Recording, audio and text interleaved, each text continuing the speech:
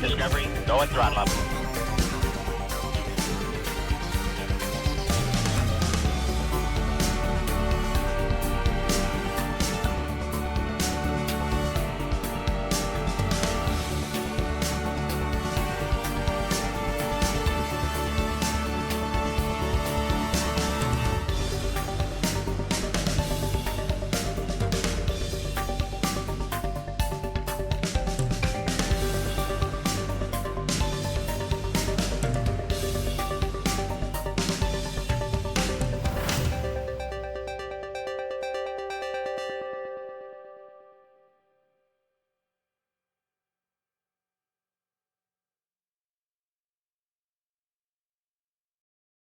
All right.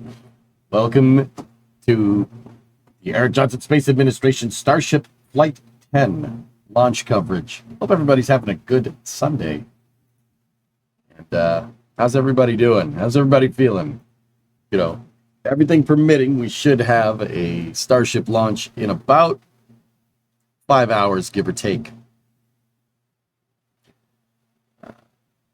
Starship is poised on the pad down, or this pad at Boca Chica, ready to go for the hopeful 10th flight. 10th flight should be good. All right, let's hope that it makes it. Hope that it makes it all the way. The last couple of Starship flights have not made it as far as SpaceX has wanted. So we'll see where this test flight is going to get us. Now, quick reminder, we do have a Starship technical presentation from SpaceX in about 2.5 hours, give or take. But there is plenty of other stuff to talk about here. Having a fantastic Sunday. You've been awake for 12 hours thus far. Nice, nice. Hey, Elfish, what's going on? What's going on, everybody? Just turning some of the fans down. It's actually a pretty decent temperature in here today. And yeah, first, give me a second, John. Let me warm up here. I'm all kinds of screwed up. Discovery, go at throttle Let's up. go. Let's go. That's right. That's right.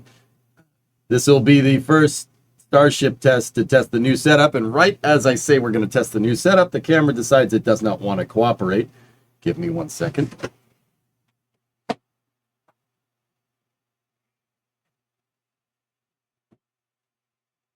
We're witnessing Princess Vespa, daughter of King Roland, going right past the altar, heading down the ramp and out the door. It's gonna work. Gonna work. Hey. Yeah. It's kind of there. It's kind of there. Here, hold on. Just re-angle this. There we go. Now that is ideal. This will be our first Starship flight for this new setup here. Looks like we just had this mission's anomaly. Yeah, let's hope we got it all out of the way, huh? All right. Sadly, it's just the Spaces, so no live visuals. Spaces can have visuals, Trey. But, yeah, should be good. Speaking of visuals, can you guys see what's on that screen right there? See what's on the screen? Do you see that? Do you see? Are we going to talk about this, or are you good at bullfighting? You look agile and strong. Yes. Why, yes, that is what I do in my spare time.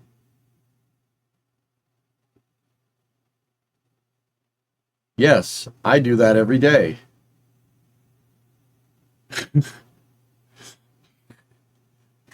Is this the first dragon shirt? I have my dragon shirt, the first dragon shirt, ready to go. See? The original Dragon 1 shirt. We have it ready. Let's go! Let's go! We got it ready. Some of you know. Howdy, CRS-33 trunk. That's right. That's right. There's plenty of stuff to talk about. In a random field in Texas, I see a stainless tube sticking up in the distance. Should you be concerned? Nah, you good. You're fine. You have your Inspiration shirt Inspiration 4 shirt on, not on purpose. Does that count? Yeah. It's good. It's good. So yeah, setup seems pretty stable, guys. But yeah, I haven't really been up here. I didn't get a chance to really screw around with it yesterday. But we should be good. All right. Oh, boy. My internal clock is all screwed up because it's like, my brain's like, oh, you're streaming. It must be Monday. No, it's not Monday. It's Sunday. But wait, why are you streaming then? Because Starship. Oh, I cannot tell you how many times I've gone through that logic loop today. Is that a screensaver? No, you're a screensaver. Check it out. Did you see Discord? I do see Discord every day on my phone.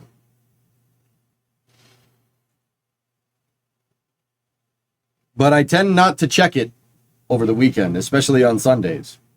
I don't stream on the Lord's Day, sir. What's that? It's just a service module for Dragon.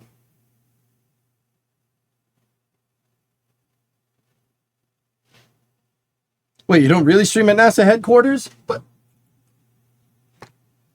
is this not good enough? Like, no, I don't, but we have this. Like, this is not mission control-y enough for you? Like, look, I even got the sign. Don't make me tap the sign. Is this not good enough? Like, it says right there, like, mission control.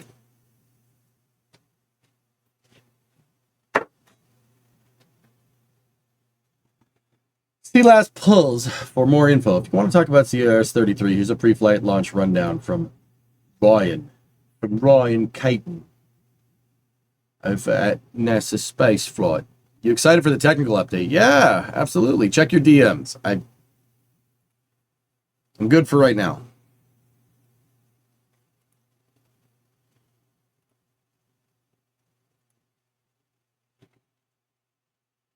Neat, I wrote it on the paper. Oh yeah.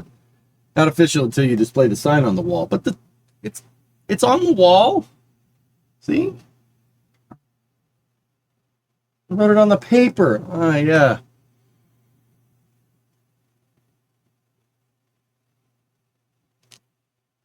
The Block 3 shipside QD picture. We've seen this picture before, Aitor. I think it's the first time you've seen it. Mr. Stick Your Dick in My Balls. Hello, how are you? I was not expecting this today. Total surprise. Really? All right. Cool. Cool. All right. Sounds good, man.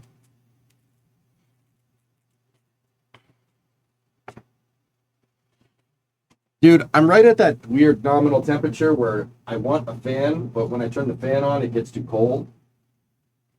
You know what? I'm just going to keep the fan on and we'll call it a day. There's a big storm in the Gulf. Yeah, I know. Weather permitting right now. You guys correct me if I'm wrong, but the last the last weather update we heard from SpaceX was not ideal, Discovery, but it go was and throttle up. it was okay. Grab Shark, 69-month resub. We've made it. Yes. Discovery, go and throttle up. FYI, you might be able to see the second stage, and I'll use your telescope if you can see it more and track it. Also brought my tablet and laptop to see streams of rocket launching. Nice. Yeah, not been following Discovery, Starship. go and throttle That's up. fair. Rolani, what's going on? 121 months. Mick Cheeto. MC Echo. 67-month resub. Been waiting so long for this resub milestone. Well, thank you. 45% chance to go. That's what I heard. Yep. Mm-hmm. Did you see any college football games or Little League World Series games Saturday? No, and so I've been doing I did normie stuff, which is meh. It was fun. People pointed out the emergency slide activated at Slick 40 during last night's Dragon mission. You can see it on the stream at T plus 10 seconds. The emergency slide activated? Oh, let's check that out. I think that's where we'll start with our space stuff.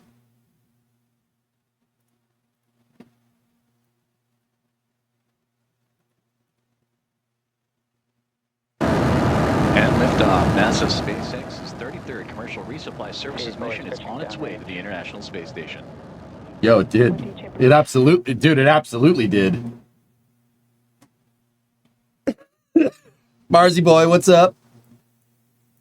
Dude, it absolutely activated. You can see it out there. Let's wait to the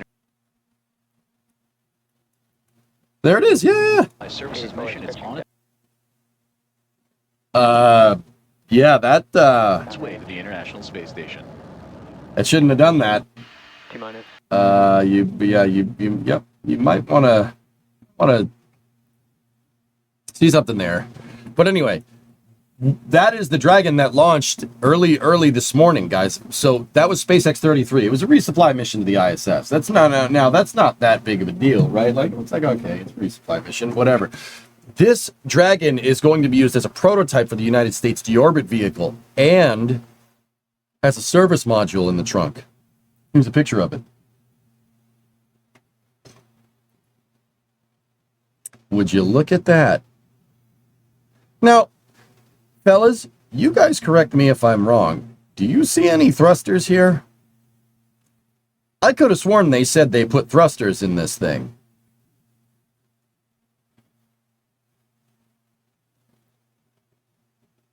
Yeah, carrying extra fuel in there. No, just extra fuel for the existing Dracos.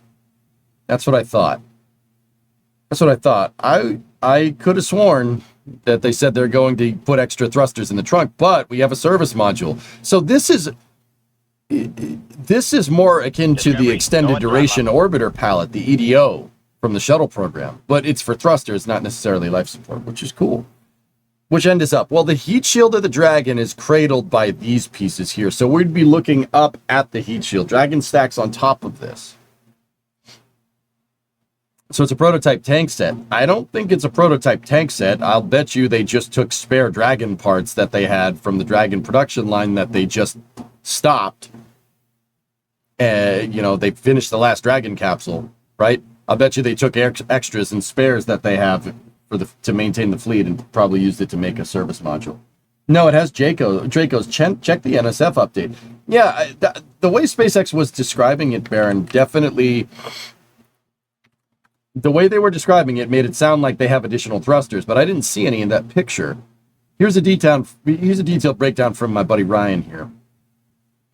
So a brand new reboost Dragon is getting ready to launch, or has launched. So the boost trunk features a combination of flight-proven and brand new hardware. SpaceX flew the propellant tanks on their in-flight abort test. Oh, they were spares. All right. Wasn't too far off. SpaceX flew the propellant tanks on their in-flight abort test, and the Draco engines flew on Crew 8. SpaceX has added a couple of attachment points to the trunk for the added propulsion tanks. These will be built into all trunks going forward, providing the capability to NASA wherever they may need it. That being said, there are currently no plans for another Dragon reboost mission to the space station. The biggest news of all, CRS-33 will be carrying over 1,500 tortillas to the space station. They're COPVs. Done. They're all COPVs. Cool. Can they use the Super Dracos in space? It's possible, but like you could. I mean, there's a safing mechanism on the Super Dracos, but resupply dragons don't have them. They just have nacelles where the Super Dracos are. No need for an in-flight abort if there's no people on board.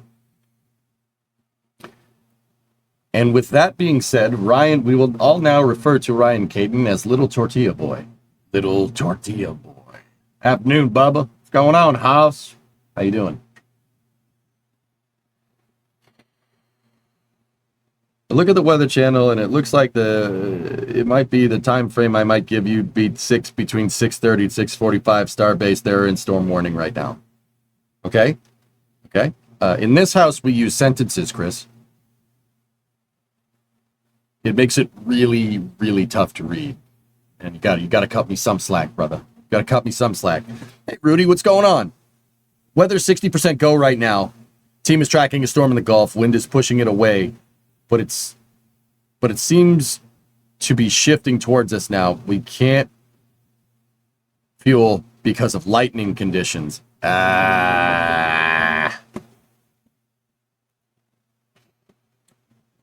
Something funny about this is that they didn't show capsule deployment because we have a camera from the second stage looking into Dragon's trunk. Yeah, that was way early this morning. That Dragon launched at 2:45 a.m., which was a lot.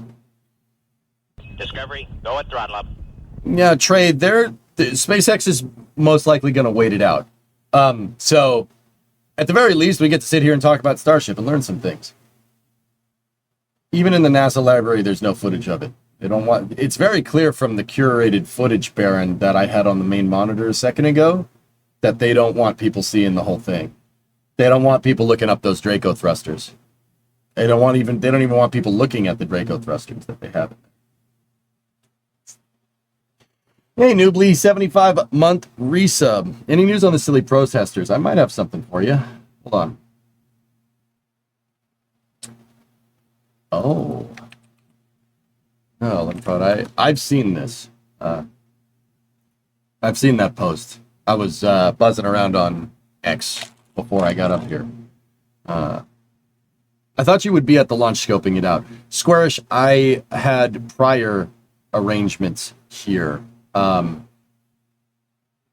So yeah, guys, I'm probably going to go to the next one. I was there for the first Block 2 launch. I think it only fitting that we go to the last Block 2 launch. That's provided if NASA spaceflight needs me. It's really important. I only go down there if I'm really going to contribute. I don't want to go down there and just sit there all day and do nothing. I really, really don't like doing that. I don't like being the one that does nothing, nor do I like sitting and doing nothing. That is like a pet peeve of mine. I hate it. I can't stand it. I got to be doing something. Hey, Battle, what's going on? Something is wrong with the reverb of your voice.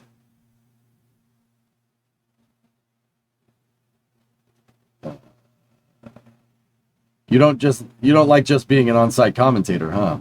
No. It's not reverb. What is it then? Yeah, Baranok, it's most likely the fan. Here, let me just angle it down a little bit.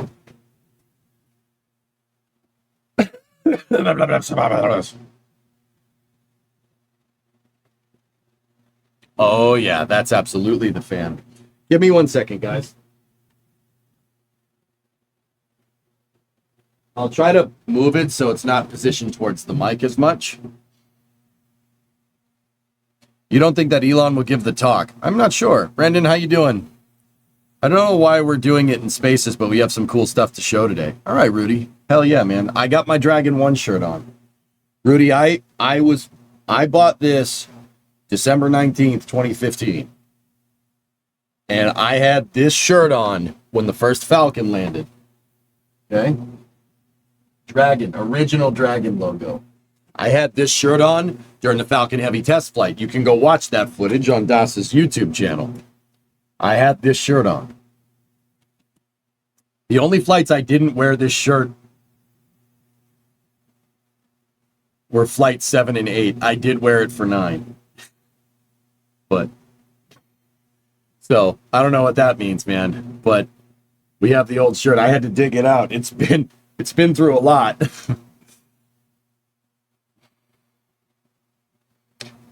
Was the Flight 10 patch reveal an accident yesterday? I don't know, Aitor. Once again, dude, I usually take the weekend to not do any space stuff. It's just detox. It keeps me sane. But since I don't have Sunday, I didn't really check anything yesterday. I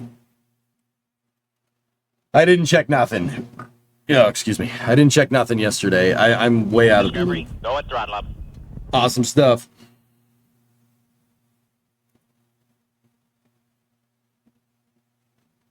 I think you're onto something. In what regards, Baron? I see what you sent me. I see it. What is this in context to? Flight 9 got to Seco, though. It did, Kat. It technically did. So, yeah, hopefully we're in for some good luck today. Man, this shirt has been through the damn ringer, though. Clearly means the shirt is responsible for successful Starship launches after being blessed with Falcon 9 Falcon Heavy success. That's right. Wait, Das has a YouTube channel? Yeah, Chris, it's called Kerbal Space Academy. He doesn't update it very much. Das is too busy running NSF, and he does a damn good job over there. But yeah, unfortunately, I didn't. So 2 things, fellas. I'm not doing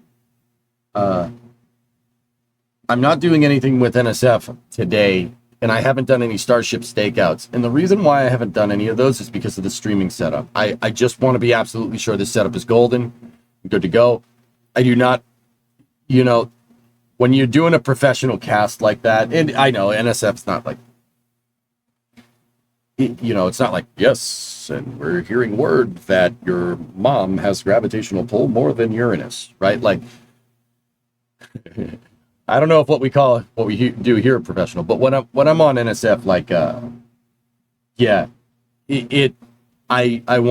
don't want to be the guy that has technical problems. So I'm not doing anything for them on that regard. And I didn't want to go down this time because I have company over. Unfortunately, just the Starship launch just kind of coincided with when I have people here. So, it's all good. So, yeah, you got my undivided attention. I think in the future, guys, I mean, I'm going to be really honest with you. The first ship catch, I'm going down there. The first ship catch, I'm in. Like, that's non-negotiable. All right? we're going to be there for that. But I think, like, maybe in the future I'll alternate or something. We'll figure out something. You said they're showing something cool today, or was that in the other chat? That was me replying to somebody in the other chat. T-Man, 27-month resub, 37, you're go at throttle up.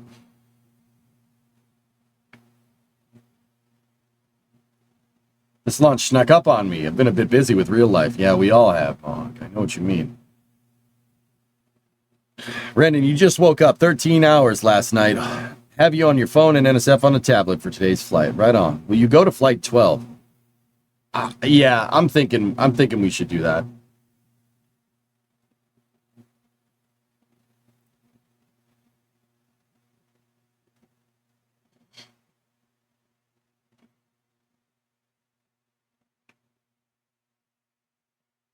Oh, guys, this is coming from NSF.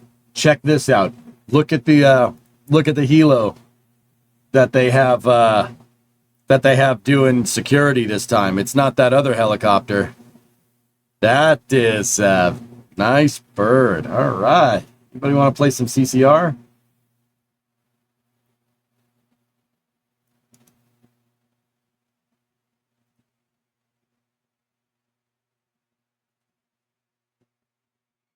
Look at that. Here, hold on. We got noise?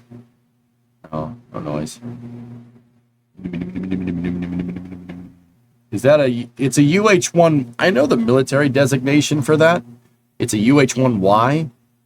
But that's the civilian version of the UH-1Y. It's a Bell something or other. I forget the name. It's a twin turbo shaft Huey. Hey, Quag. It's a UH-1 Yankee. Is that what it's called? Good, let them, Aaron. There's a storm out in the water. It's let them go. It'll be fun. Bell 412 or 414. Thank you. Yeah. Rudy, you're moving to KSE next month for preps. Keep an eye on transport tools for the ship and the booster. Now, Rudy, we talking, I think we might be talking about some breakover devices, right? Oh, yeah, some breakover devices. Roberts Road ain't ready. You got to get some starships out there. Got some breakovers in the future. I would love to see that. I would love to see that. That'll be a good time. You have a bit of an echo. It's the fan and the noise suppressor trying to noise suppress the fan.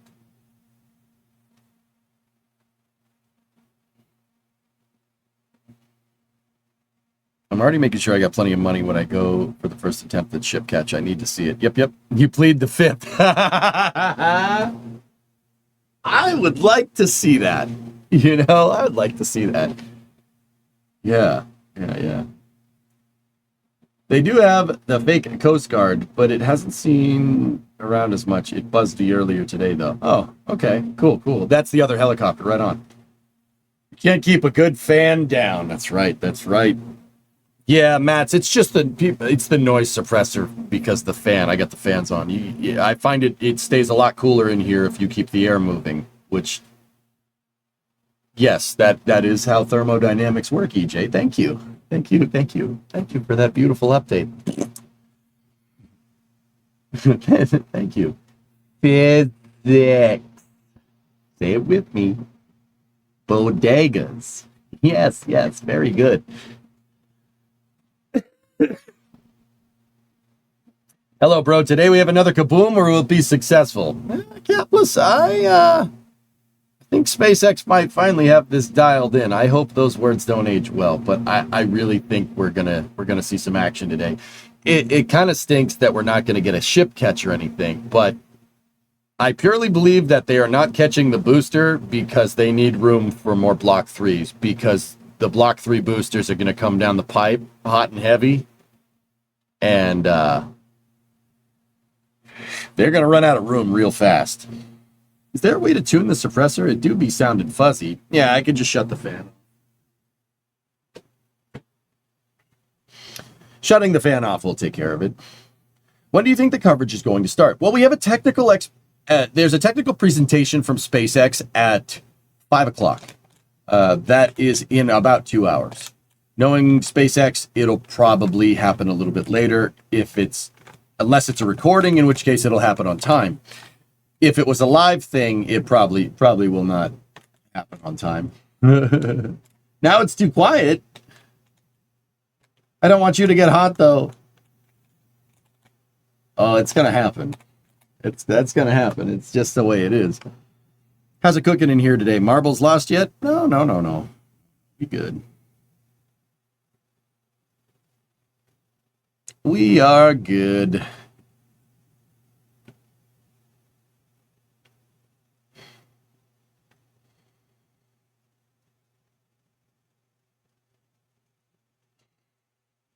Is it too early to take a deep dive into the weather? What I'm going to do is wait for the next weather briefing. They should be getting hourly weather briefs here. SpaceX is currently monitoring a storm off the coast. The storm seems to be moving towards Starbase. The last we heard from SpaceX, we had a 45% favorable window, which means that weather will most likely put a dampening on today's plans. It's going to rain. It's been raining at Starbase. It's been raining a lot. Boo this man. Yeah, I know. Sorry. Are they going for a full soft water landing on the booster, or will they full send it like an expendable mission? I think they're going to try to soft land it, John. And not only that, but I've been hearing whispers that they're going to try to tow it back to Australia. There are boats out there off the coast There are boats out there off the coast that excuse me. There are boats out there off the coast in Australia, and they seem to be big enough to be able to tow something back. The booster, not the ship. Oh, soft water landing on the booster. They're going to do another experimental landing, which if I had to guess, if I had to put my money on it, it's probably going to explode. Trey, your latest scan shows that the storm is moving away from the Brownsville radar. Okay.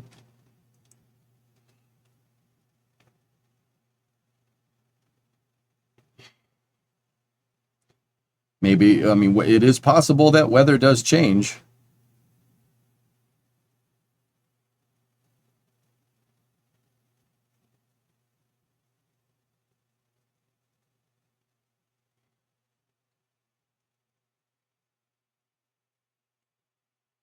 From what I saw, they aren't doing a soft landing, but landing burn to high-speed splash.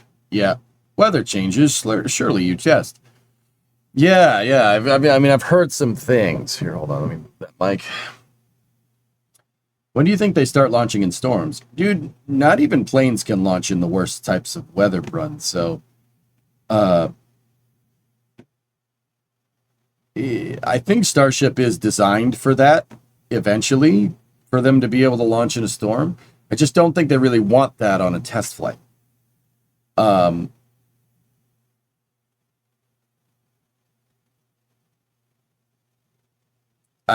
don't think they want that particularly to happen on a test flight at all. You ideally want good conditions to be able to image the launch. They actually want to see it. I mean, if that, like, you want to be able to see the dang thing. ETA until launch. We are about 4 hours out, or 4.5 hours out, Neo, give or take. The launch is at 7:30 p.m. Eastern. Right now, where I am on the East Coast, it is 3:07 p.m. So it's 7:30 p.m. So we got about 4 hours and 20 minutes.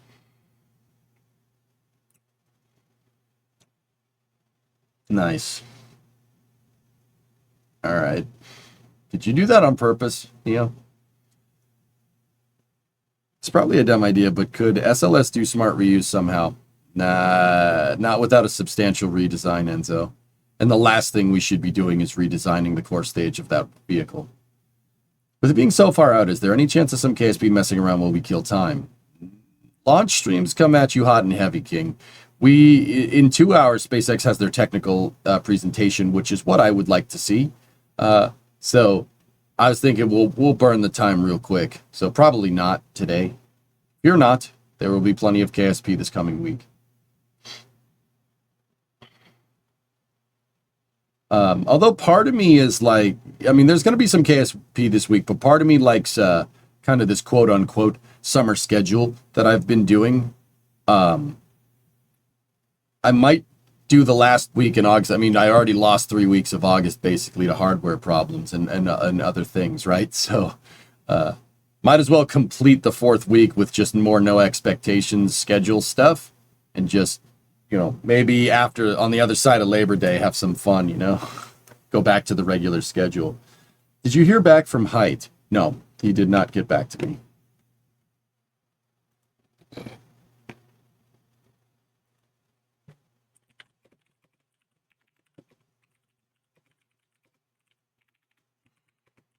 Give me 1 second.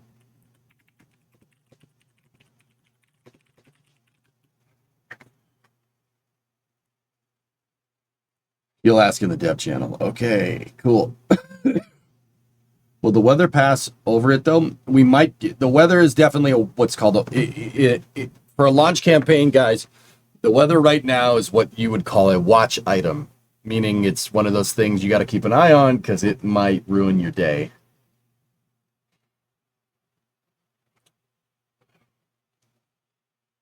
Curious, they put the new trunk and junk on the human dragon. Could it make, if they put the new trunk junk on the human dragon, could it make it back from lunar orbit?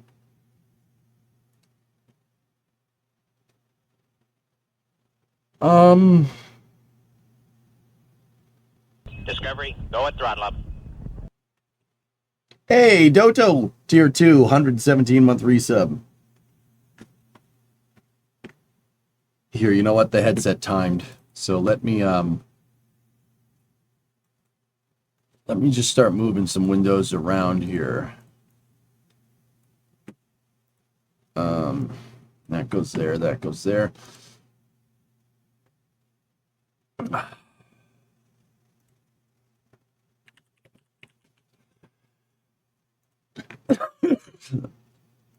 I'm just going to put Starbase Live on in the background there.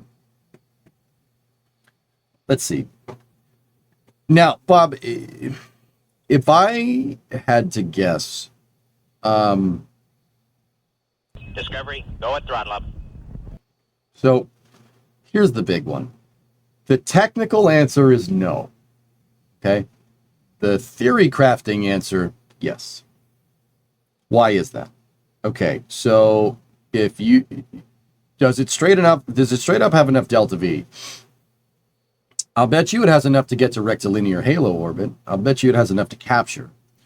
I don't think it has enough to circularize around the moon, like in a low lunar orbit. I really don't think it has enough. Now, with all that being said, you could capture the moon, sure. You could probably get to Gateway with that kind of delta V. However, in order to do that and do it so the capsule would have enough delta V, right? You would need to put it on a Falcon Heavy, which is not human rated. So, yes, but no, but yes. But no. Uno Trays, 15-month resub. Thank you. Doto had a tier 2, 117-month resub. Thank you very much, buddy. Jens, have you missed the launch? No. The launch is about 4 hours and 20 minutes away from right now. There's a SpaceX technical presentation in about an hour and 45 minutes, though. So we're going to sit here. We're going to chill. I'm going to watch that presentation. Then we're going to watch a launch, weather permitting. Did I see the CRS mission last night? I did see it set the tower egress zip line off. Yeah, Brandon. Yeah, that wasn't great. What I want to see is Starship launch through the eye of a hurricane. I just really don't think that that's the best decision.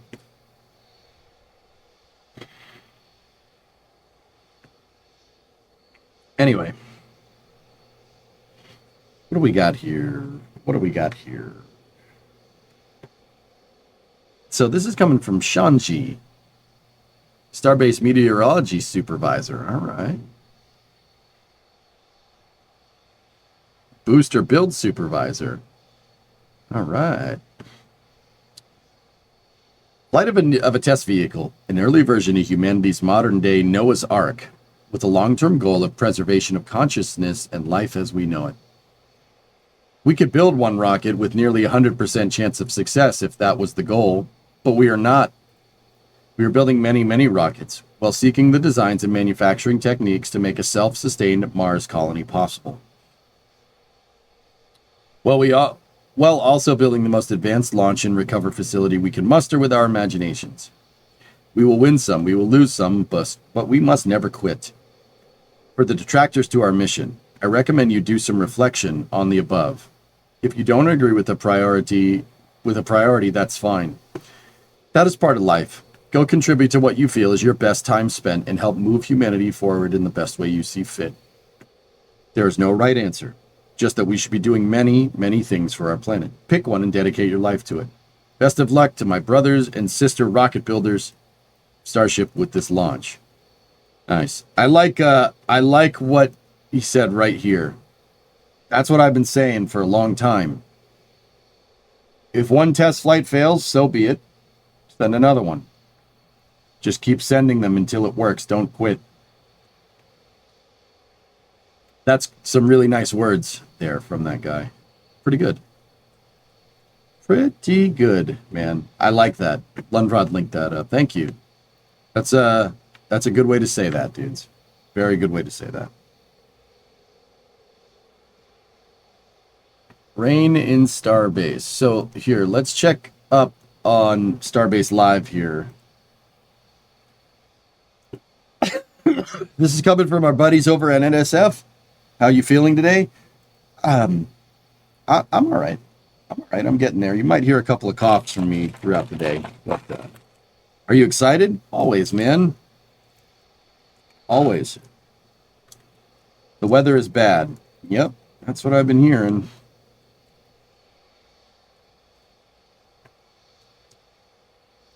It's a bit froggy. Hair looks great. Thank you. Hey, man up. What's going on? I am very excited. I kind of wish I was there, to be honest. But I like covering with you guys as well.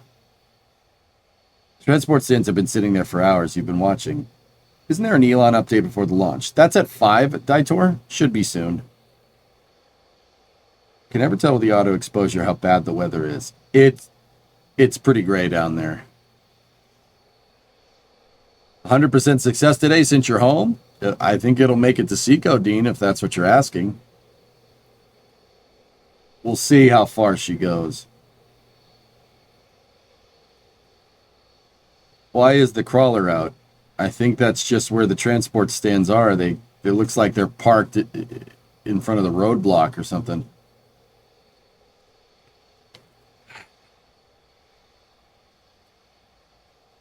No, you mean all the way to flip and burn, Dean? I think it will. I think SpaceX has had enough time to figure this out. And it's funny because they're going to get Block 2 figured out right in time for Block 3. Just like they had Block 1 figured out right in time for Block 2. Flip and burn, here comes the juice. That's right.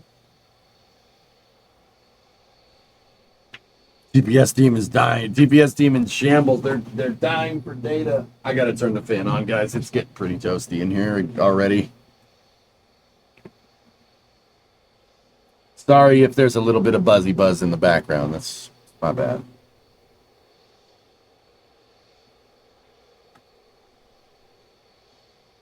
Does your PC heat that room much? Yes.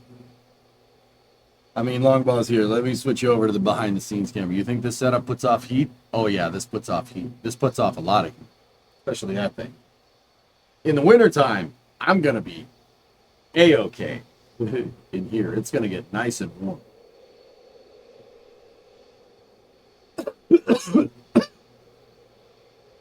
You're just sitting in front of a fireplace. It's an electronic fire. Yes, it gets pretty toasty.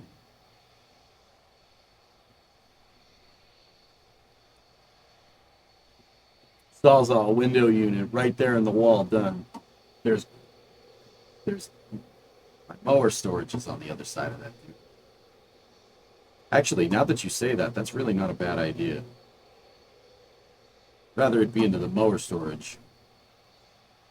I mean, I'd get the mower storage pretty damn hot, but also. Hey, Nickel, what's going on? Nice computer you got there, bud. Did you get it at the bodega? Part of it.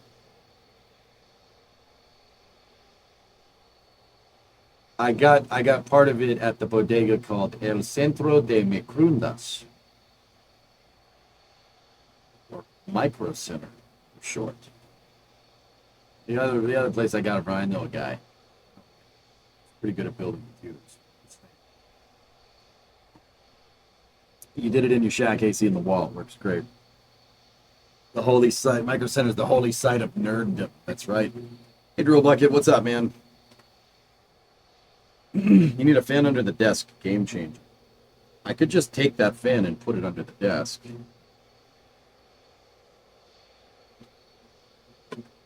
What's the METAR looking like for Brownsville here? Let's take a look. KBRO METAR.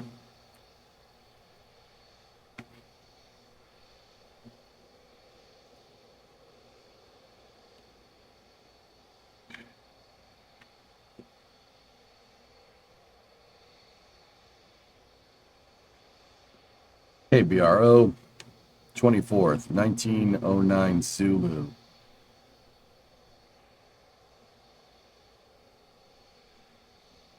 Yeah, that's those aren't the best condition. Those aren't the best conditions. Not much, just wrapped up with college work. I'm making a switch from medical to cybersecurity. All right, Drool. Why not naval architecture, man? You're throwing some skills away, dude. That's all I'm saying.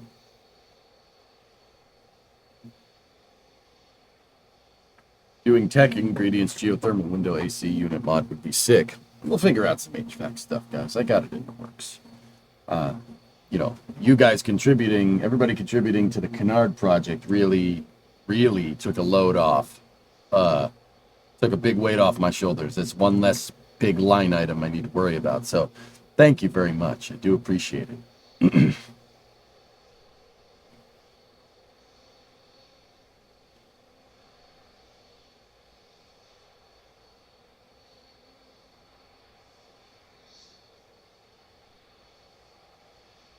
Quiet unit would be a must for a studio.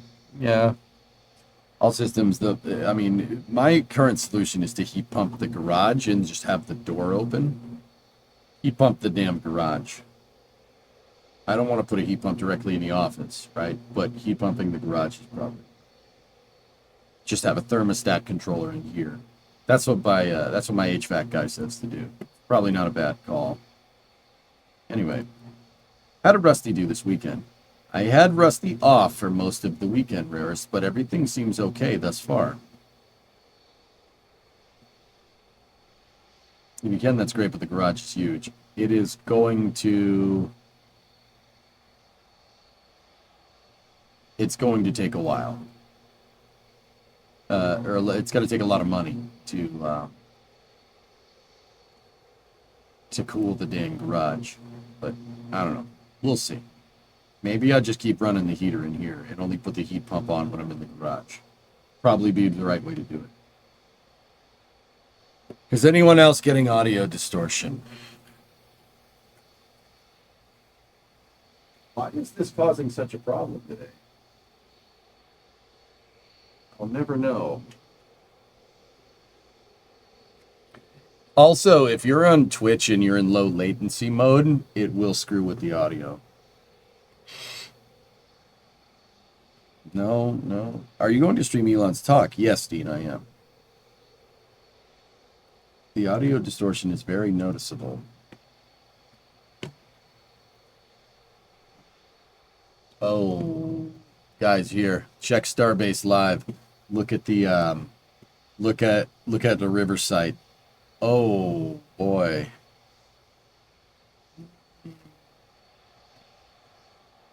That's so I'm trying to think. So they moved trailer. Trailer is moved.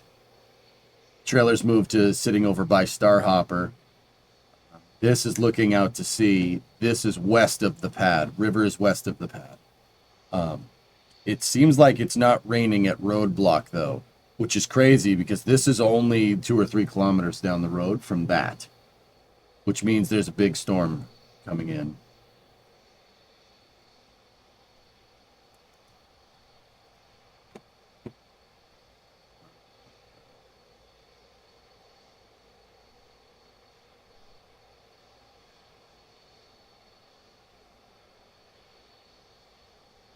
Oh, yeah.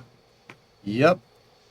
So River, NSF River is right here. NSF Highway is right here.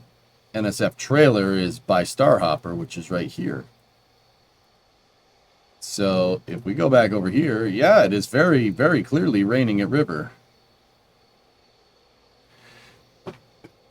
Hey, Outdoorsman, how are you? Supposedly this is all going to be gone by 5. I mean, yeah, a storm right now doesn't really mean anything. We're still 4 hours out. Rain has gotten slightly lighter at River here in the past 10 minutes, but it's still not great. It's not even raining at the pad, dude, from what I can tell. Putting the mini split in my garage workshop was the best decision I made after 3 years without it. Cheap, efficient, installed it myself. Can do both heating and cooling. Snarfer, that's probably what we're going to end up doing. My dog River is confused with the television. River, hello. Hey, River, you want a treat? River, you want a treat? Well, fish.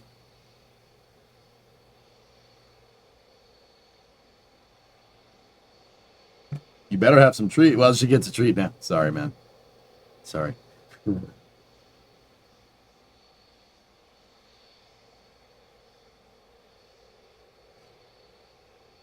Storm is coming from Brownsville. We'll head to the Gulf, but there's a big one offshore that we're worried about. Got it, Rudy. Serge, I'm messed up, but I'm not that messed up. I wouldn't say the WALK word. That's just, that is a dick move to do to other dog owners. I just said treat. Hey, Flavia, how are you? Thank you so much. Yeah, Fish, I wouldn't do that. That's messed up because you're gonna get them riled up, and then they'll be barking like you did. That's not cool.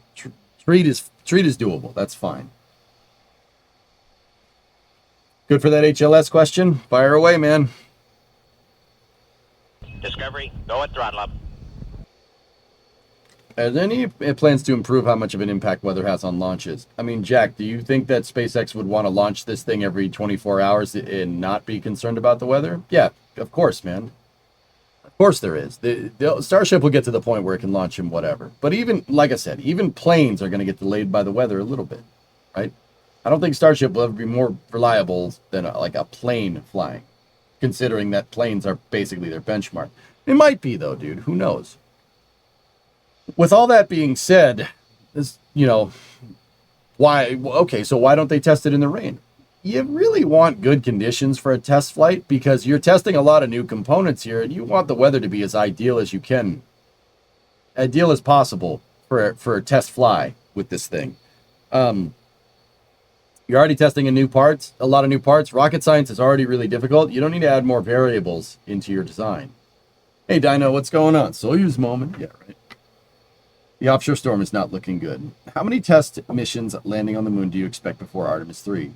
SpaceX is on contract for 2 HLS landings, one basically starting next year. Guys, for the test flight, guys, you have to see it. I know it's like, oh, well, they got all the telemetry, but seeing the thing launch is really, really, really helpful. Especially for a test flight. You ideally want good conditions anytime you're flying. That's really, really important. How you feeling? I'm sick, Adversity, but I'm hopped up on Dayquil and Sudafed here. I should be fine. It should be fine at least until the launch. No guarantees after that. I'm probably going to try to sleep this thing off, whatever I got. We were robbed of SN11's RUD. That's right, Matt. That would have been amazing to see. Probably would have looked like Ship 36, but in the air. Oh, he's on the south. That's right.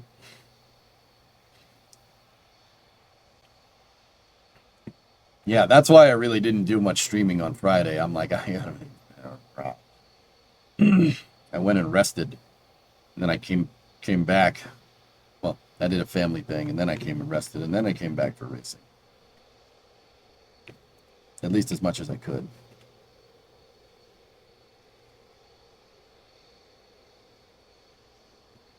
Have you seen the infrared shot of a Starship launch from a satellite? Most likely, dude. I can't recall it off the top of my head, though. You needed it. Yeah, Vanta. I'm going to, after the launch tonight, I'm going to rest up. I think, the more and more I think about it, the more I think for the last week of August, we should take it easy. One more week. I'll enjoy my last bit of summer, and then Q4, we hit it guns blazing. Get back into the regular schedule. Space News, Kerbal. I mean, dude, I'm jonesing for KSP, especially with this computer.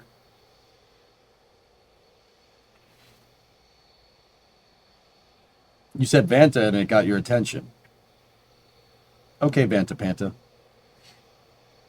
Why don't they want a human rate Falcon Heavy since it's Falcon 9 hardware? Is it because of the higher G loads? Chevelle, they didn't do it because they want to... That's resources basically wasted for SpaceX. Falcon Heavy is very much a stopgap. It's a stopgap till they figure this thing out. Quarter 4 is from October. No? So you want me to take basically another month off, Mokum? Is that what you're telling me? I can do that if you want. Have you looked at Kitten Space Agency? I haven't played it. I have access to it. I can play it. I haven't played it. But I'm a consultant on that game. Enjoy the summer. I've gotten enough summer enjoyment with my dang computer setup breaking. Don't worry. Can we get a new mission mode? In good time, my son. In good time, my son. Trade secrets. So Falcon Heavy is really kind of a stopgap. SpaceX opted to not human rate Falcon Heavy so they could use those resources to try and move towards human rating that.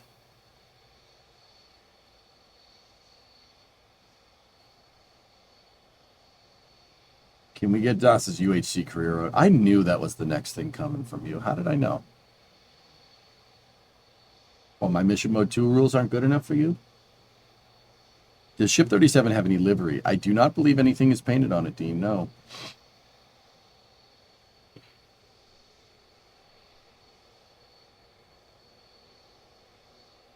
EJ, did you ever fix your 3D printer? My Ender 3 S1 is operable, Buck. I haven't used it. The Ender 3 Pro is wrecked. I took it apart and put it away. I would really like to get a Bamboo Lab. Get my hands on a Bamboo Lab printer. Those things are amazing. But, yeah, no, not an endorsement or anything. I've just seen them in action. They're really good. Did you ever fix your 3D printer? Just got some upgrades done on my Ender 3 Pro finally, and got it printing well again. The dual Z-axis screw kit, stiffer springs on the print bed, LED light bar, CR touch, bed leveling, sensor probe. I'm also prepping to switch firmware over to Clipper running on Raspberry Pi 4. Nice. You have a P1S and you love it. Map sheet, yeah, those things are no joke, man. They're really good. I like the Ender 3 S1. Ender 3 S1 is fun. Bamboo Labs are really, really nice, yes. I turned the fan on, guys. I'm sorry. On this high def, on the frigging 4K, this 4K capture, you could see me sweating. Ridiculous, man.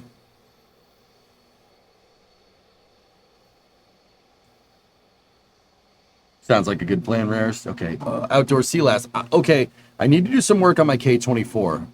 Okay, a Honda engine. Might be a misfire after fixing my exhaust or blocked cat. Might need to see what OBD2 scanner says tomorrow. Just got back from umpiring a bit ago.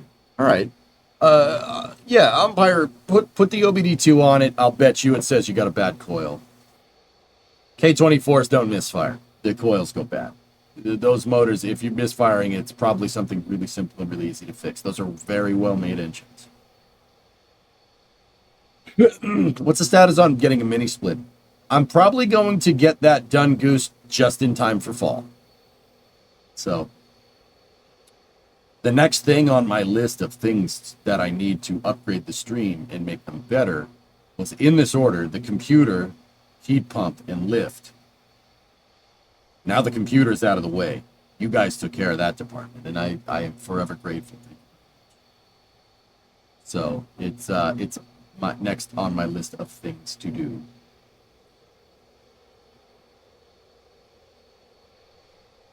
Have you seen trailers for a new game coming out next month called Jump Space? I have not seen Jump Space. Hey, X-Wing, what's going on?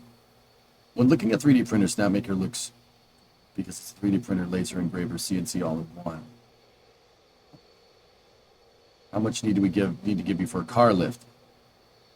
It's already done, Dean. It's already been, Chad already paid for it. I was waiting on my tax return to get the lift. Chad tipped enough money back in February for a frigging lift. And that money was held up in taxes. So, you know. I wanted to have the lift ready just in time to start the Coronet. Start the Coronet project. Didn't happen, so I started the Coronet project anyway. Mohawk, this community is very good to me. I'm forever grateful, and I will repay it by streaming up a storm, because that is what I do.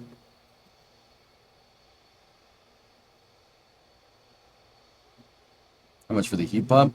I don't know. I haven't budgeted out that project yet, but I am working on it. I will get this stuff done, because I said I would get it done, and you guys gave money for it. As far as I'm concerned, that's not my choice where to spend that money. You gave, if somebody tips with an explicit reason, you know, not like, hey, $100, now you got to stand on your head, huh? Not like that. If I say I want a lift, the chat says, okay, here's money for a lift, I will spend money on a lift. That is how that works. And I haven't done that. And that problem is a little bit out of my control, but I will get it done. How are you feeling? Fluffy, how do I sound through the mic? You tell me.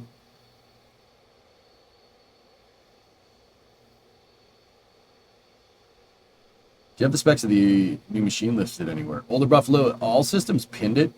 Long story short, get well soon. I'll be all right. Long story short, dude, here it is, right there. This is Project Canard. It has, if you could see it, this camera's a little bit old. It has my logo etched into the glass, and the heatsink has my logo on it, and it swaps between my logo and temperature. Now, what's in that computer? It's a Ryzen 9950 X3D processor, which is top of the line AMD right now, because chat spoils me. It's got 96 gigs of RAM. 96. Not hard drive space. RAM. It's got 6,000 gigs of hard drive space. 6,000 gigs of hard drive space. No, it's got 2 NVMe hard drives on it, both solid state, obviously. One is a 2 terabyte drive, and the other one is a 4 terabyte drive, making 6 in total. The graphics card in this bad boy is a PNY NVIDIA RTX 5080. 16 gigabytes of video memory, because chat spoils me.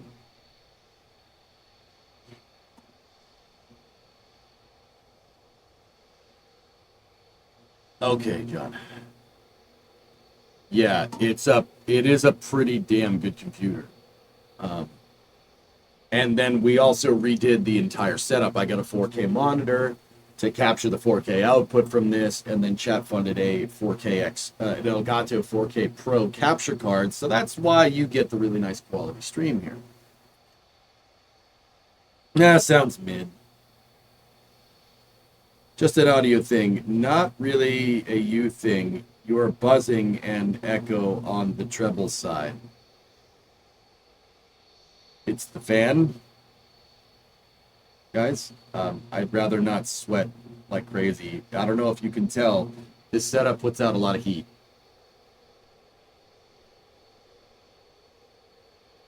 I apologize for the buzzing, but if it's bearable, if you could deal with it, I'd be asking as a friend.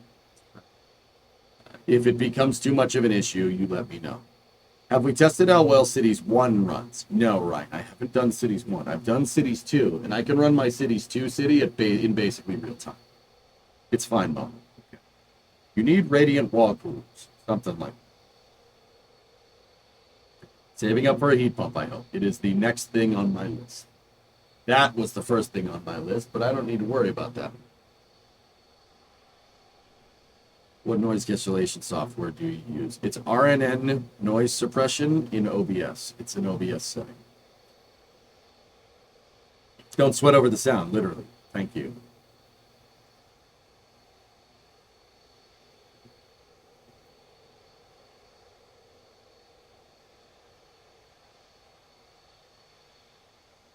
Rain is essentially gone at River. I actually, Cyborg, I can actually see that. I'm watching it. I'm watching it as I'm talking to you guys. Hello. Will today's flight have a booster catch? No catch for the booster. Lava, I've heard some things about ship recovery. There is a tender out there off the coast of Australia right now that should be big enough to tow that ship back, but I've only heard that as whispers. I don't know. That's probably wrong. There's a lot of info being thrown around. It's hard to discern what's what. But I've heard. I mean, I looked up the ship. I forget its name. It is a big tender. It should be able to tow that thing back if they get it in one piece.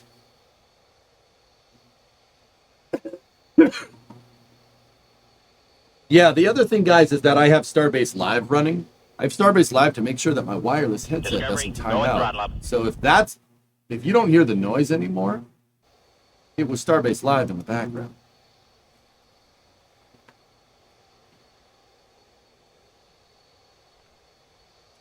Will the snowball mic fix it?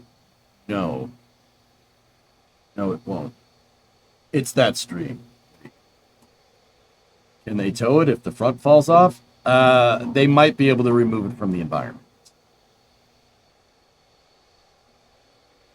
I like this camera you're using. This camera or that other camera? The behind-the-scenes camera? Yeah, it's pretty good. That's a Logitech C910. 910, not 920. It was really good for the time. Not really by today's standards.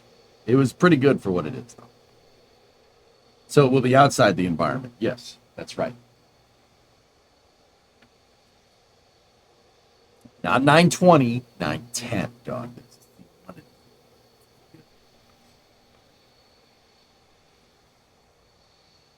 I just got off shift and we go for launch. Weather is a watch item, Starlight. We'll see. C910 is a little blurry.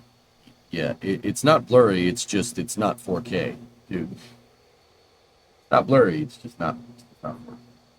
I said I got Gamecast. I got Gamecast. Well, there's GameCube and Dreamcast. Shut up, man. I can't afford it.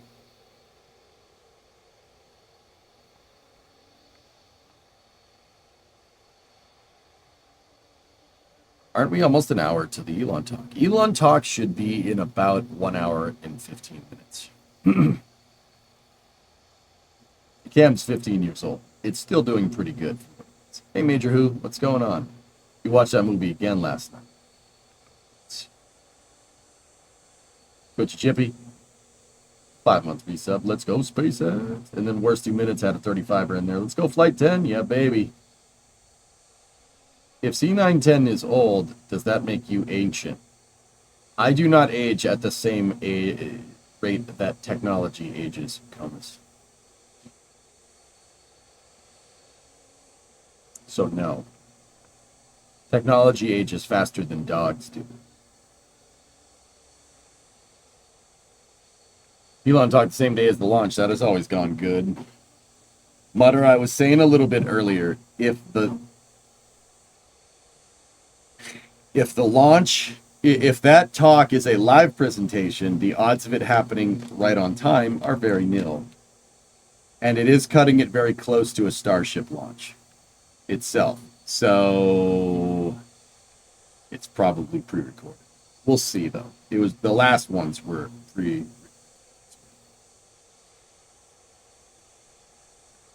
How much do you need from us for a 4K behind-the-scenes camera? Nothing. I'll just go and buy it. I got Lucky SpaceX shirt on, but no hat. Oh no, I wasn't wearing a hat when the first Falcon 9 landed. I think that was the problem.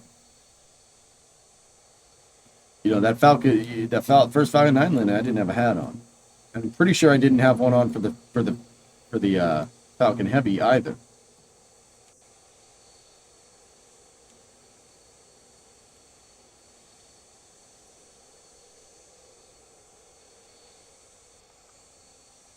Question about mission control background. At each position, it looks like there's a display with a POS and a number up above it. What is that used for? With a position. Oh, these. I don't know. I'm not sure. Hey, Dragon, you freaking hype. Yep. Tina DJCC, please remove the mic from the mug. The mic isn't in the mug, dang it. Hired, what's up? Are they doing a booster catch? No catch this time, dude. We might see a ship recovery. I don't know. Possible. I'm just looking for a good re-entry, guys. I'll be honest with you. That's what I want to see. David, you just finished Rocket Ranch on... I just finished Rocket Ranch on your recommendation. Any other suggestions? Oh. The nuts and bolts of the Apollo program. Let me go find one. What do you want to read about, David? Tell me. I got all kinds of good stuff over here. Oh, no. Read Flight by Chris Kraft. Flight is the name of it. Chris Kraft was like one of the main flight controllers during the Apollo program, him and Gene France.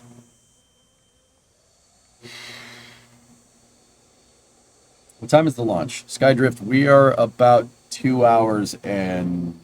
No. 3 hours and 43 minutes out from launch.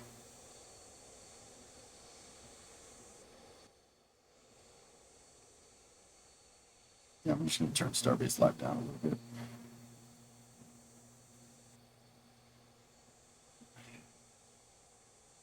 But there is a SpaceX presentation in about an hour and 15.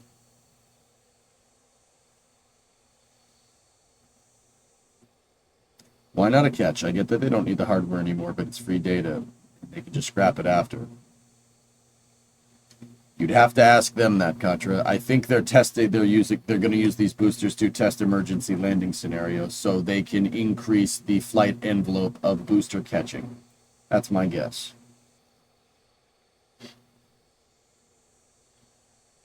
Yeah, Element, I think so.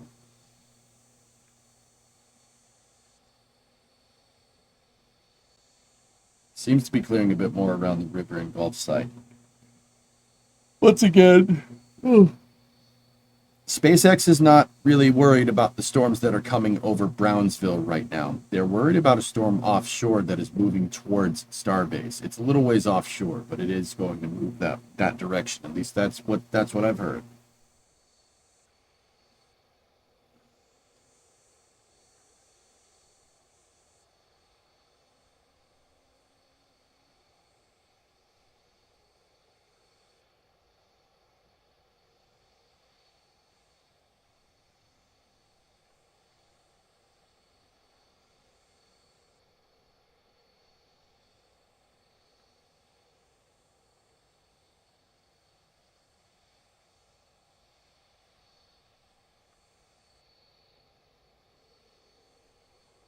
Is it true that Jack Black's mom worked on the Apollo program? Yes, she was a computer. Yes, that was a job title. Flight 10 is today. Yes. Yep.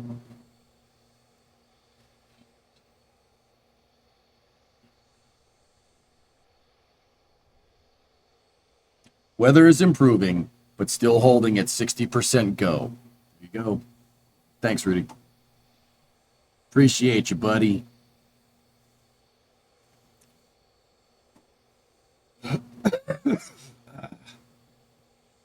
Make Mars great again. Yeah, baby. Go. Looks like a normal day down at River Cam now. Yep. Storm's just passing through. Dean, what are you asking? Do you predict that you will be similarly speechless for the first catch of a V3 ship as you were for the first catch of a booster? Yes. Hey, kid, I'm a computer. Stop all the download. Help your computer.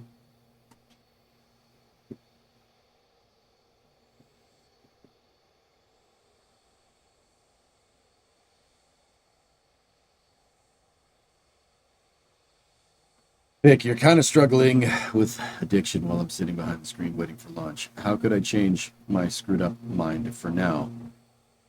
Go mow the lawn, dude. I tell you what, why do drugs when you could just go mow the lawn? I hope the door opens up this time. Yeah, me too, Int. I'm really, really hoping that SpaceX has a good, successful flight here. I think they need it. I think they've paid their dues here. You got a wish list of things to learn from this presentation?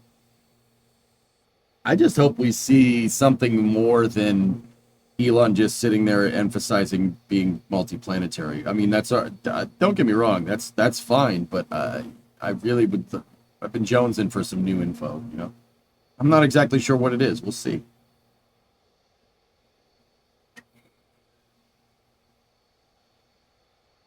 No, I didn't tell him to touch grass, J-Bolt. I told him to mow the grass. It's different.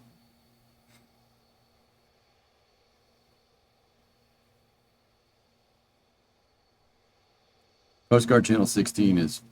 Coast Guard 16 is active. Any idea why? Well, Rudy, they're word that people want to use their boats to prevent the launch from happening. I don't know what that's about. Coast Guard probably has tightened security on that, if I had to guess.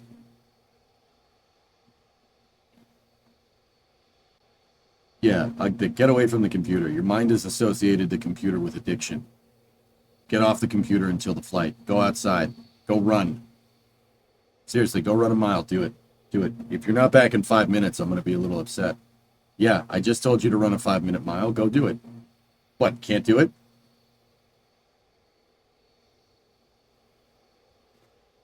Go get your tennis shoes out and go run. Not the rest of you guys. I'm talking to Thick, not you guys. I don't think you guys can do a 5-minute mile. Thick might be able to. Can you? Oh, absolutely not. No. No, not at all.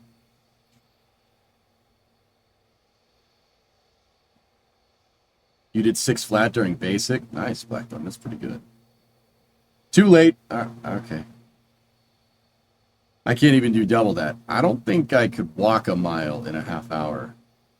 Maybe. It might not just be Elon in the presentation. This is the VP of Starship Engineering.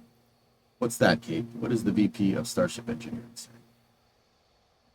Always excited to talk Starship. That's coming from Biller. All right, cool, sweet.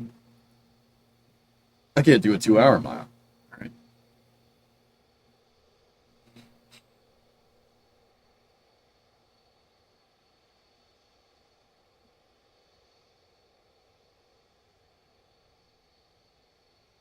Yeah, Rudy, see what Outdoorsman said. I'm pretty sure that the Coast Guard's run a tighter ship because of it.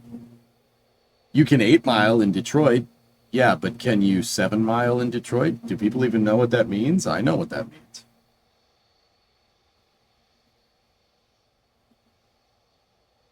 I used to do 8-minute miles. That was a long time ago. It was slow. Yeah.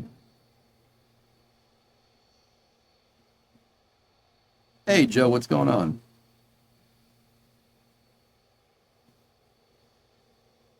I heard someone say that they were jonesing for information and henceforth have arrived just on time. Oh yeah, Raymond? Why? What have you heard? What do you think about people saying that Elon is not obsessed with the success of SpaceX and Tesla?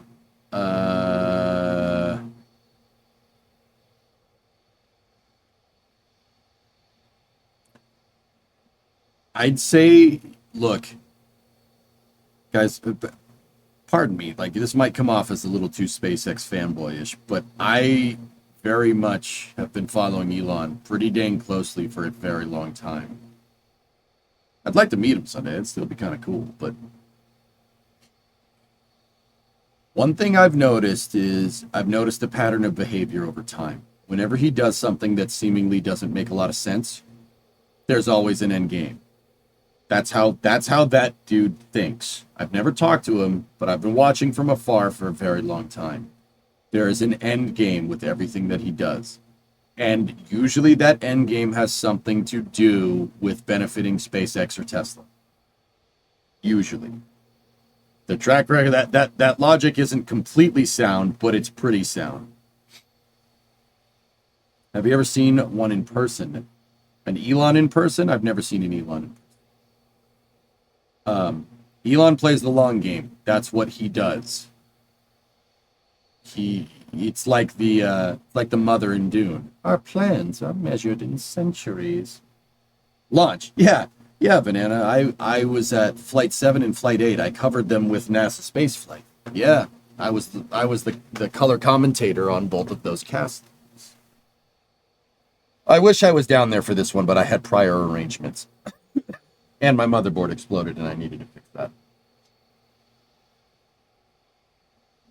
But yeah, Levin, what will I tell you? You know, if it seems like Elon is doing something else for a little while, it's usually for a reason. It's usually for a damn good reason. Now, if I'm going to postulate as to what he's up to, he seems very obsessed with AI and winning the AI war. Quote unquote AI war that's going on between everybody trying to basically push towards artificial general intelligence. And that's all fine and dandy. Now, like I said, there's a reason for that. If I had to guess, Elon sees that as probably a pretty. I mean, he's voiced his opinions about AGI in the past. He's voiced his opinions about that. But if I had to guess, he is probably using that as a way to safeguard, like, SpaceX funding for an extremely long-term endeavor. SpaceX and Tesla funding, that is.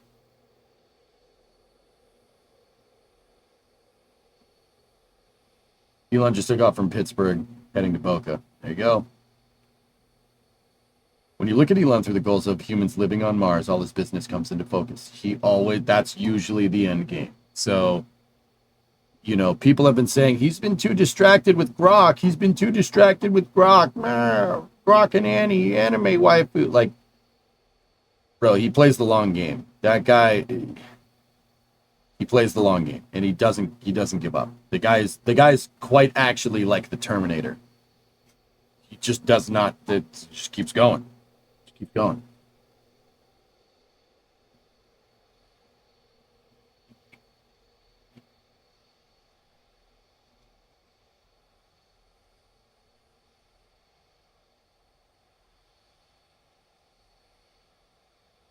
What's the story about you and NSF? How did you become a commentator for them? Oh, Zelio, that story goes back a long way. Did you say anime wife? No, I didn't. I said anime waifu. Differences. Zelio, commentating on NSF. So one of my best friends that I've met through this line of work is John Galloway. That's Das. It's even weird for me saying his name. I've known him as Das for over a decade, man. Das and I were originally KSP streamers on Twitch back in the day. I still am. He used to be. I used to be too, but I still am. But I used to be as well. Rip Mitch. Anyway, so Das started getting involved with doing live launches, right? And he started building out hardware to do rogue launch coverage, is what he called it back in the day. And he kind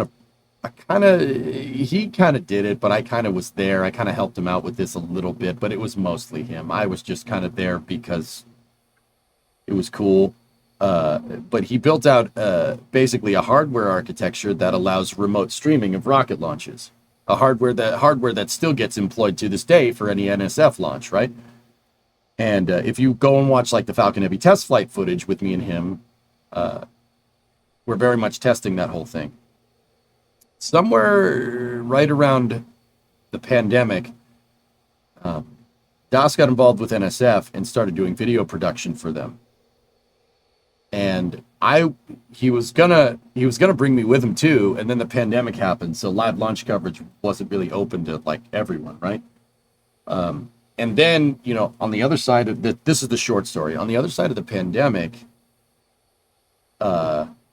he finally was like, dude, come do NSF. And I'm like, all right. Okay. So that's how that kind of came to. The first launch commentary that I did on NSF was the Galactic 3 mission. It was the Virgin Galactic mission. Yeah, Krillani, I still hear it. I'm like, who's that? Oh, yeah, that's Das, yeah. Discovery, go at throttle up. Dean, I can't comment. I'm not sure whether he wants it disclosed. he does run NSF, and I'm not.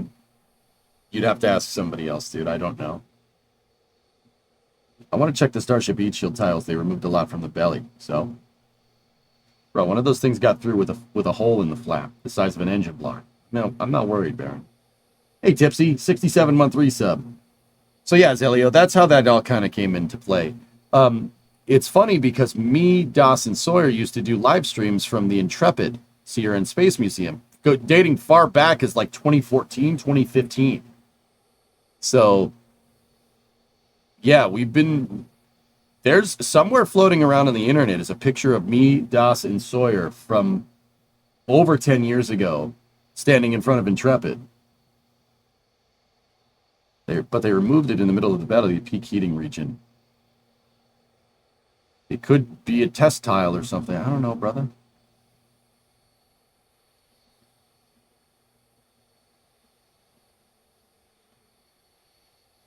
Actually, live coverage on NSF was 2018 with Mary by the roadside, Chris G, Thomas, Julia, and all the streams before Jack joined.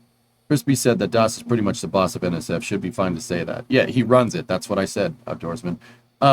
I'm not saying that Doss was the first one to do live streaming on NSF, Outdoorsman. That's the other thing. He started working for them as a video producer, employing those setups. You could say, well, he didn't do the first live stream. He wasn't there. I'll bet you that was his hardware.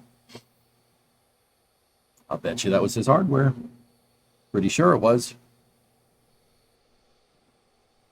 Is it just me or is the sound really bad?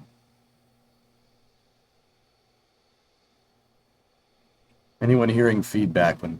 Why is this such a problem today, dude? I don't know.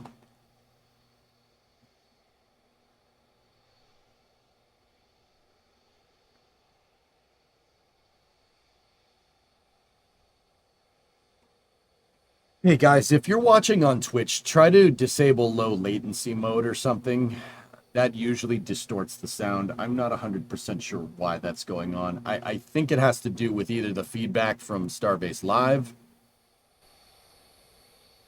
because I have this on so my headset doesn't go out, or it's the fan, but the fan wasn't causing problems the other day. Yes, Robotic, that's your mic mug comment. It's not, I'm not even using that microphone, Tanit. That microphone's on behind me. It's sitting on a desk unplugged behind me.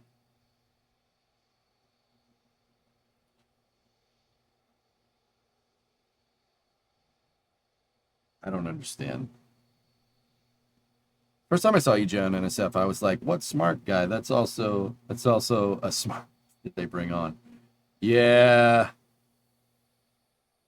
Yeah, our article, people have said I'm an acquired taste. I come off as kind of a jerk, but kind of am. So it kind of works out. Low latency doesn't help, just tried.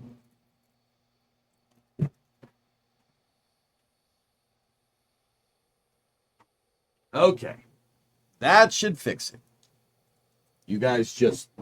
I'm going to suffer for your listening pleasure.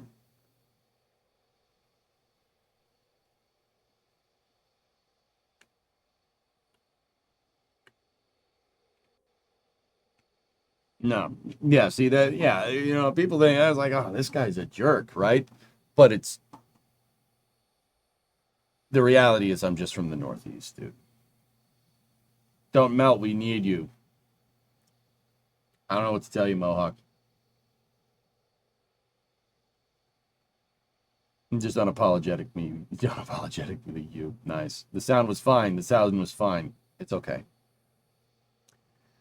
You might hear some buzzing in a little bit dudes, this is a big problem for me now. This is one of the unforeseen things, and this is what I mean about testing setups and stuff.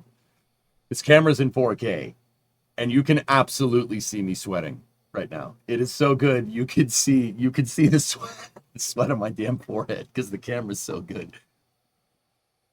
I'm asking nicely, can you deal with the robotic voice, man? Can you deal with a little bit of robotry? Because I'm going to sweat my butt off here if we don't have that fan on.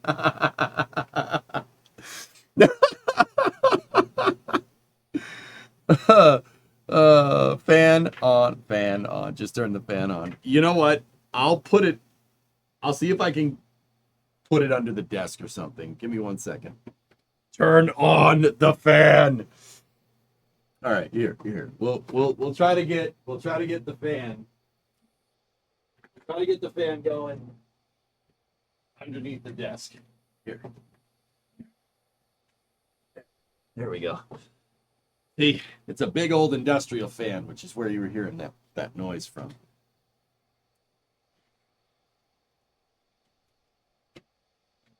I'm not sure how well that's going to end, but you know, whatever. The other cool thing about this new setup that I have is that I can change things in real time. Like if I want to plug something in, there's no plugs back here. All the plugs on the power strip are used up. Well, this is awkward.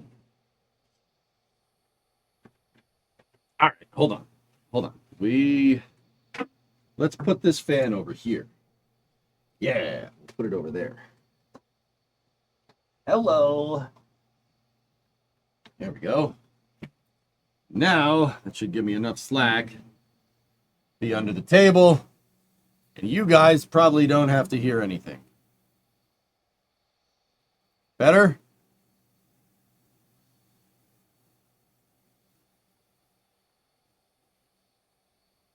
We hear a weird noise also without the fan. Is your microphone on the same table as your PC, vibrating table? You can actually see that, yes, it is. Discovery, go at throttle up.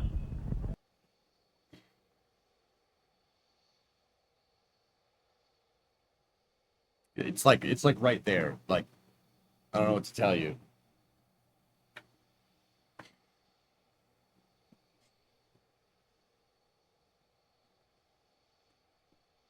Turn off NSF. It's from the evening. It's from their stream. It's off.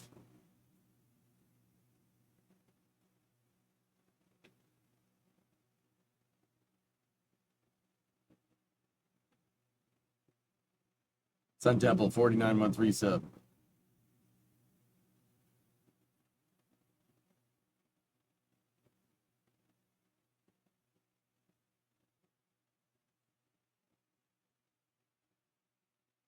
Is the noise in the room with us right now? Yeah, I don't know. Hey, Ordon, what's up, dude? Just got back from a car cruise in the dog park. How's the weather looking for Starship? 60% right now, Ordon. There are some storms that they're tracking.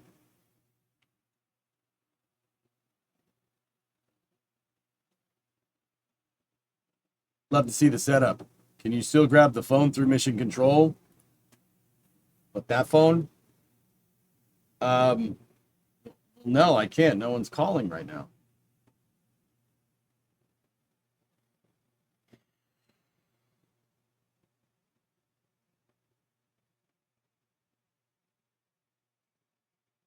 Yeah, I can't. I'm sorry. I can't pick up the phone. Nobody's calling. Go over there and be like,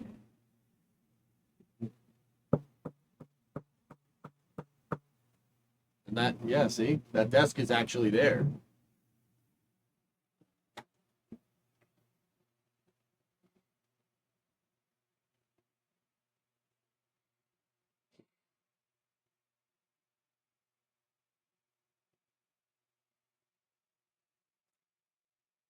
What's odd is I'm at my desktop and most Twitch or YouTube will give me as 1080p. So where's the 4K going? It's 4K downscaled because Twitch doesn't allow it.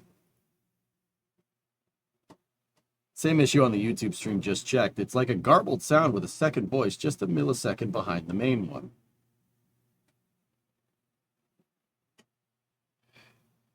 Neil, is it happening right now?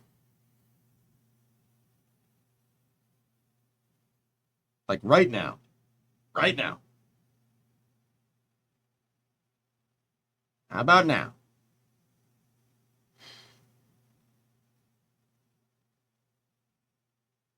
Because, I mean, I don't know. No, it's clear. It's the fan, dude. It's the fan with the noise gate. It doesn't like it. Discovery, go at throttle up.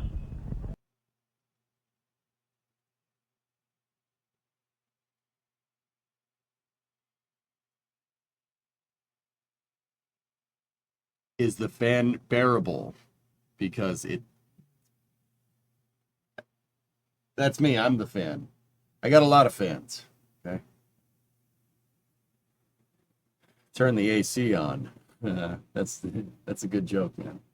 I like your future ride, spaceman.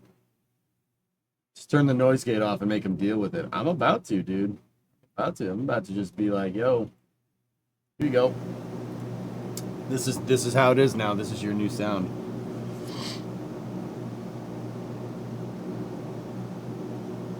You had some fan before, but it was never like this.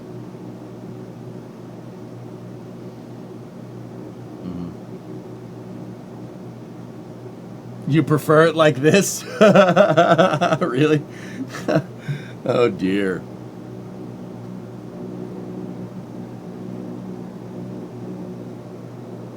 Not gonna lie, it's better. You're about to nap to this. The white noise is nice. All right, you keep the white noise, dude. Put the mic next to the fan. Nah. Yeah, we're on an airplane now. This is Echo Juliet 154, November Alpha, requesting permission to land runway 27.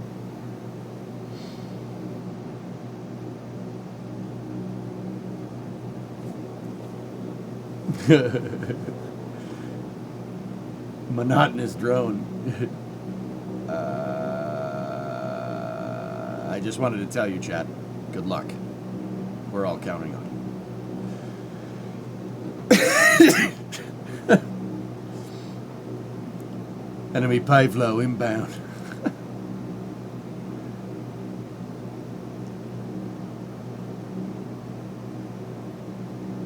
I mean, even if I shut the fan off, you're still gonna hear the air conditioner, guys.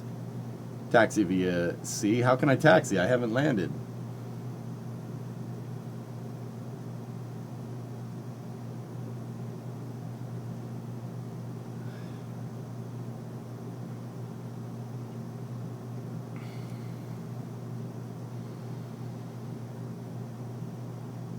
It kind of helps the tinnitus. All right, I'm in. Fine, we'll keep it on.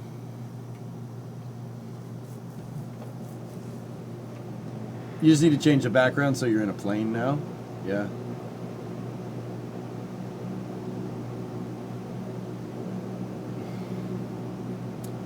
Wait a minute though. I'm gonna put it back over there if we're gonna roll with it. If we're gonna roll with the fan, I'm putting the fan back over there. I unplugged the wrong fan.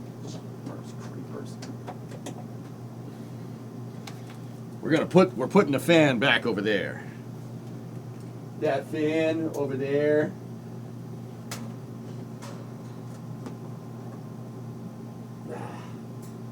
Yeah. Yeah. All right, there we go.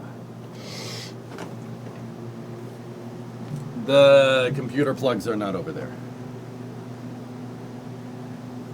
Huh, that's better. What's the degrees on your side? What temperature system is preferable to you, Major?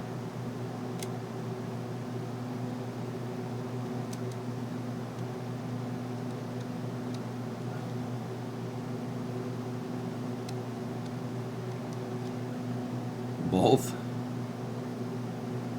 Kelvin? I can't display it in Kelvin. That's the temperature in here in C. It's not too bad. It's that humidity that's getting me right now. That's it in Fahrenheit. It's not too bad, just a little bit on the hot side.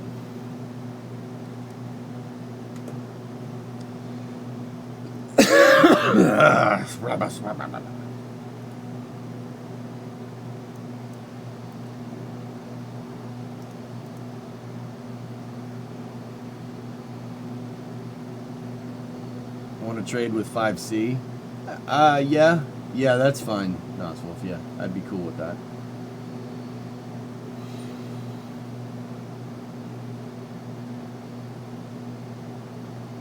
Need temps stated in Onkian.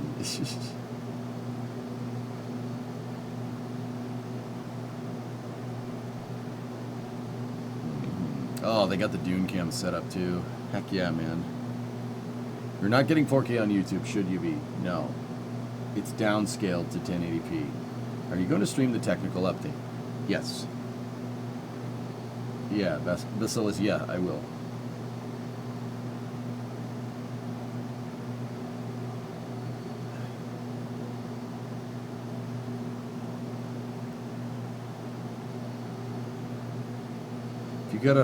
You could fly a plane no matter what the type. What would you fly as your dream plane and why? Space shuttle. Why is the stand behind the roadblock? Int, I'm not 100% sure why that's going on. Get used to the new mission control yet? Yeah, it's great. You said fly. The space shuttle flies-ish. Humans or humanoids first to Mars? I don't care. Get something bipedal there and I'll be happy. Best zombies map, go. The one with the guns.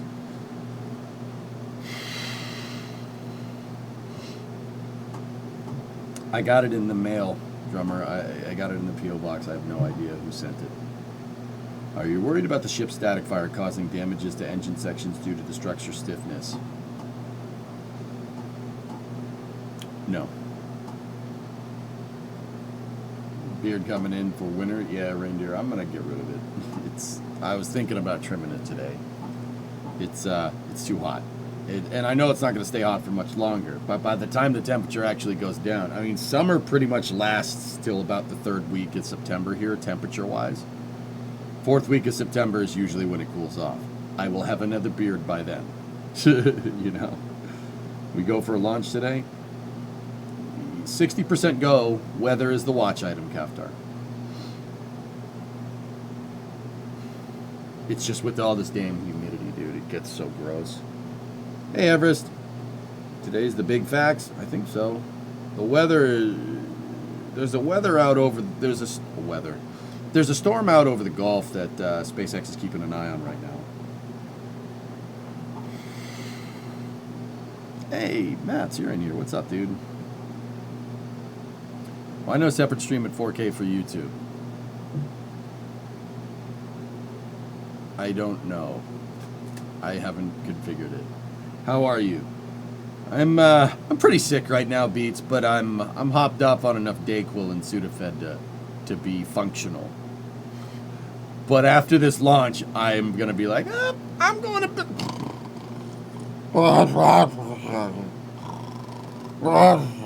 You know, probably something like that.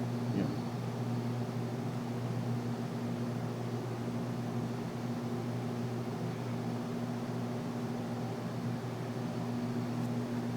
Steak, what game did you select as a training game for people wanting to join BF6 when it's time? Sorry for the bad English. Snake, what was wrong with that English? That was fine.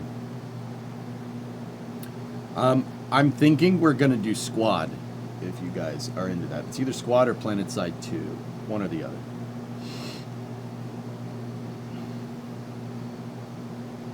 Did you get the real stuff from behind the counter? No. No, I got this from the cough drop section. Feel better? Oh, well, Beats, let's be real. It's a Starship launch. I'll be fine. And your boy's gonna be just fine. I'm gonna be just fine. I got 21 kookaroos, okay? I'm not doing this for me. I'm doing this for y'all. I'm not doing it. EJ gonna be all right. I'm doing this for y'all.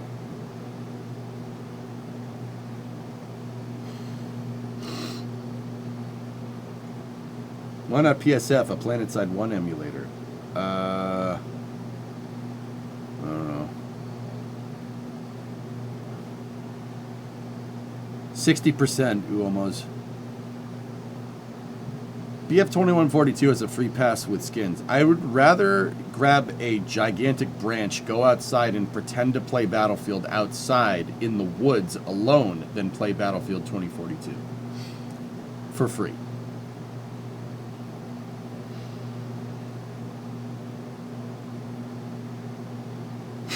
Sorry. Was that a little too harsh? Thank you for being here. Beats, it's all good, man. Don't worry about it. I'm good now. EJ gonna pay for this one later. EJ's gonna pay for this one. We'll pay for it later. That's fine, bro. It's a Starship launch. Let's go. I'd watch that. Should I stream it? A little too harsh. Did I bring the heat there? I didn't mean to go right to 11, dude. Sorry, program.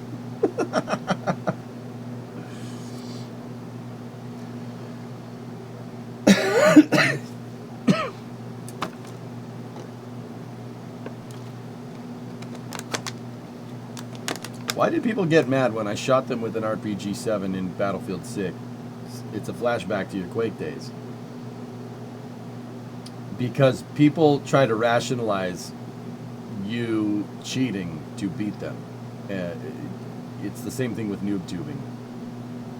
Oh, he couldn't kill me with a real gun. He has to use a rocket launcher. You know, the problem is, and I'll admit, I used to suffer from this disorder, Surge. The problem is that, you know, he's dead and you're not. So, in the game. You know, oh, that guy killed me with a rocket launcher. He couldn't kill me with a real gun. He's an idiot. Dude, you still died. So, you know, there's that. I used to think that, dude. I used to hate tube nukers in Battlefield. I don't really care anymore. I don't care. Doesn't bother me. The guy killed me with a tank. Yeah, I know. What a cheapskate. Like, oh, that's so unrealistic. He wouldn't do that. What? Unrealistic? Go at throttle up. What are you just saying? You can take a rocket launcher to the face in real life and be totally fine? Yeah, okay. So much for your realism. Now, to be honest with you, Serge, if you fired an RPG-7 inside of a building, you'd probably die too. The backblast from a rocket launcher, or at the very least, you'd go deaf. You got to remember, it's a rocket going off right in front of you. Right in front of you. That has repercussions. There are equal and opposite reactions here. That would be problematic firing that thing inside. Which is why in real life, if you see people fighting with RPG-7s, they run out into the street and try to fire it. Firing that in an enclosed space is not smart. It depends on the room size. You become a human flame trench, yes. So, I mean, I don't know, man. The game's already unrealistic in the first place, so people getting mad at you using an RPG inside and blowing them apart with an RPG at close range, you know, that's where we draw the line. Oh, you know, like, oh man, that guy's no skill. He killed me with a rocket launcher at close range. It's like, bro, you still died. Deal with it.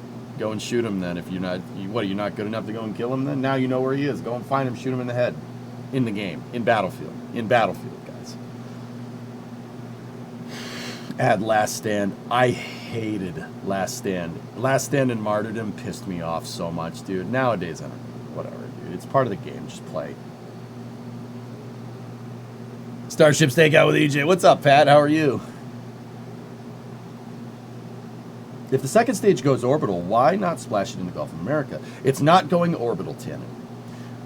That's probably the trajectory that they'll take for a future flight. But SpaceX does not want to run the risk of an unknown... Did a bird just poop on that damn camera? Sorry, Tannen. Give me... A bird... Dude, there's bird crap on this damn camera. Look.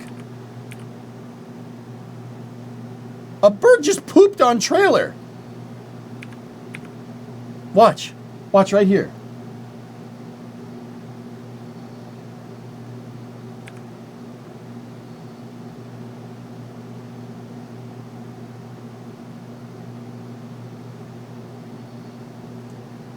Oh dear. It's good luck. It's good luck. It's good luck.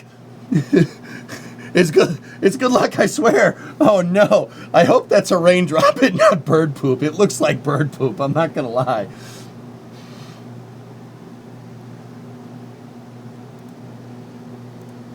Anyway, Tenet, they're SpaceX.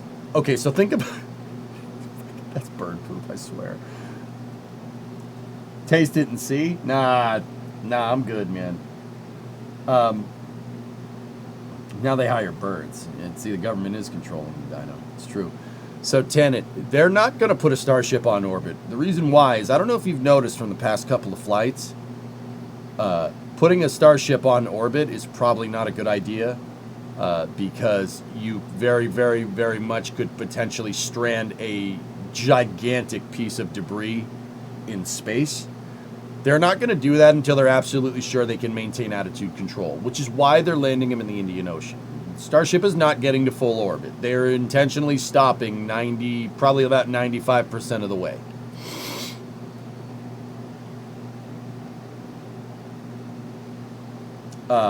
They're intentionally stopping because, we got some tank farm activity there. Just get Dan to clear it when he makes a surprise appearance. We love Dan. Oh my God, I'm dropping stuff like a pigeon. It might be water, guys, but it don't look like water. That camera's, Discovery, go at throttle up. Chris, 60-month resub, 5 years, man. Thank you. We got some tank farm activity there. Some days you're the pigeon, and some days you're the camera. I think Mark Twain said that. Yeah, I don't know, Dean. Discovery, go at throttle up. XCOM, 5-month resub. Thank you. So yeah, Tana, does that make sense? In the future, though, when they're more confident about being able to maintain attitude control, they will do once-arounds and probably land it in the Gulf. Maz, you just hit your 10-year? Right on, man. Thank you. Thank you, guys. I appreciate you a lot.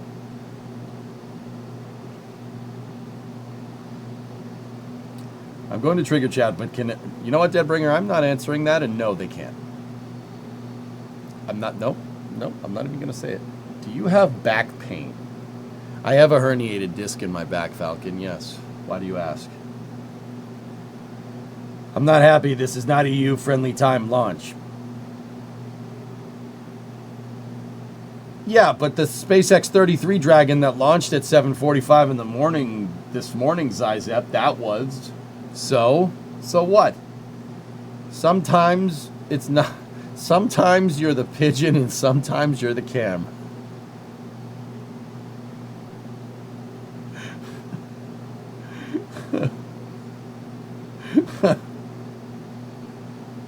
I forgot CRS 33 was happening and went to bed an hour early. Sorry. I don't know, man.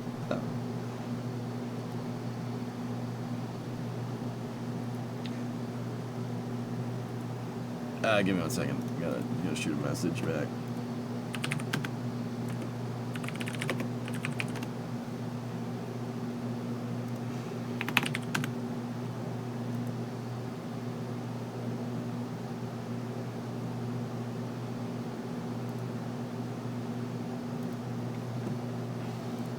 Can we get emotes for that saying? Maybe. Yeah, Tanit, that's why I'm really hoping for an end-to-end test here. SpaceX really needs that thermal protection data. They really need that. Is that the Pope vent that is on? I'm not 100% sure.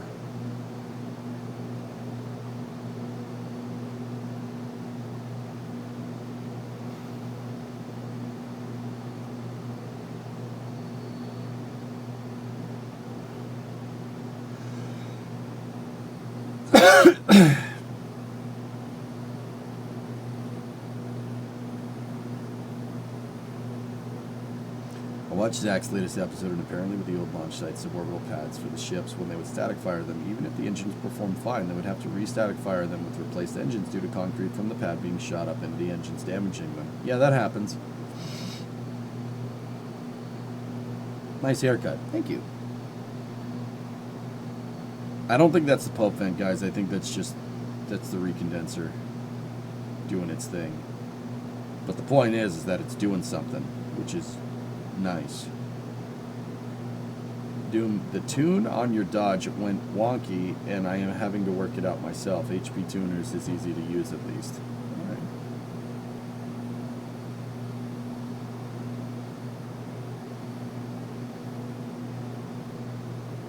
Just a thought, exploration. Would you leave Earth forever, but explore space like a Star Trek spaceship?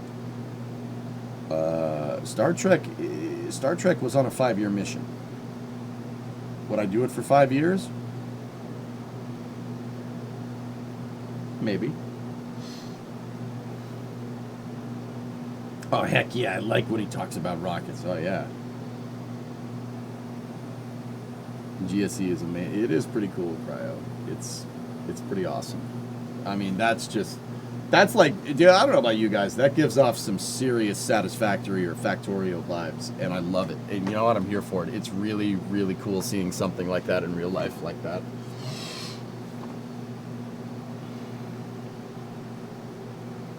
No, I don't think the pulp vent is going right now, Dean. No.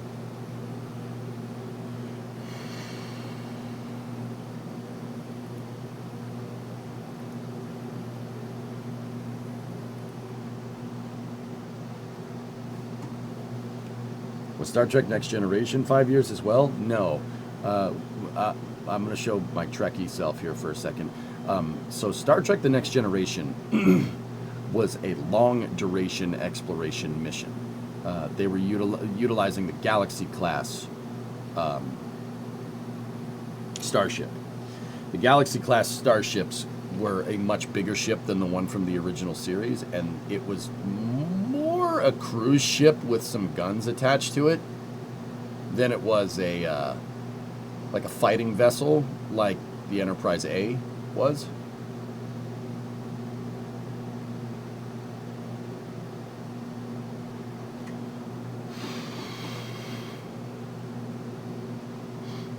Hey, Henris, what's up? Yo, what's happening?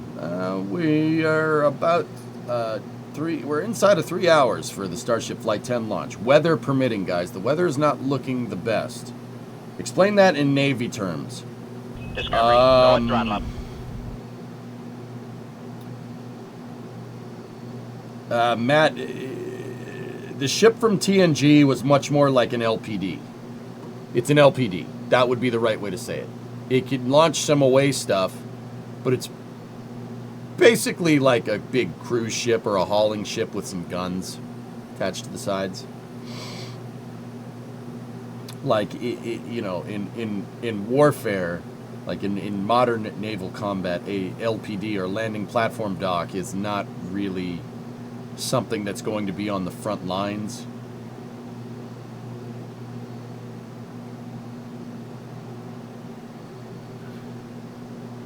Does that make sense? If you wanted it in U.S. Navy terms, that would probably be the closest analog. Constitution class CV needed frequent dry docking. The Galaxy class is a CVN. She can sit out there for decades. That's a good way of looking at that, Kalani. Yeah, that would be applicable as well.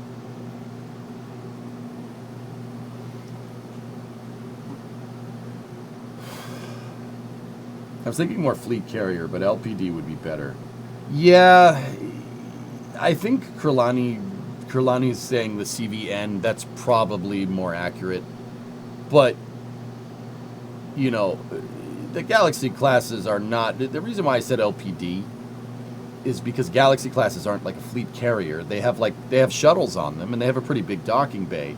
But it's not really what it's designed to do. It's not designed to launch like a bunch of shuttlecraft. You have a standard complement of shuttlecraft on a Galaxy class. Scott is on the NSF launch stream. Cool.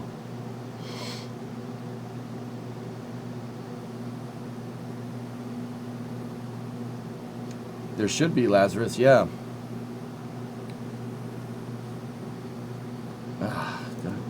man. Don't say that Scott's on the damn lunch stream. That gives me some serious freaking, like, I'm over here and I don't want my setup zonking out potentially, right? Now everybody's over there. Scott's over there having a good time. I'm sitting here like, get some fear of missing out there, man. But it is what it is, dude. I enjoy you guys' company too.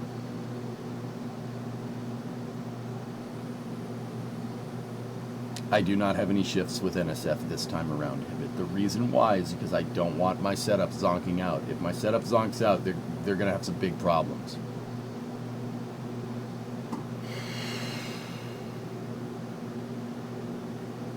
Make it so. There you go. Hey Astros, thanks for that message the other day. Thanks for those kind words. It means a lot. Thanks, buddy.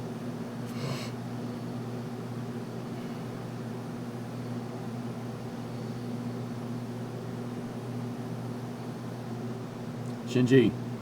Hey Jay, love you from Turkey, brother. Hey, right back at you, man. Right on, dude. That's interesting. I never thought about a real 100-man spaceship. That must be awesome. That would be cool. I hope we get to that point with Starship. How cool would it be to see like lunar Coast Guard vessel starships? That'd be crazy, man. Like, how cool would it be to have like a maritime vessel tracker, but for vessels that are in cislunar operations, like going between like Flight Tracker 24, but with spaceships? That would be pretty sick, man. You guys got to think we are on the cusp of this. This is close to happening. Fear is zonking out. I have Fozo. That's right, mate.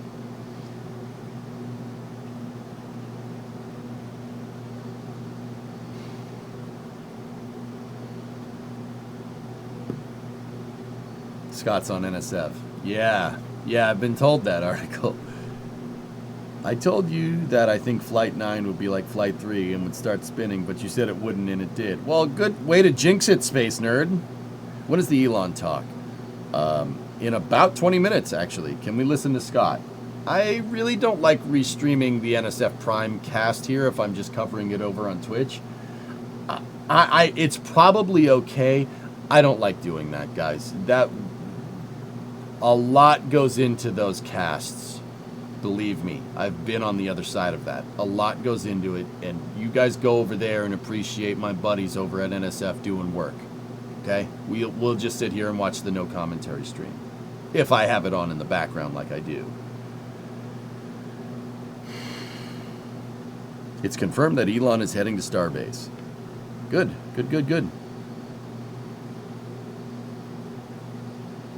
I wish we were close to warp engines. Yeah, me too, 58. Me too. I mean, dude, I'm not trying to be that guy that's going to, because there's people out there that are like, oh, AI is going to solve all of our problems. No, it's not. No, it's not. It's probably going to make more, if anything. But, with AI, I mean, think about it like this. AI can do scientific research. And not only can it do scientific research, it can do scientific research 24/7, 365. Now think about that for a second. Or it can at the very least aid a scientist. When a scientist goes home, like maybe a scientist that's working on advanced propulsion systems, maybe when they go home, they can have the AI running simulations or something, right? Or have the AI help with research and whatnot. That will supplement our scientific efforts. You don't know, man. With over time, right? The rate of iteration could go through the roof, or at least the rate of prototyping. We could be closer to warp drives than you might think. It's possible. Yeah, at 10,000 times speed. So don't rule it out. I mean, 58, think about this for a second. In Star Trek, even in like the original series, when Spock is like querying the computer for hypothetical scenarios, we have that now. We have that. That's a thing. That is a thing that we have. You can query an AI or a large language model right now to do math for you or to run a hypothetical scenario for you. That is something we have. That was something that was seen as ridiculous in the original series. But we have that. You basically got a tricorder in your frigging pocket. Dude, we might be closer to that than you might think. LLMs are actually terrible at math. Give it some time. Like, I'm not the biggest AI kind of guy. Like, I'm not a tech bro by any means, right? But also at the same time, this stuff will get smarter over time, and we will be able to prototype faster. And I'm not talking just like propulsion systems. You could prototype everything. You could prototype, you could prompt AI or anything to basically figure out a way to do real-time CFD. You could prompt it to solve Navier-Stokes equations. I'm sure someone's working on that. I'm sure somebody's tried it. I'm sure that, and if it figures it out, our ability to prototype, at least in the aerospace realm, will increase exponentially. And it will increase exponentially similar, I would guess, on a somewhat similar scale to like Moore's Law or something. And if that happens, oh my goodness. Dude, we could be closer to a Zephyr Concorde than you guys might think. I mean, we already have rotating detonation engines coming down the pipe. And RDEs they absolutely will be able to, they will increase our efficiency. That's way better propulsion than what we have right now. What about the Pillar of Autumn? We're still, we're about 500 years away from the Pillar of Autumn. I mean, Discovery, what if go we get and gravity drives instead? Chief, I honestly don't really care what the means is. I would really like to see Pluto with my own eyes on a somewhat expedient scale. Like, that doesn't really matter to me. Like, it could be warp drive, it could be light speed, it could be hyperdrive, it could be an Epstein drive. I don't care. We should be able to go further into space.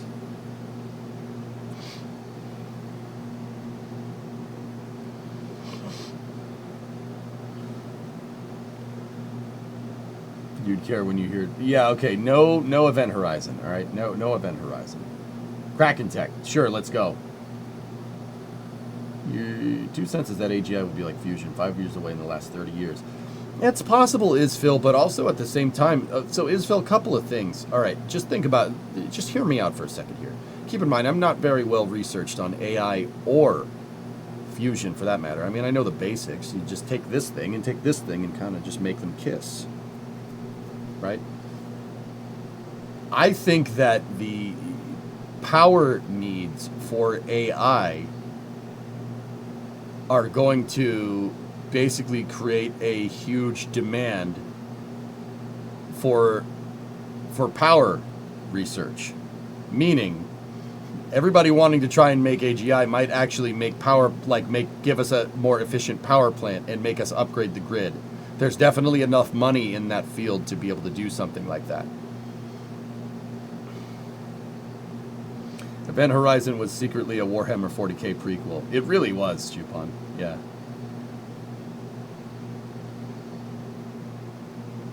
And I'm not saying the AI is going to solve all of our problems, because I'm not... Dude,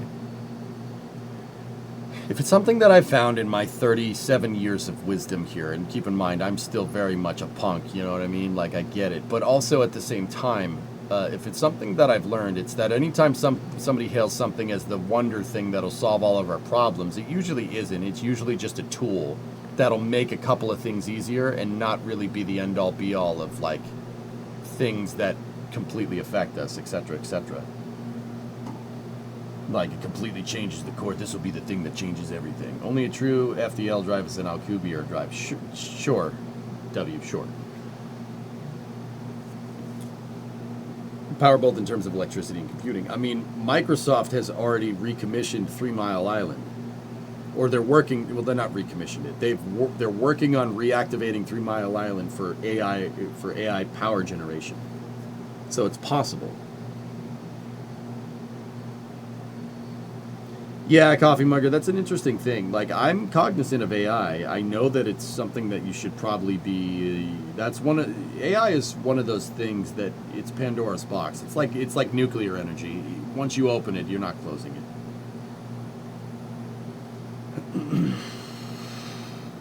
3 Mile Island wasn't that bad. I would argue that the safety in the nuclear power generation field is what made 3 Mile Island so not that big of a deal, but people still freaked out because hippies. I don't know.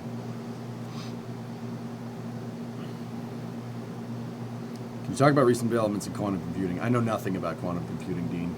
Sorry, man. The computer's here, now it's over there, and we don't know why.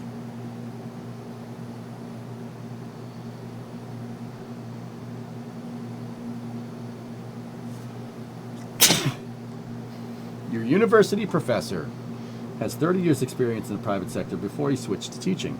The only way your kids will get to see the Jupiter moons with your own eyes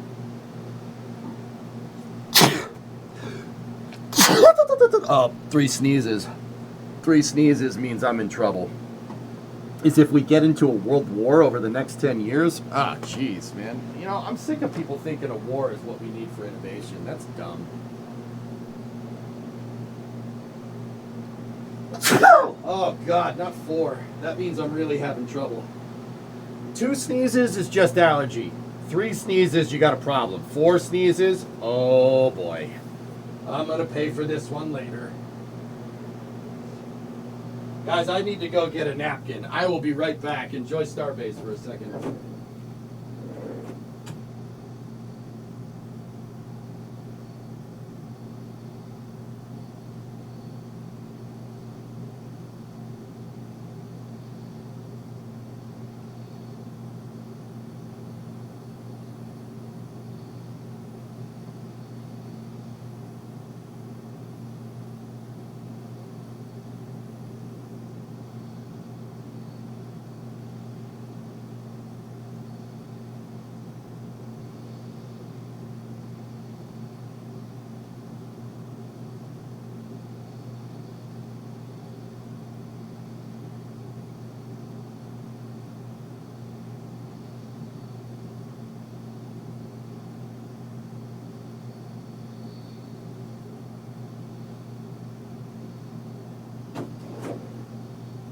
Oh boy, your boy's gonna pay for that one.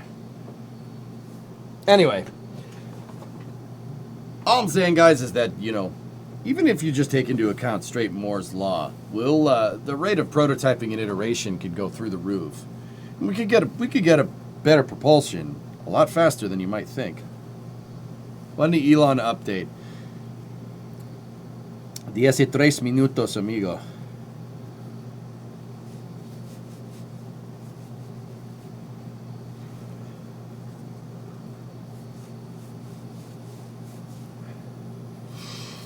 Something is wrong with that turbo. You got to get it checked. Yeah, you're probably right.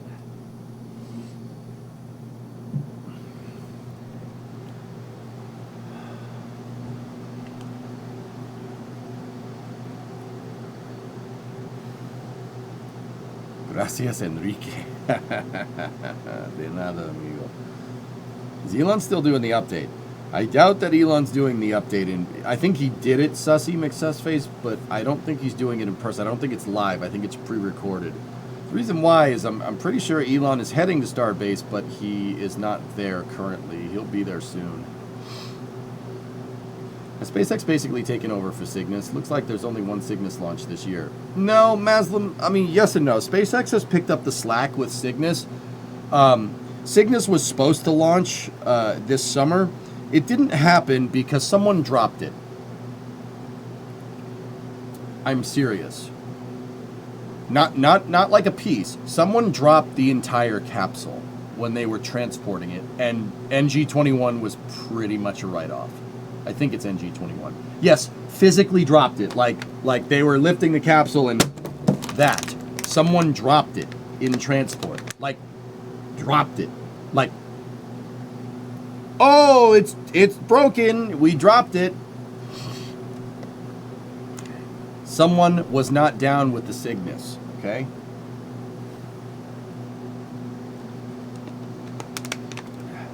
Yeah. Yeah, that was a, yeah. Milgy, yes. It was a little bit of an oopsie doopsie. You know, it's only like a $30 million spacecraft. Whatever. And there's just a bunch of astronauts and cosmonauts that rely on it for food up at the ISS. That's no problem. Yeah. Yeah, someone dropped it. I'm not kidding.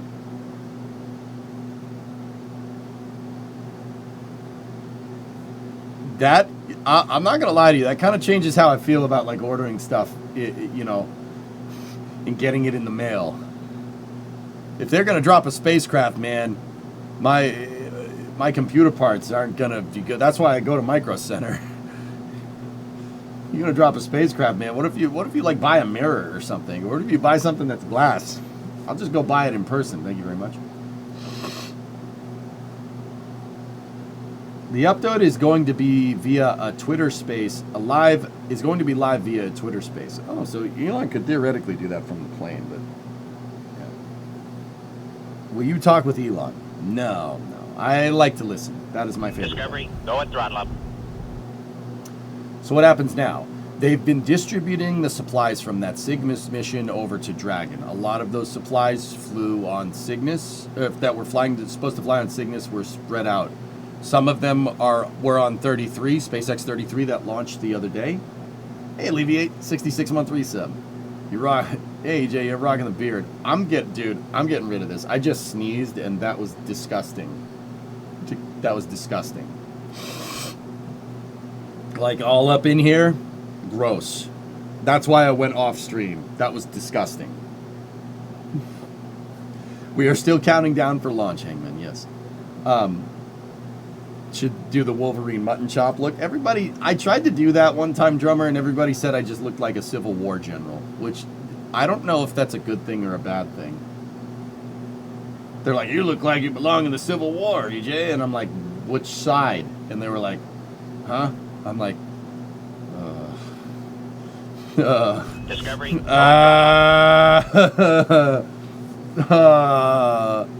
What would NASA do without SpaceX? Yeah, Discovery. that wouldn't end well. Hey, Iggy, 106 months. Some of them were added to Axiom 4 and CRS 33. Yep. And 32. Yep. Tico, 22-month resub. For playing Hearts of Iron, it would be great. Yeah. The side with the facial hair. Well, you don't have enough top hair to make it look like that guy. He has a very unique look.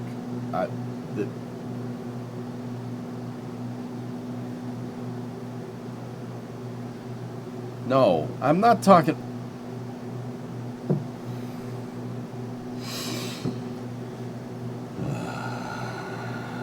Does anybody speak French? No, mon ami. Parlez anglais, s'il vous plaît. I got it. Actually, I think somebody does. Yeah. No, my friend. Some people, yeah. There are some French speakers here, yeah.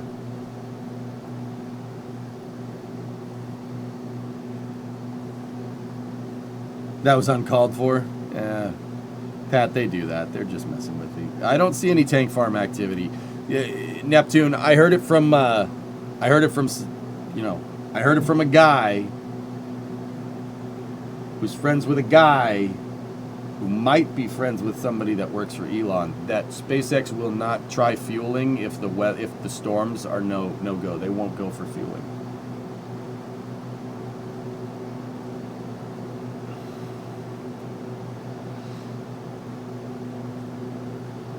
Talking about that, your coworker is listening to "Oh, I'm a Good Old Rebel" by Hoyt Axton on loop.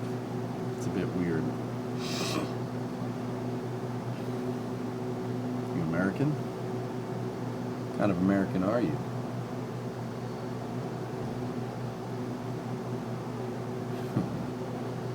Prop load is at T-minus 1 hour and 15 minutes. That's right. Hey, Rocky, what's going on? Did you see the picture of the boost trunk? I think that's the best view they've given of the propellant tanks that you work on. It's pretty good, Rocky.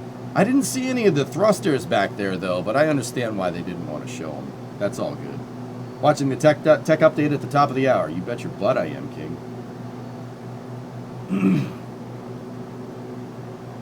Yeah, Ben. Yeah, no, that was good French, Sputnik. Donde está la biblioteca? Yeah, no, you're good.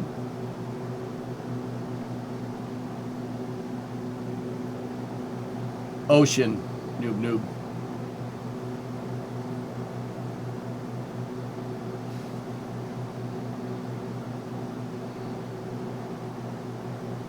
Talk pushed an hour. At least we know it's live. The roadblock has been moved back.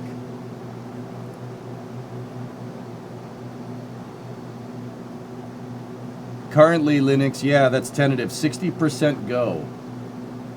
Are you ready for soccer season? What? No. Soccer?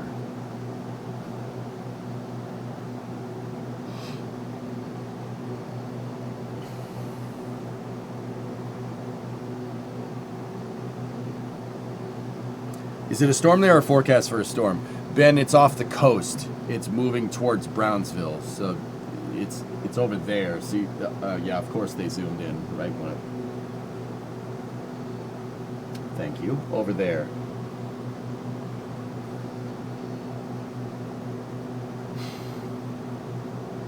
All right, football season. I don't know, man. If it's football season, if it's American football season, Zizep, that means that summer is almost over, and I don't like that. I could really do with like another 3 months of summer, at the very least. Do you mean football? El fútbol norteamericano.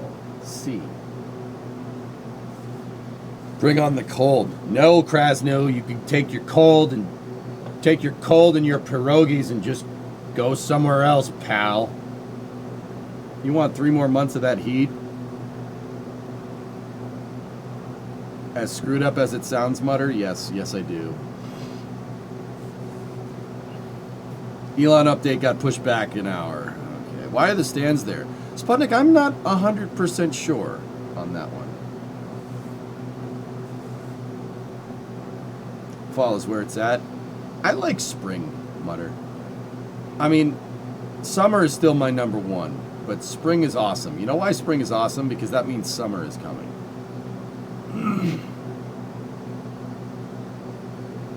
I'm looking forward to our first autumn out here. Going to enjoy all the pretty leaves.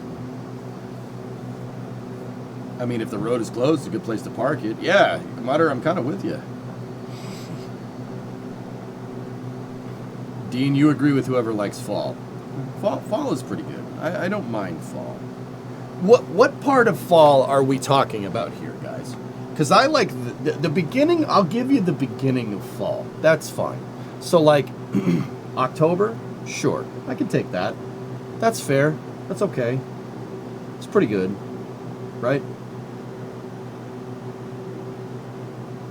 Sounds like you live in the wrong state, like I'm living in the wrong country. Come here, Zizep.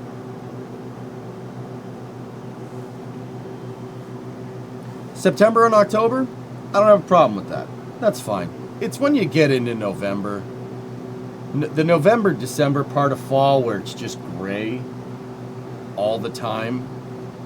That sucks. I hate that.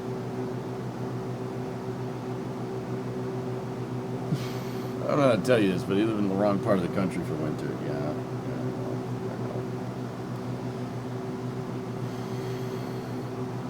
Could the stands be there in case they need a D-stack for the storm if it got bad? David, I don't think they would even be attempting a launch if that was a scenario, dude. But that's also a possibility. Do you like snow? I don't mind snow. I used to hate snow, Pigeon. I don't mind it anymore. Hey, Forge, what's going on? Where have you been?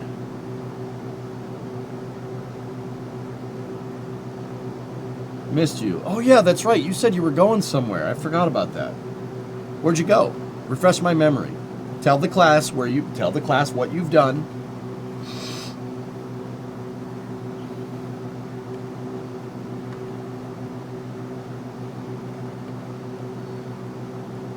You went to Antarctica?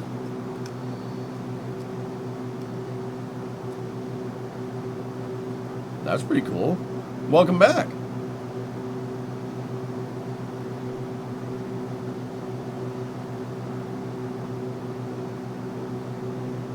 that's pretty neat. Pope vent. Yep. Good eye, Kate. Right there. There it is. Haven't seen the new season of South Park yet. Nope. Haven't had time. Nopers.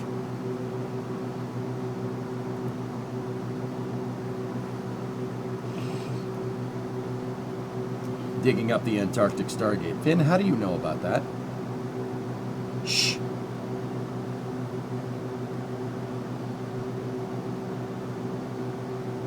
Does Florida have seasons? Florida has warm and frick you warm. For about, I don't know. I mean, it really depends on what part of Florida you're in. So basically, like May, June, July, August, September, it's frick you warm. Like 90 degrees Fahrenheit, 90% humidity. You will walk outside and you'll feel like you've just taken a dip in a pool. And then for the rest of the year, it's just warm. Yeah, it's just warm.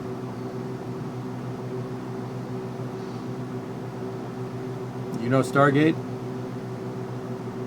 No. I mean, a little bit, Endo. I'm not the biggest Stargate fan, but that's not because Stargate is bad. Stargate's awesome, but I've just never watched it in forever.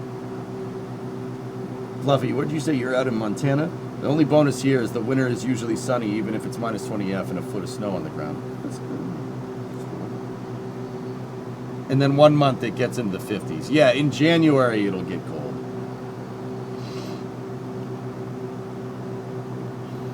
Manzarino, Tom Mueller on X said, Draco, the little unsung hero, one of my Pintle injector engines that just keeps on burning. Nice. What anime are you and Brimo watching at the moment? I don't watch anime and Brimo doesn't either, Chuck. We are watching Strange New Worlds right now. That's been our thing. You've been at the Amundsen Scott South Pole Station for a university research mission since late April. It was awesome, but man, it's cold. Yeah, Southern Hemisphere, yeah. Well, yeah, Southern Hemisphere, yeah, winter. Yeah, that probably got a little cold. You love winter in California, you have to put on a sweatshirt and the surf gets good. Pope vent is on, guys. That's a good sign.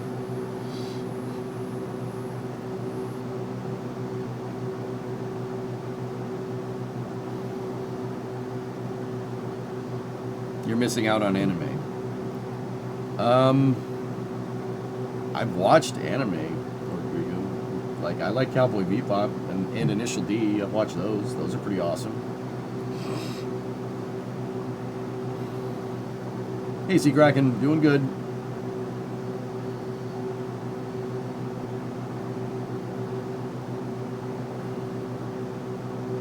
You are not missing out. Oh, I know.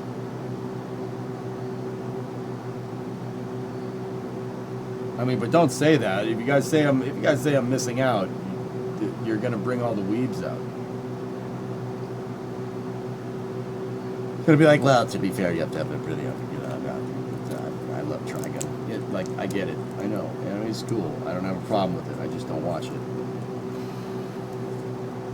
The Pope vent is on, Rares. Yep.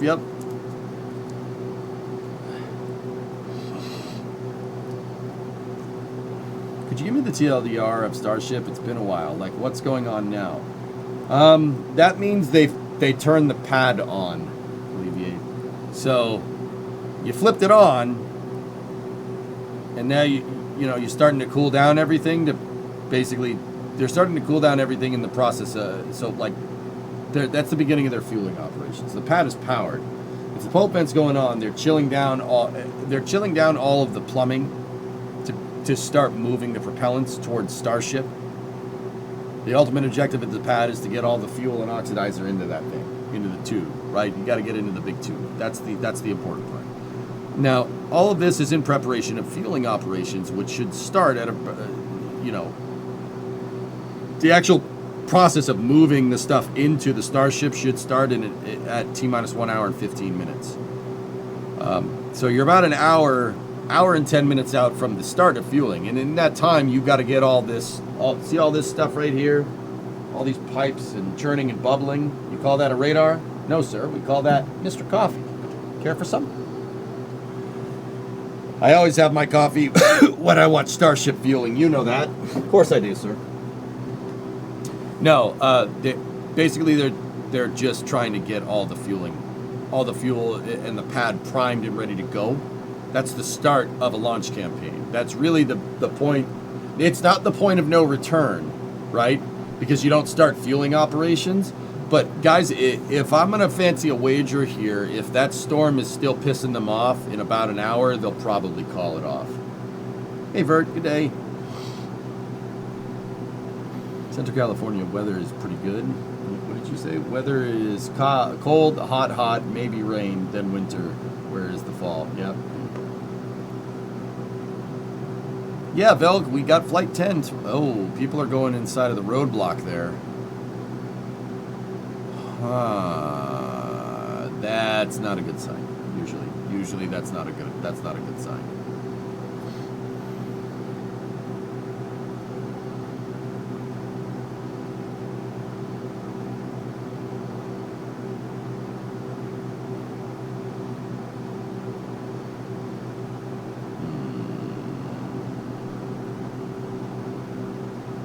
Yeah, that's not great.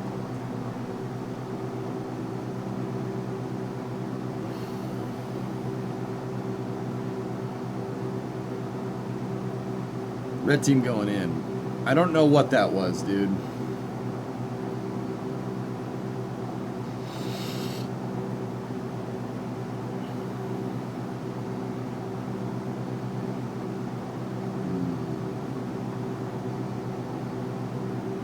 Red shirts. I wouldn't call them that, Ando. I don't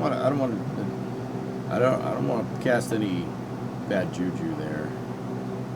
But yeah, usually when people are entering the pad, it's either going to push the launch back or we're not going to see any action today. But once again, I'll be here. Engineers. You're an engineer. Got him. They're probably going to pull out all the remove before flight tags. Generally, you just don't want people near where your pad complex is moving fuel and commodities around. Got him. Oh, wow. Yeah, I saw 3 trucks go towards the pad. So how's the new computer treating you? It's pretty awesome. Yeah.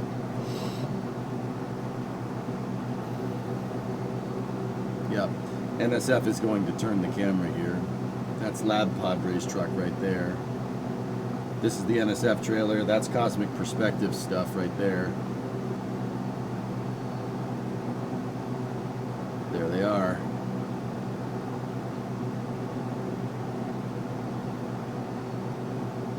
Let's see, where are they going? It got delayed, Driados. I'm not going to say that I called that, but I kind of called that.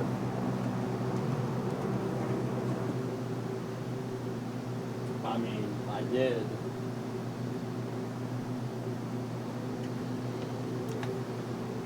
Are all of these 4 cameras remote control? So this one, top right frame, is on the trailer. It's on this camera. There's multiple setup. There's multiple cameras on the trailer. This is the close camera. That's the close camera. This is the far out camera. That one on the far left is the NSF South site. And then the one on the top left is NSF Highway. These are all, yeah, no one's there. Jack and Das and Max and D probably, and Dan probably set up trailer this morning. That's when you get the media badges and you get to come in, and this is where Starhopper is on SpaceX property. So you can't go over here.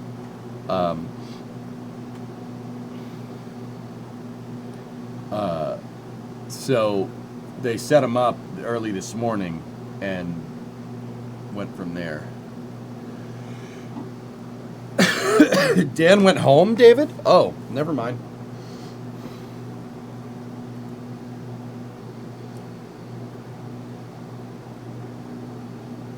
Oh, well, that's good, 12 feet. Do you think they would find you in a ghillie suit? Someone's definitely tried that blackness, and no, it did not work. Stop being sick. Be awesome instead. All right, give me a couple of days. I'll get right on that.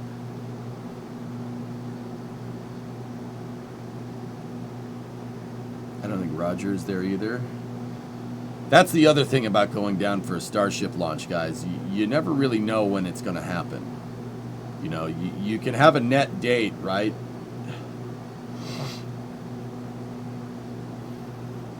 You know, you could say it's launching next Thursday, and then next Thursday comes around and they push it 2 weeks. The last time I was down there for Flight 8, I was down there for 2 freaking weeks. He done buried that lift in the sand. Yeah, they did. Yeah, they did.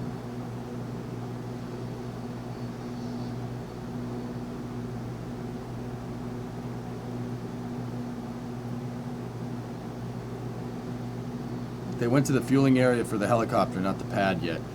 Trey, that's not correct. I just saw them drive by. Roger's here. I talked to him earlier. Oh, there you go, Duncan. Right on. I was going to say, Roger can stay down there kind of indefinitely. He has accommodation down there. He can stay down there as long as he wants.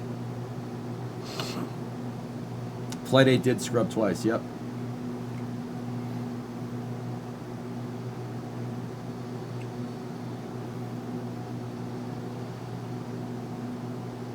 The JLG lifts are all far away from the pad. This just makes them look like they're a little bit close.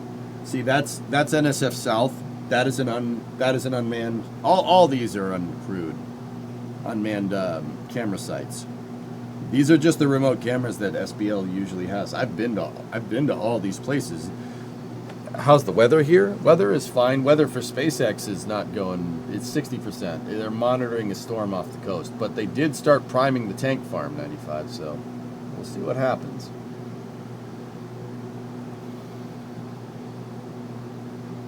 Glad you're on this side of the rocket fence this time. Enjoying your stream. Thanks, Pat. I think in the future, guys, as Starship flights get more and more, I'll probably alternate. I think that would be okay to do.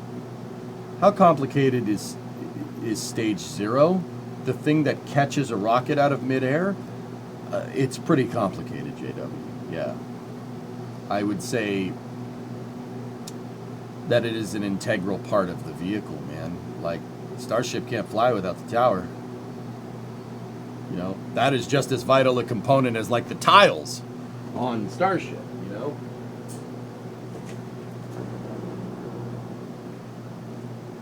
Alright. So can I be in your suitcase when you go down there? I've seen you. I don't think you fit in my suitcase.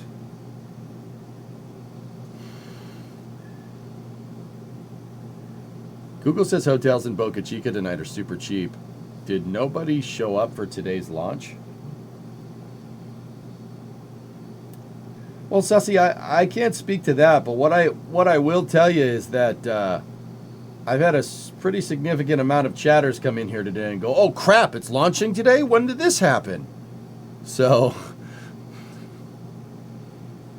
yeah, the engines can't start without the launch mount. That's a good point, Chevelle. Right on. Oh, Chevelle, that reminded me, dude. I saw 68 Chevelle driving around today.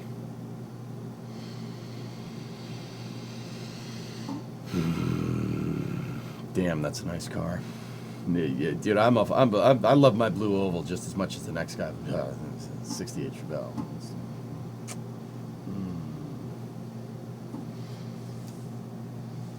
Take another napkin. You got some drool on you. Oh, my bad. It's gonna get all in this.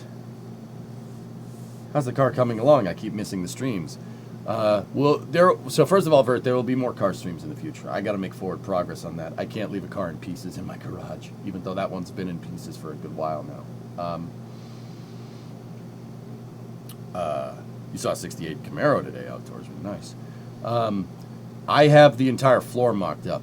Where we really need to go from here is I need to start marking. We need to center the trunk on the frame rails and then start marking where I need to drill holes in the trunk floor. The other things that I need to do, guys, are I need to weld the gas tank strap holders to the trunk pan on the car, because it'd be better to do it now than putting the trunk pan in the car and then having to weld it upside down, having to weld the hangers in place. Yeah, we'll do that when it's out of the car.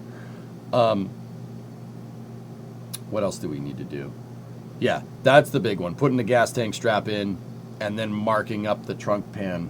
I'm going to have to probably drill about 200 to 300 holes in the trunk to get it on all the spot weld points correctly.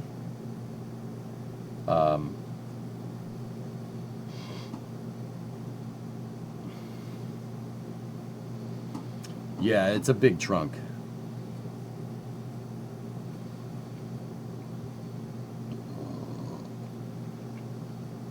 Oh, nice, 12. That's a pretty good price. Anything from the late 60s. Yeah, man. I know what you mean. So,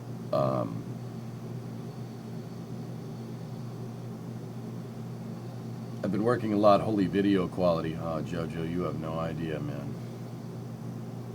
So why you glued your floorboard in on the 7 instead of several hundred rivets? Yeah, but that's a Caterham 7, Doom. This is a 69 Cornet. A little bit different.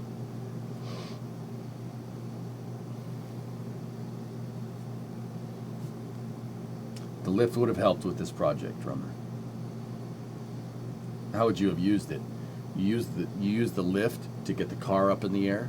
You get the car up in the air, it's easier to get at some stuff, dude. Also, if I used the lift, it would have been easier to make a frame jig for it as well. What is that on the lower left? Those are the Starship and booster transport stands.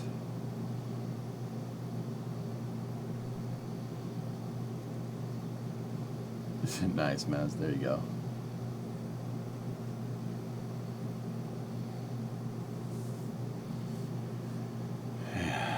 Anyway, the Pope vent is still going, but yeah, there's definitely storms on the horizon, guys. Look at the that camera on the top left is NSF River. Look at that storm out there, out to sea. It's coming towards us. We might pass, well, you know.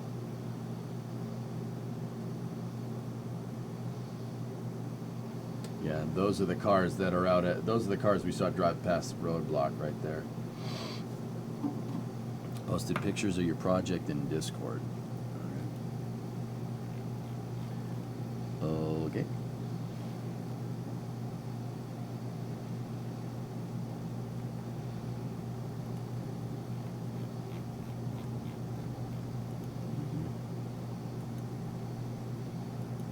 Yeah, 12, she's gonna need some work, but you can get that thing rolling. That ain't no problem. It's got no dash though, but you can buy those. All good, man. Yeah, pretty sound, man. These car streams are making me want to take a welding class. One opens up my community college. Hey, it's always good knowing a trade, man. What weather map do you usually use? Windy usually will do you right, but I have people that work at SpaceX telling me, Vader, full disclosure.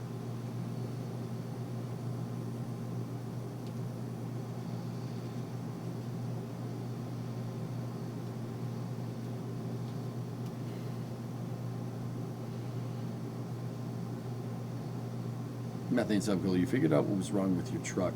It was junk in the passageways of the car. Blew it out and it runs very nice. Awesome. How much do these welding classes normally cost? So, Cyborg, here is my rationale, okay? I don't know how much the welding classes cost, but a welder, a good welder, a good welder and all the paraphernalia that you need for is about $1,500.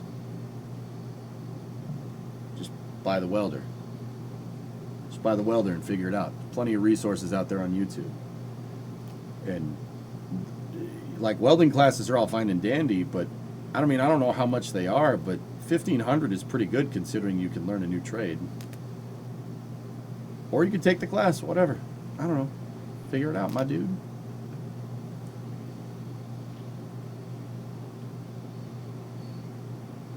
Material cheap enough? Practice on scrap metal. It's what I do. Right? Right? Just getting in. Is this a test flight? They're looking to do it, and they just see all those churning and bubbling there. It's not a coffee machine. It's the pad spooling up.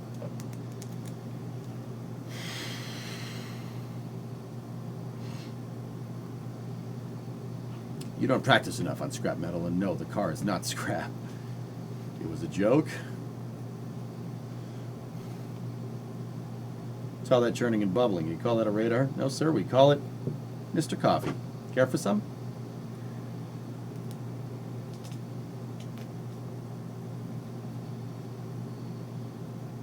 You can learn to weld, or you can learn to do it as a profession. Yep.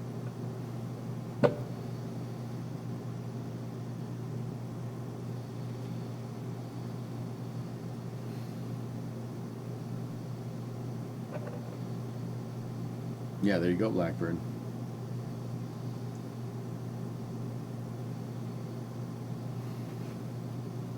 I've already done some TIG and MIG welding, so I'll probably look into a welder. I really just need to find something to do until you get a job. Fix cars, man. Great thing to be able to do on the side.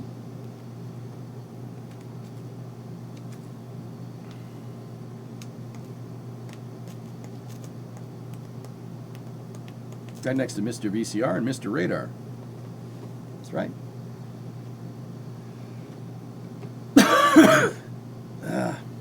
Hey, Asmalak, what's up? I have not heard anything from them, Kyron, but I know that the Coast Guard is, from what I can surmise, the Coast Guard has a little bit of a more active presence out there.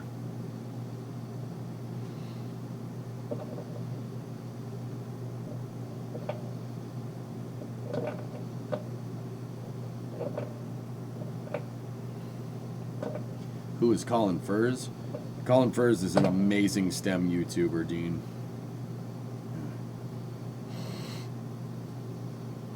Have you ever been live with when one of these things exploded? Yes. Many times. Lurakwe, yeah. Oh, yeah. We've watched a lot of failures on stream in my day. Nah, Hellfish, that'd be fine. Overkill is underrated. Colin's underground bunker for the DeLorean. Yeah, that's right, baby. That's right. Hell yeah. Yeah, Colin's amazing, dude. Guy started making like jet engines out of turbos and making pulse jets and put them on go-karts. Now he does all kinds of cool stuff, dude.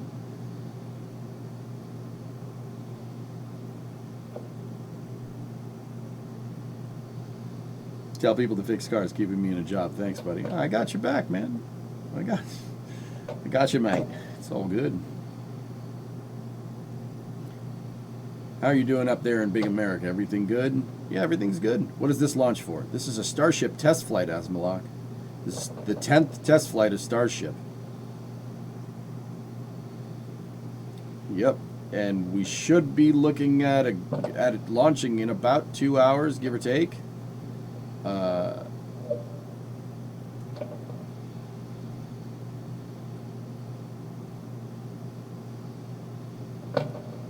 What is that popping sound? It's most likely my foot on my desk, screwing around with the mic. I put my feet up under my desk because there's a place to do it, and the mic stand is right there, so I won't do that anymore.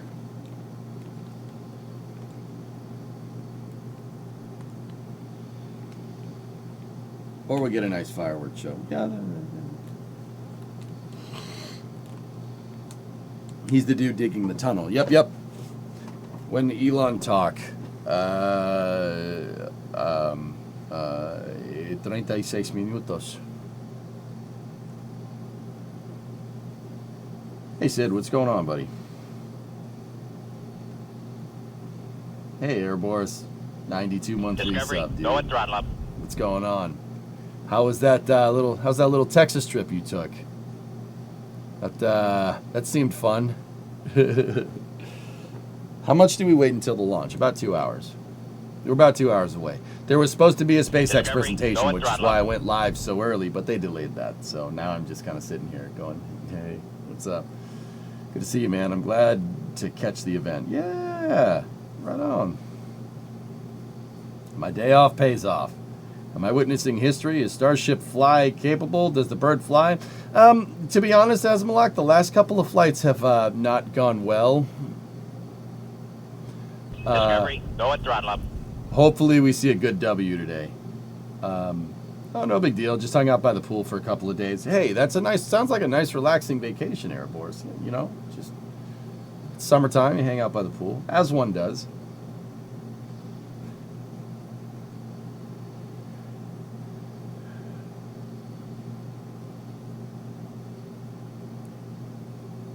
One launch, 2 hours.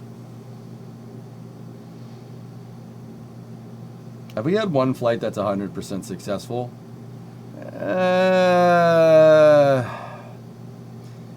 No, future tech, but there's context to that statement. SpaceX, to my knowledge, SpaceX has never had a flight where they've achieved all of their test objectives. Ship 29 on flight, what was it, flight 5?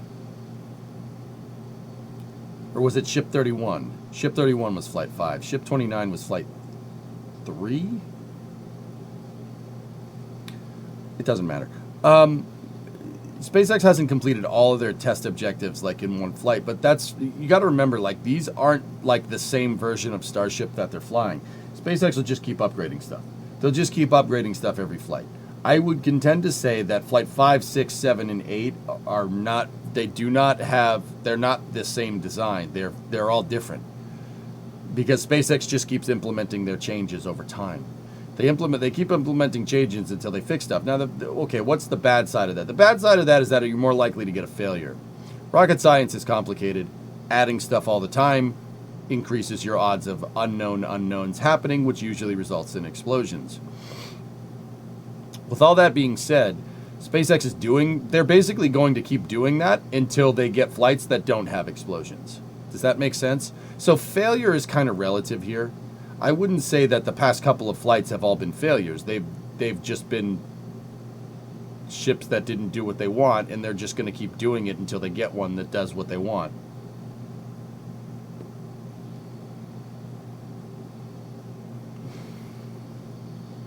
Flight 1 was 24, 2 is 25, 3 is 28, 4 is 29, 5 is 30, 6 is 31. Yeah, there you go.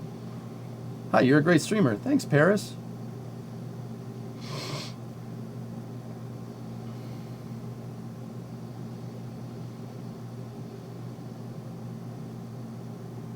Goes in the square hole, that's right.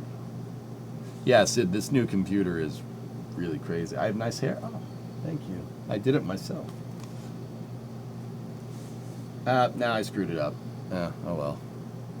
When did Ship 26 fly? It didn't, because it's junk, and it deserved to be put into a gigantic metal scrapping thing.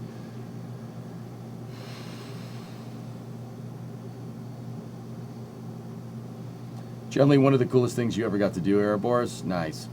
If you didn't catch them, I posted up a handful of BTS stuff from the NBL on stream the other day. Oh, I'll check it out. I'll check that out. What was your occupation before you started streaming?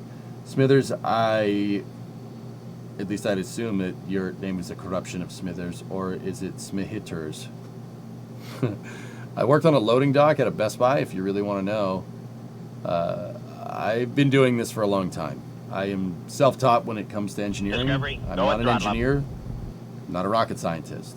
I just like this stuff a lot, and I like it a lot enough to be able to make a career out of it. But see, you get good at this stuff over time when you've been doing it for 15 years.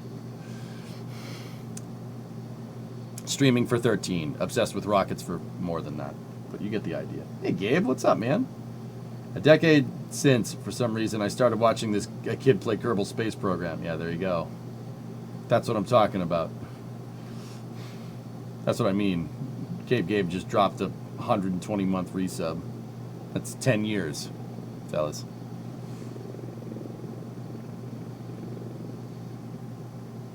Take off, Smithers. Take off, Smithers. I thought you were a teacher. You explain things really well. Thanks. Yeah, I got a knack for it. Didn't ever realize it until I started doing it. But yeah, I like this stuff a lot, and all I'm doing, guys, is really telling you how it makes sense in my head, and that just seems to be a way that people understand. Oh no. Tranquility Base here. The Eagle has landed. Where do pirates get their hooks? Second-hand shores. Do you hear that? That's me getting sick over your comments. Ugh.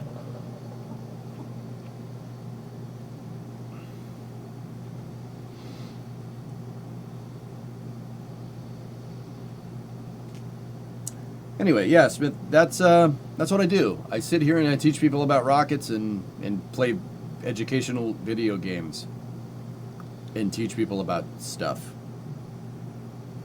I guess people like me. I'm doing this for a long time. No booster catch. Yeah, that's right. Abdu Bay. Yeah. Has the launch been delayed? Launch has not been delayed. SpaceX's meeting has.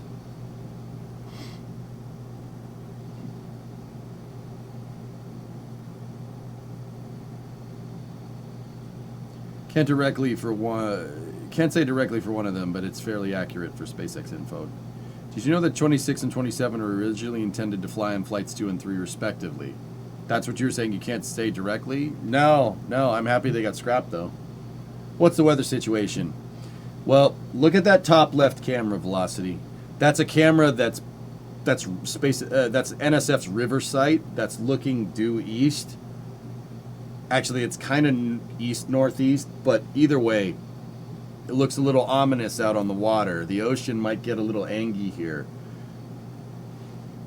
That storm is coming towards us. It's coming towards this camera, so it's going that way.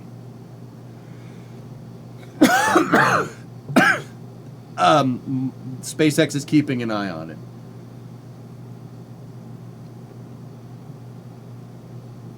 Yeah, Sam, I don't know. We'll have to see the vibes from the SpaceX presentation.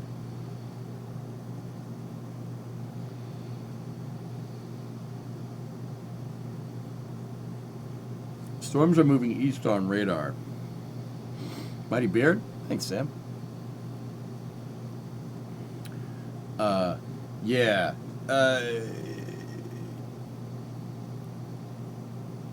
Yeah, they said that they're going to not be doing that. They're going to change direction or something. I don't know. We'll see.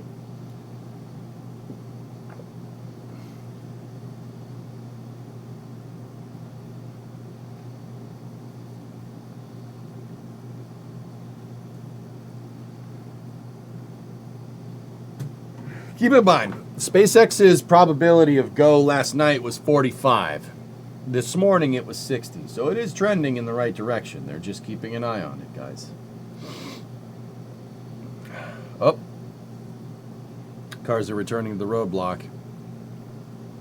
That's the electric Humvee that was near the helicopter fueling area.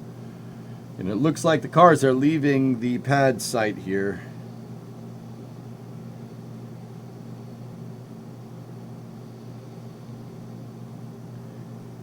They have 2 helicopters running security, Drummer. One is a Huey.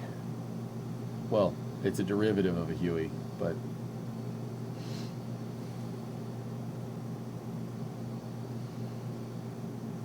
There you go, Thick. Good stuff.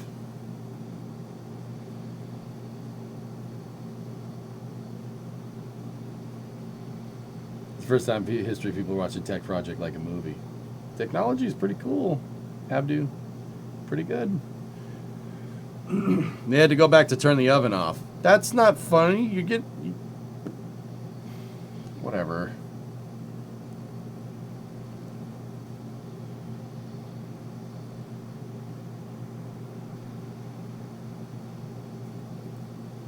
Yeah, Vertex, it's might happen sooner rather than later. Vidless, how are you? Does the Huey play Fortunate Son? I hope so. Do you think they will static fire in the rain? I don't think so. Guys, okay, hear me out here, dudes. Part of engineering, okay, especially when you're doing... the part of the engineering that SpaceX is trying to do here, okay, is that, okay, look, they're rapidly prototyping. So I said that no Starship flight was like the one previous, all right, because SpaceX is upgrading. It's never a carbon copy. These ships have thousands of changes on them between versions, or between ship numbers. So like ship 36 is not like ship 37. I mean, ship 36 is very much not like ship 37 now, but that's not like ship 35. They're all upgraded. They make upgrades based off of the previous flights, right?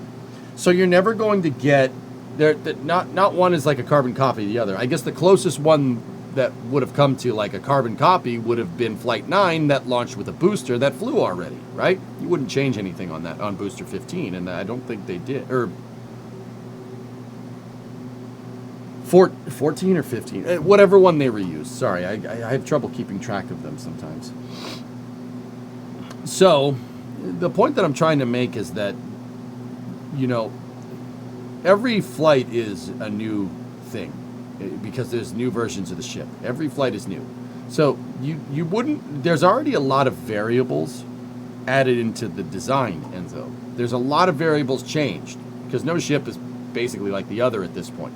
Over time, the rate of change will get lower and lower as Starship moves into the role that SpaceX wants it, right? So if you get closer and closer to what you want the thing to do, you're going to change less, right? Because of this, because at this point in time, the difference between each ship that flies is so ridiculously different. Even, I mean, on the outside, they look pretty similar, right? But even like, you know, Block 2, if you looked at a Block 1 and a Block 2, you know, like next to each other of Starship, you know, you'd be like, oh, okay, the fins are a little bit different and the tiles are a little bit different. But, dude, the ship is basically a complete redesign, right? Now, what does that have to do with static firing in the rain? Well, because every ship is basically the first time they're launching that ship, you're going to really want to opt for the nicest weather conditions. Because rain and snow and cold are those are other variables to take into account on an already complicated thing. You have something that's complicated and you're making it more complicated if you're trying to do it in the rain. Does that mean that Starship's never going to fly in the rain though? No, not necessarily. Right now, you probably don't want to test it in the rain because the bad or good weather, bad weather in the past has been the difference between a flight being successful and not. Not for Starship, but just for space flight in general. Temperature has a lot to do with it. You know, rain has a lot to do with it. Water intrusion has a lot to do with it. You don't want water in your spacecraft. That's bad. That's really bad for multiple reasons, right? You don't want, weathers are variables that don't need to be there. Just wait until the sun's out. Now, like I said, does that mean SpaceX is always going to do that? No. But what they're trying to do is make sure that the testing conditions for every single one of these Starship flights is more or less the same. Oh, the other thing is that you generally want to, if you're doing a test flight, you want to launch on a sunny day so you can actually see the thing fly into space. That on a sunny day with no clouds. You need to be able to see it. Seeing it fly into space really helps with your analysis because you can see very plainly that the thing went up and went over the horizon. Like you can see the thing. That's really good for engineering analysis. That is a great way to take your telemetry that you saw, so basically all the data that the thing generates when it flies, and compare it.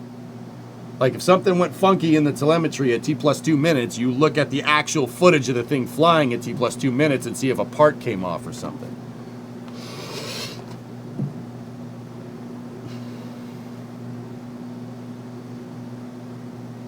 Pretty much, Abdu. That's a good way to say that. V3 is so much different. Exactly, Nervous. These are, I mean, you know.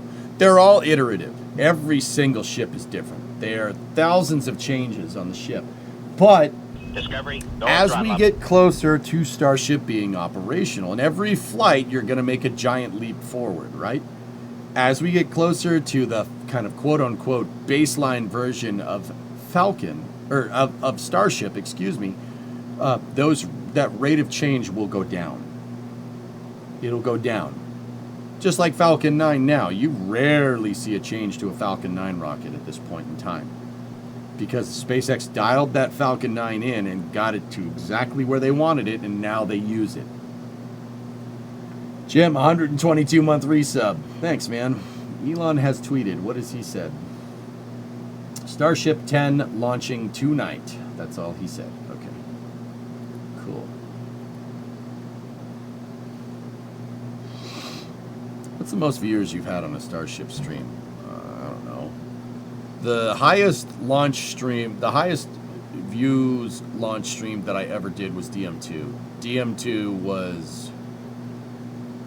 That was a ridiculous stream. How long is the window tonight? It's usually a 2-hour window, Hellfish, but I don't know if tonight is the same or different. Perhaps someone in chat can help me out. I'm going on your second beer. Good. Good, good.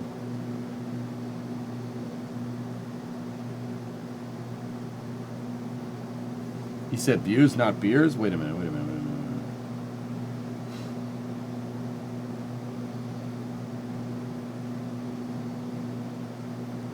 Oh, okay. It's a 1-hour window this time. There you go.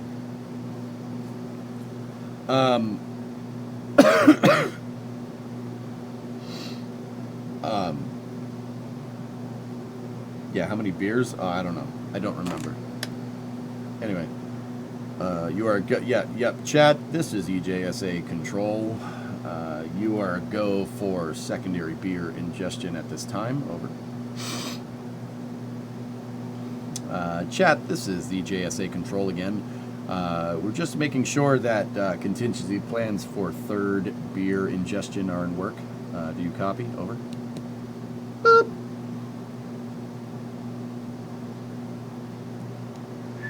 Yeah, chat, yeah, EJ Control again. Make sure that you have a fourth beer contingency in work. Yep.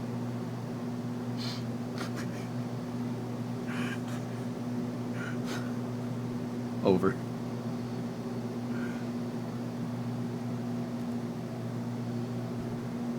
You are go for beer ingestion.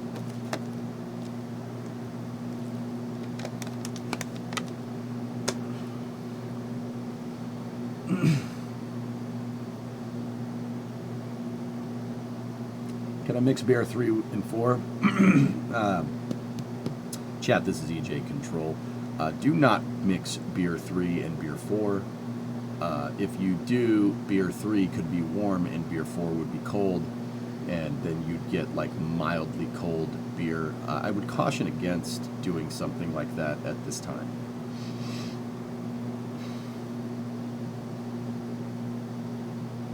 It seems like everything's okay, Fluffy. They have left the pad as far as I can tell. You want a gallon of tweeter? I don't know what that means.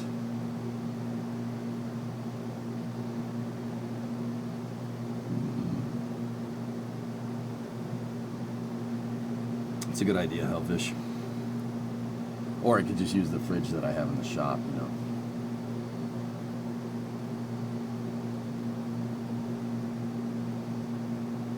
Twisted tea is tweeter. I don't need a gallon of twisted tea, dude. I'm good. European beers are 500 milliliters and 5+%. You can get more potent stuff in the U.S. The thing is, Ando, you guys only hear about like Budweiser and stuff, man. The reality of the situation is that there's hundreds of breweries around the United States that are not really well known internationally that have amazing beer that's way more than 5%.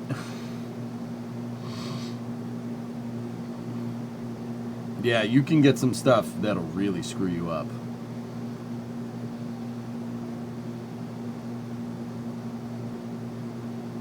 What's your favorite? Depends on what I'm looking for, man. Dogfish 120 is what comes to mind.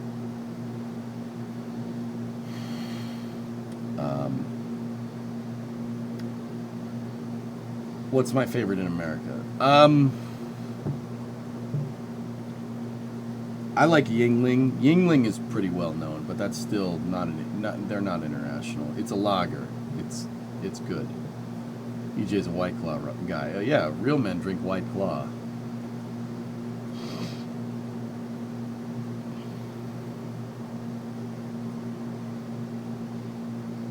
I had Dogfish 120. It was ridiculous. Yeah, I've drank that before. It's pretty crazy. Guinness Extra Stout. Guinness is not an American brewery. Last time I checked, they're very Irish. And they've been there for a very long time. Oh, we got a pad vent. Oh yeah, there we go. I know that's just your favorite. Guinness is my favorite beer as well.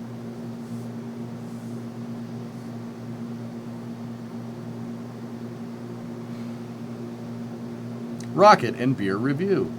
Ain't no laws when you're drinking claws, that's right. EJ controlled chat here advises third and fourth beer mixing not recommended unless both are cold. We do recommend a bottle of Woodford Reserve on the rocks. We also recommended Spotted Cow for consumption. Yeah, copy chat. This is EJ Control. We are in concurrence.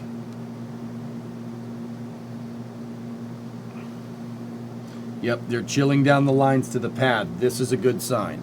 That's basically them priming all the fuel lines, fuel and oxidizer lines that go to Starship to basically prep them for fueling. Now, why? What do you mean prime the lines? Well, you got to fill them up. You have to have fuel in the fuel lines that go to the pad, or else when you go to fuel the rocket, there's going to be nothing that goes in there. You don't want that. So yeah, you got to have fuel in the lines. But the thing is that Starship is using fully cryogenic propellants. You have liquid methane and liquid oxygen. Both exist at liquids at extremely cold temperatures, okay? Cryogenic. That's a really cool scientific way of saying it's really frigging cold, okay? Like Terminator 2, liquid nitrogen, hasta la vista baby cold. I mean, technically, liquid methane is colder than that, but you get the idea. So, if you have a pipe that's been sitting outside, a cryogenic transfer pipe, right? It's been sitting out in the Texas sun all day. The cult once said the Texas sun makes your back burn. Okay, and that's wise words, because it does. The pipe's really, really hot, and if you're pumping the cryogenic propellants into it, they'll evaporate. So you have to actually kind of slow fill these lines, right? You have to slow fill them so your propellant doesn't evaporate inside of the pipe, or else you made a really nice spud gun. Only you're not going to shoot out a spud, you're going to shoot out propellants when the line pops like a balloon. Probably not preferential for what we're trying to do here. So what they do is at the end of the line, they have a open vent, and that's what this thing is, right? Or a recirculation vent line, and they're slowly filling up the fuel and oxidizer lines that go to the pad. Because you do not want to break those. So you have to kind of fuel it a little bit slowly. Fueling should start in about, give or take, about 30 minutes, if everything goes right. You could use a little cryo in your office. That would be nice, yes. Can we chill beers with liquid oxygen? Probably not a good idea, Thick. If you had a bucket of lox and you dropped a beer into it, it would probably freeze it to nothing. And just, there would be no beer left. The aluminum would not, I mean, it might work. I mean, aluminum, yeah, you probably could. I mean, at that point, what I'd be worried about is if you had a closed can of beer and you put it in there, the aluminum would probably be fine. What would probably happen is you'd freeze the beer and it'd probably expand a little bit and break the can. But I mean, that was just some napkin math. I got my napkin right here. It might make it burn if you're not careful. Yeah, I mean, it'll definitely flash all the paint off the can. That's for sure. Yeah, you just got to do it really quick. Yeah. I'm thinking the aluminum can would not be happy. Oh, helicopter fueling truck is leaving. See it over there? It's that dually that's pulling the tank.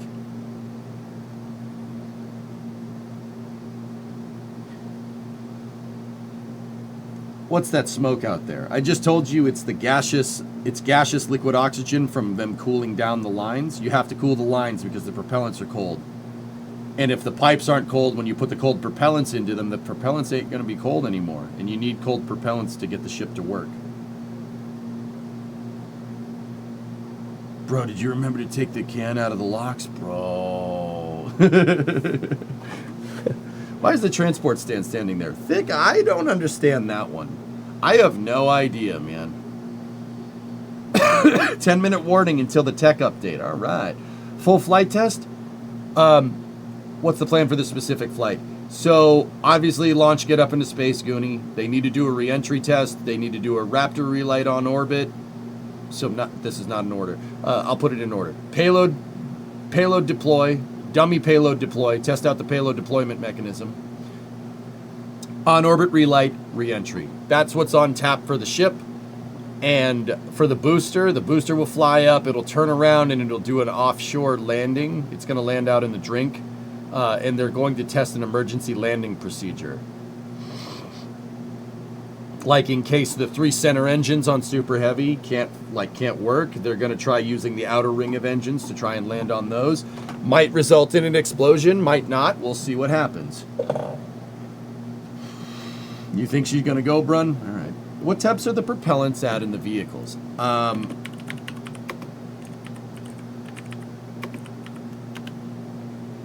Liquid methane is minus 258.7 Fahrenheit, so it's minus 161.5 C. And liquid oxygen is even colder than that. Liquid oxygen is minus 297 Fahrenheit, 183 C. Yeah, that's what I mean about cold. If you tried to pump that through a pipe that's at ambient temperature, let's say it's, I don't know, 30 C down in Texas right now. And liquid oxygen is minus 180 C. You're talking about a 200 centigrade difference here. That's why they have to do it relatively slow. And that's why they have the gaseous oxygen lines open when they do it, because you do not want to pneumatically pressurize your fuel line. Long story short, air bubbles in the fuel line is bad. Don't want that. Not as cool as you. Thank you. 8 minutes until the update. Okay. Check Rudy's last. I think you missed it. Okay, Rudy, you're saying weather is go. Looking out for some clouds from Brownsville for now. But for now, it's green. We got to roll. I'll see you after launch. All right, buddy. Good luck and Godspeed. Weather's trending in the right direction, guys.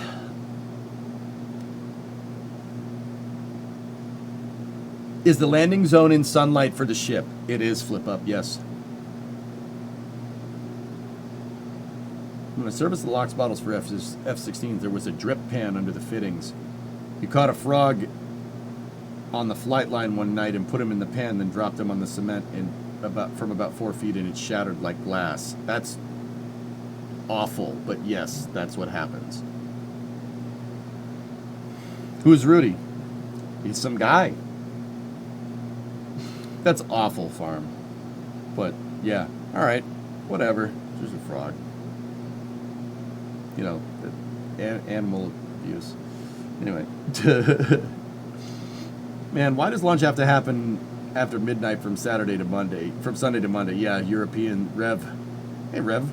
Haven't seen you in a little while. What's up, man? Yeah, kind of stinks for the European viewers. Probably a cool guy. It's a voice update, not actually a video of updates. So,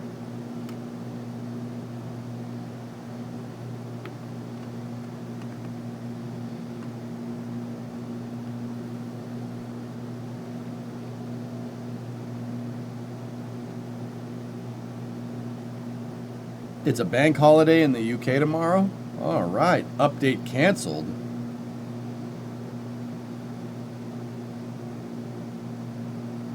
Dragoon, meanwhile, you had a frog crawl into our hydrazine decontamination dump tank. Oh. Ooh. Do frogs have a death wish? I've been here, I just don't talk. I use the stream as radio while doing other things. Oh, alright, cool. Let me...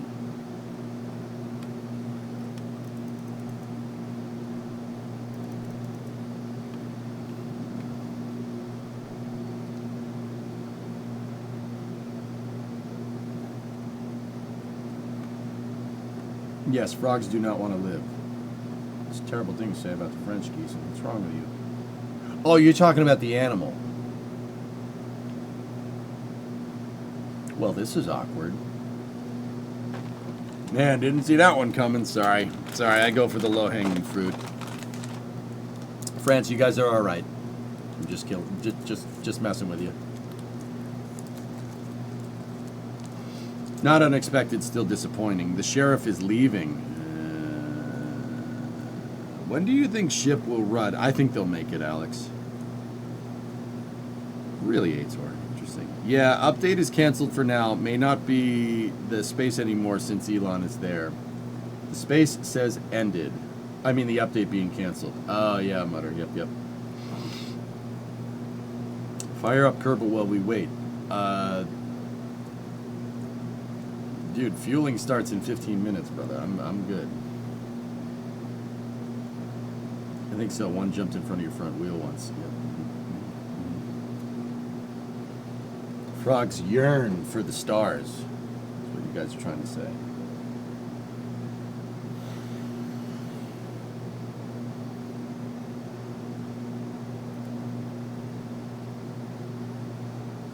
Oh, nice, Goalie. There you go.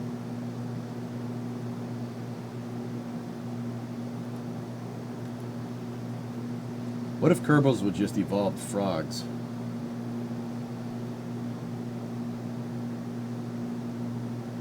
Math checks out.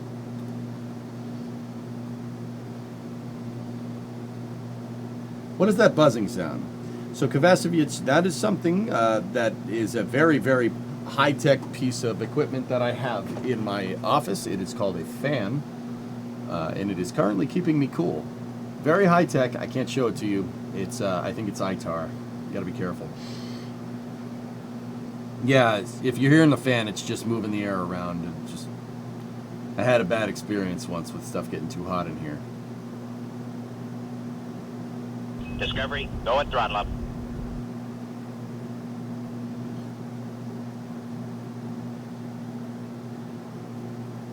Yep, it's classified. Serious. Yep. I tell you, but then I have to kill. I'm a big fan of the fan. Yes, yeah. Ernark is still here, Hilness. Uh-oh.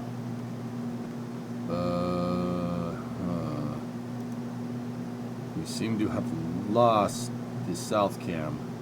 But NSF has metal prints. Dovakin, what's up? Nick at Night, 38 month resub. How much steel do you think they go through quarterly? I hope they're not stealing things, but Nick, there are a lot of rolls of steel go through Starbase. This is a launch, Dovakin. Yep, in about 90 minutes. Sorry, guns. Classified. Heh, my butt. Well, you can forget about those modifications to your A2 scope.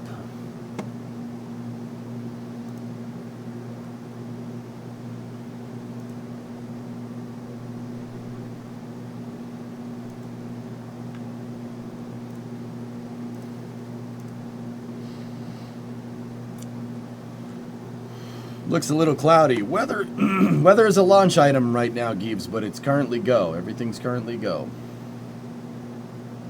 It's an electromagnetic oscillation device for advancing velocity of atmosphere.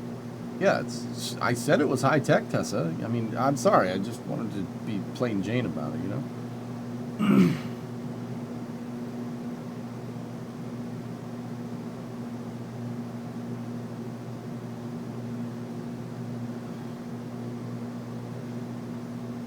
Coast Guard Defender boat is heading out of South Padre Island.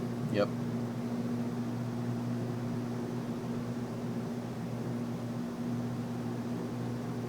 Is there a typo in the launch time down in the feed Discovery, area? go at throttle up.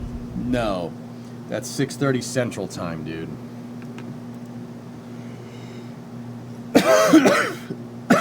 Victory, what's up, my glip glops? 89 month resub. No, God, the Coast Guard is out there.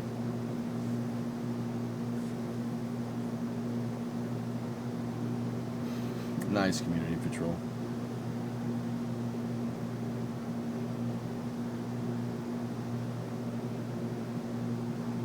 Todd, let's light this candle. Right on, man. So Todd, I didn't do NSF this time around. I had a motherboard blowout here, and I reconfigured my entire live streaming setup. Hopefully the camera on Flame Trench will be a lot nicer this time around. For instance, I redid everything, and just when you're dealing with a new setup, I don't want to be the guy that says they're going to be there and not be there. So that's why I didn't do any stakeouts or anything. The weather's clearing up a lot. Are they going to attempt to catch? No. No catch this time. Emergency booster landing, though. Yeah, they're going to do that, and it's going to be pretty cool.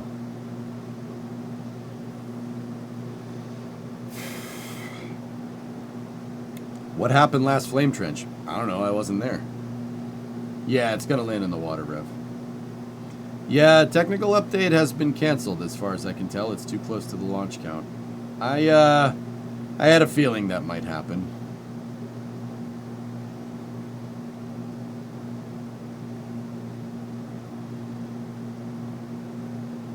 Yeah, you redid everything, then you got presented with a new computer and then had to redo it all again. Yes. Yes.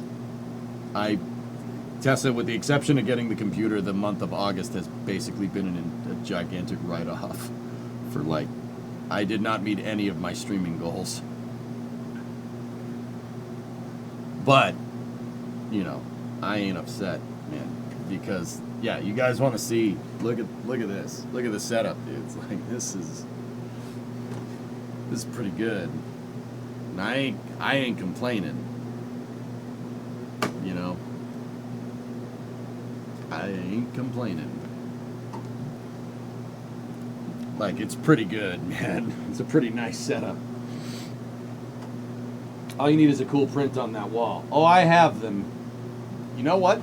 That's not the right camera. That's the right camera. Oh, I have them. Yeah, I have them. I have posters. Don't worry. You know what? Like, that camera wasn't showing on, and I'm like, why did the camera go off? Ah, that must be that camera. It's a little weird. Nope, not the right camera. How does NSF keep their cameras cool while being in the sun all day?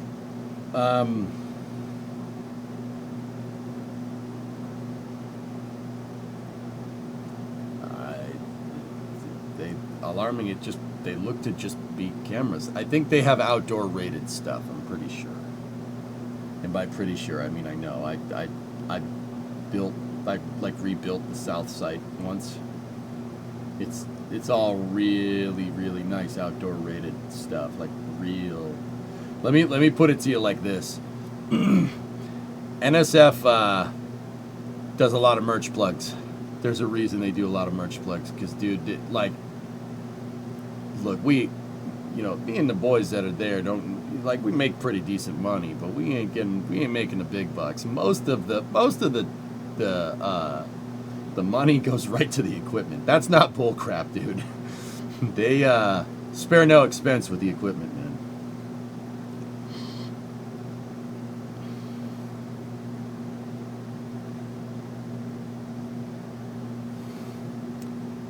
To be fair, you didn't have motherboard catches fire on your plans for August either. That is very right, X-Wing. Yes, I didn't. You just need a DBX compressor and a Rodecaster Pro 2 instead of that Behringer mixer. It works, dude. Equipment over repairing vehicles. Yeah, that's what I do. Hey, N9, what's going on? Das runs NSF. He's the big cheese.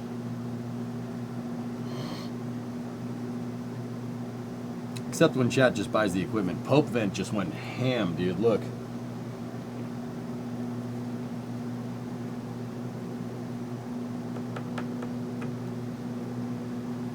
Don't you slander the Behringer. I don't mind the Behringer. I didn't say anything. Chat did.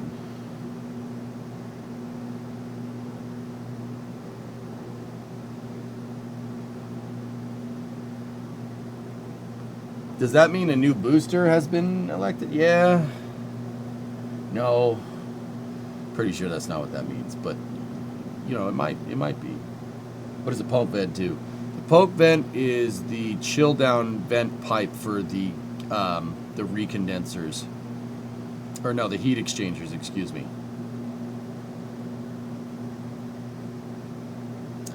What you're seeing there is fluctuating pressure in the pipe, meaning they're turning stuff on. That's normal. Space got canceled. Didn't see that one coming. Yeah, Vortex, I have those travel posters. They're pretty good, man. So the launch got delayed by 1 second? I think that was just always their start time, dude.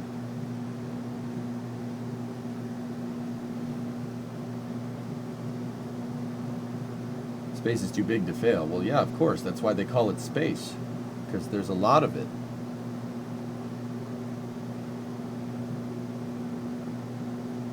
What happened to the flare stack? Yeah, they took that out. They had a bad experience once. Do you think that Scott will become an NSF employee? I don't know.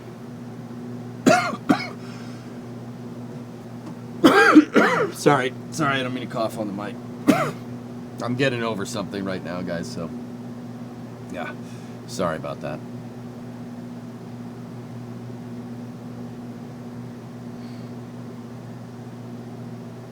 Is there a launch today? Yep. It's just all that smoke. Yeah, you don't want to breathe in GOX. That's bad for you. Allergies are raging in the east. I can't stop coughing. Yeah, it's pretty bad, dude. Get better. I'm working on it, Harmon. After this launch, I'm going to go sleep. What's the closest to the end of the window they can go before they start fueling? Discovery, go and It's an throttle. hour launch window, goalie. So if they don't,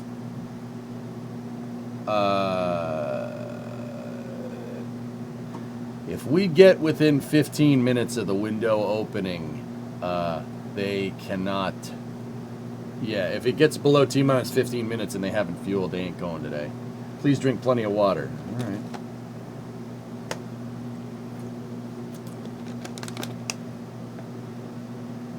Garfield, what's up? I was recently offered a job as a bomb disposal engineer. I declined when I realized it was just about ticking boxes.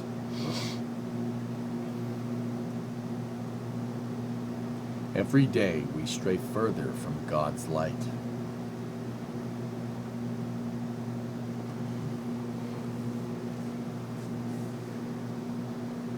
Todd, you knew your motherboard blew up and caught fire. You extremely missed it, NSF. Hope to see you on the trench of future launches. I will be participating more once I make sure that this setup is good to go, and it seems to be okay, Todd. Thanks, man. Was Ernok sick? Yeah. It's pronounced Jod. You know nothing of my work. Oh, Jod, don't start that. No. For the love of Jod, please don't do that in here. Did the motherboard actually catch fire? Please hold.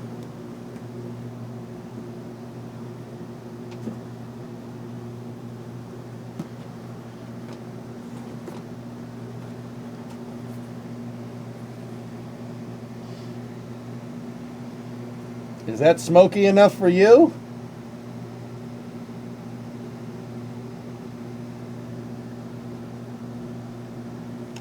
Yeah, see, like right here and right there. Yeah, those two controllers not having a good day.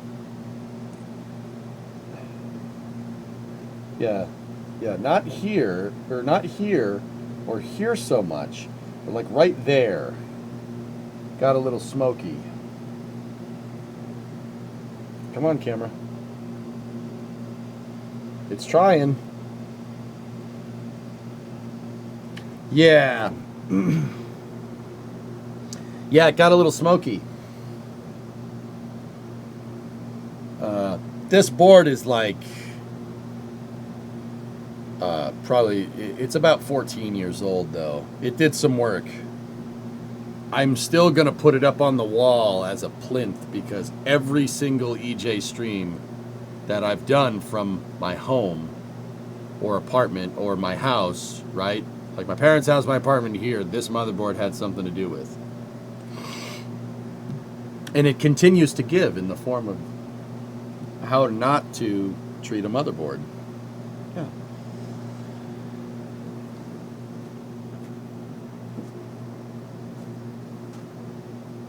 So yes, Reveril, it did catch on fire. You have officially joined the Silicon Combustion Club. All right. Did you use the same case or get a new one? For that computer, I just bought another old motherboard and put it in there and fixed it. It's actually behind the screen. Chat gave me another computer. Another computer showed up in the mail. Well, not in the mail. My mods raided my house in real life and gave me a computer. And it's a lot better than that.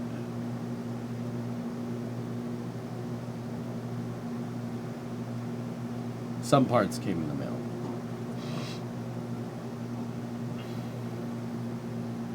Yeah, it happened on stream too. Yeah, it was pretty crazy. Hand delivered, high value service. That's right.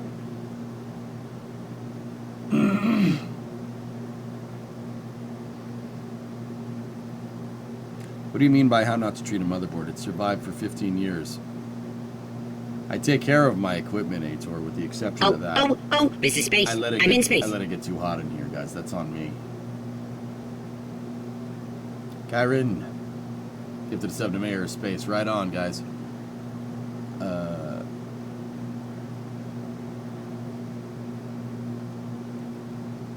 The window seems to have pushed back. 20-minute launch delay. Yep.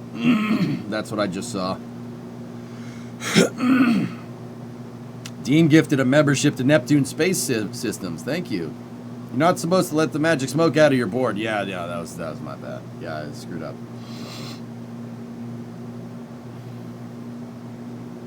Some bits and bobs were on a micro center run. Yep, that's right. Honestly, it was that board's time to die. I'm amazed it lasted as long as it did, dude. We abused the snot out of that thing. Weather is trending good, predominant. We look to be about a little over 90 minutes out from a Starship launch from Flight 10. But that 20-minute delay speaks volumes there. It looks like they're moving the launch window around the weather. You still into 3D printing stuff? Nah, that was a pandemic hobby, Zizep. I still have my 3D printer, though. The S1 is set up. I just don't really print much with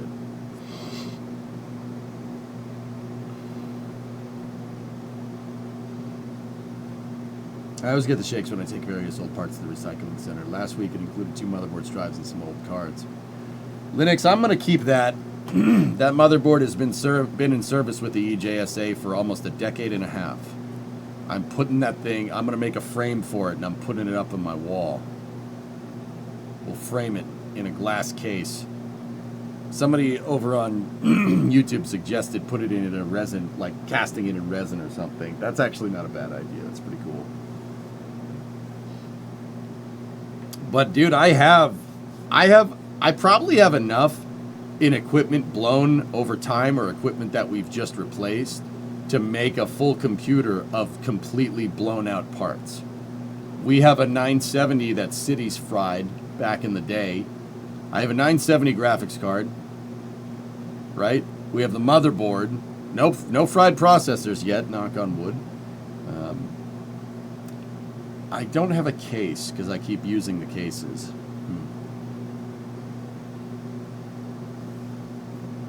But I have motherboards, graphics cards, power supplies. We have all kinds of good stuff.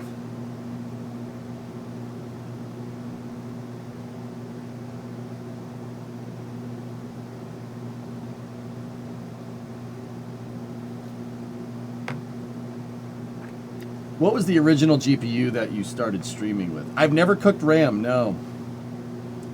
The original GPU?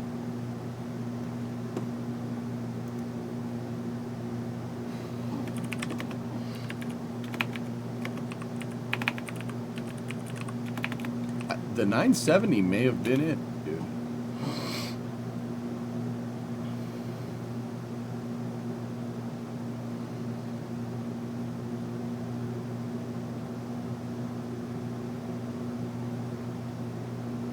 Yeah, the 970 might be it.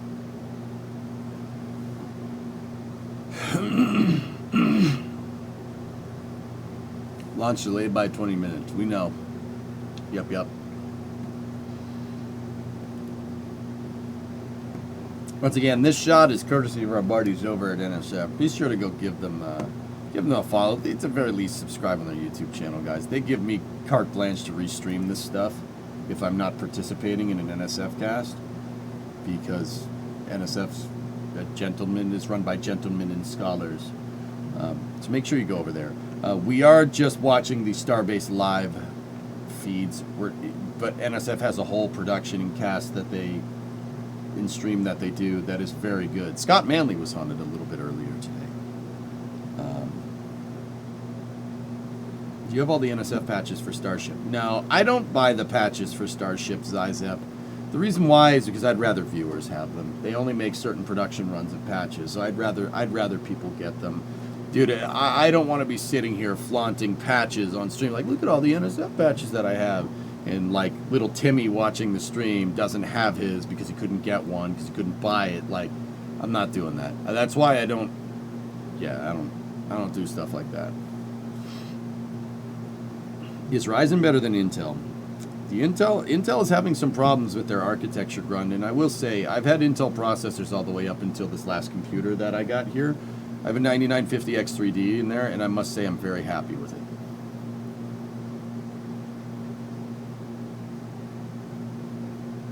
Ixalu, thinking of going to school for photography, do you think that's a good idea? As long as you can find a way to use your photography education to make you money, Ixalu, do it. Scott is on now. They're running with 4 hosts. Nice.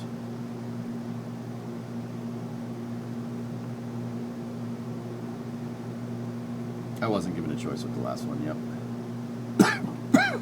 Yeah, that X3D is nuts, Elf. Like, we ran Cyberpunk at, like, in 4K with every setting set as high as it could, man, and the computer still didn't care. It was like, man, all right, whatever. Hey, Tistry, how are you?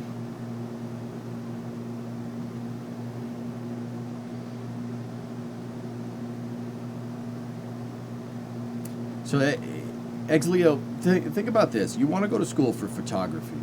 All right, you go to school, you are paying for it. Is there a way to make the money back with the education that you paid for? That's a really important thing to understand if you want to pull the trigger on going to school for something or getting a college degree or whatever. Are you going to see a return on it? Is there something that you can do with that education that is going to be a marketable skill that can make you cash? With photography, yeah, generally.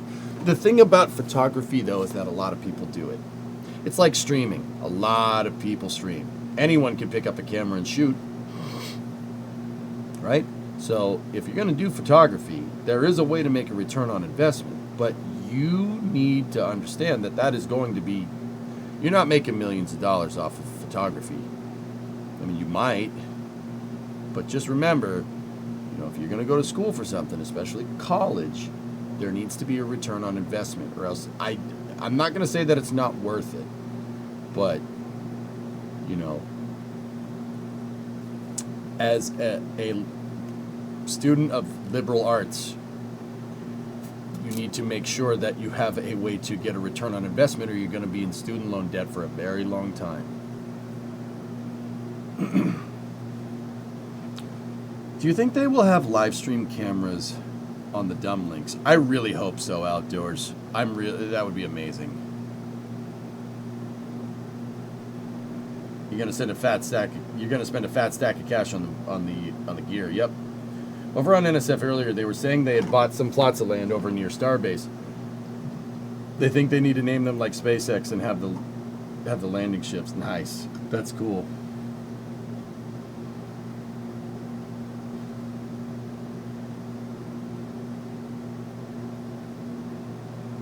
Yeah, Elf, I'm happy to be here, dude.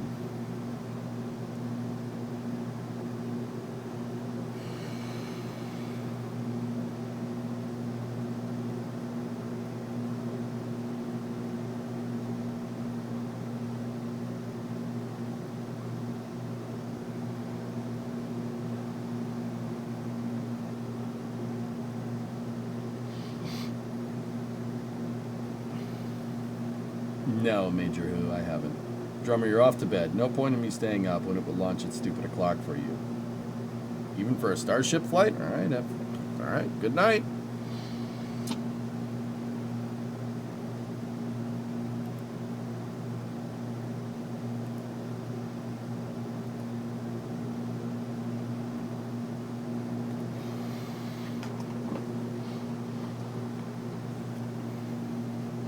Just left Tissery, you just left the live stream that is covering this launch, and the comments section made me want to stand under Super Heavy during launch. Yeah, you won't get that here. Don't worry about that.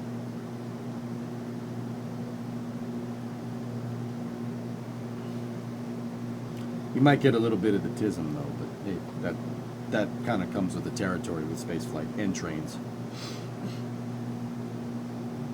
There's no catch this time, Silver. No. Next space flight is now showing 750 for the T0. That's correct. Yep. Been there, got that. All right, cool. Yeah, Tistra, you'll be fine here. You'll be fine here. you'll be good. Don't worry about that. I like trains. Trains rule.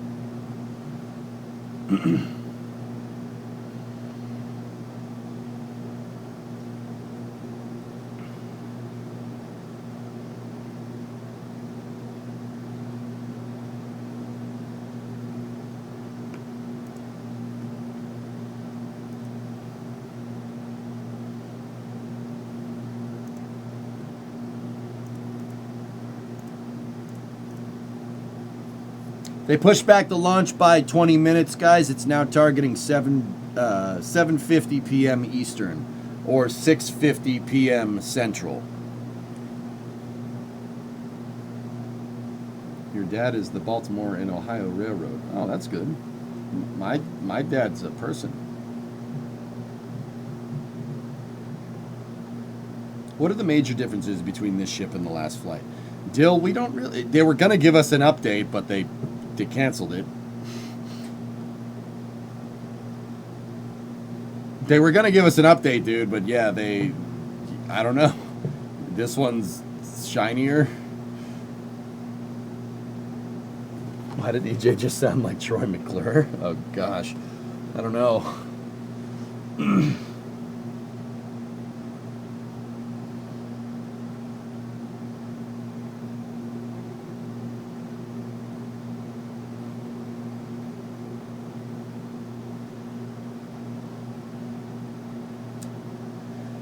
The update is, there's yet no update. They said they were going to update us, but they updated us saying that the update was pushed back, and then they updated us about the update again and said it was canceled. So we got a update. It was just an update that the update was not happening. I think. You guys smell burnt toast?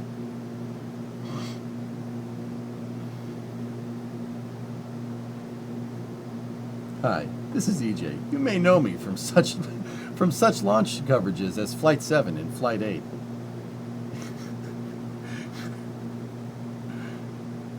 What is this, a GPU release?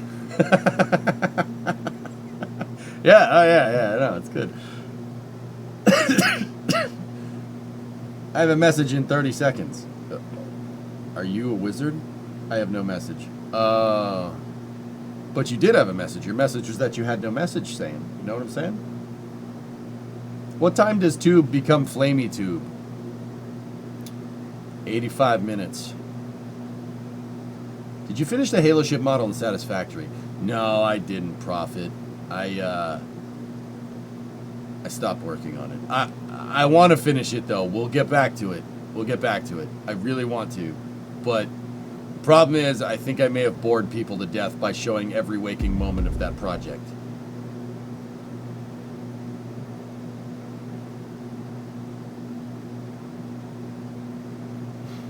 Yeah, well, Leon, right.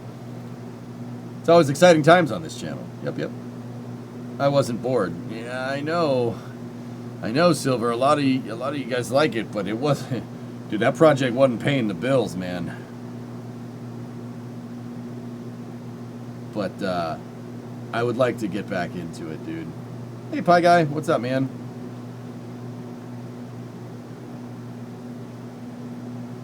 Did you burn out or hit a technical wall? Neither, spoiled. Neither of that. I don't necessarily burn out on projects, dude. My problem is, this is my character flaw. My problem is if I work on it, I want to work on it, I want to grind it out, and I want to finish it. But people want variety in the stream, you know? And that's not, I know what people are going to say, oh, I'm here for you. Yeah, okay, all right, sure. I appreciate that, but, you know, hey, Sedated gifted a membership to Clisterpig. Thank you. People, like, I don't know if there's a right way to say it. You guys burn out on it. Like, people get bored. People get bored of it. You gotta change it up every once in a while.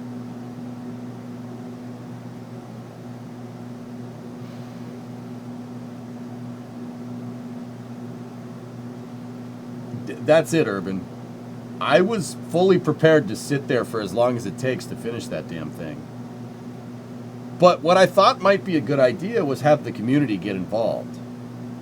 You know, we could have a multiplayer. We could make it a multiplayer project, and I could just tell people what needs to be done. I mean, I already built most of the damn thing.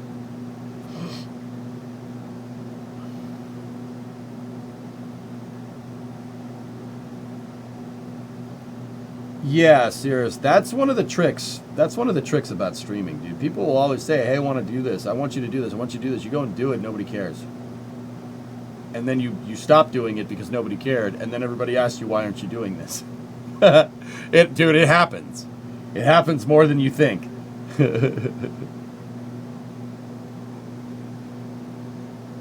Multiplayer night on 2042 program. I'm not doing it for the skins, man.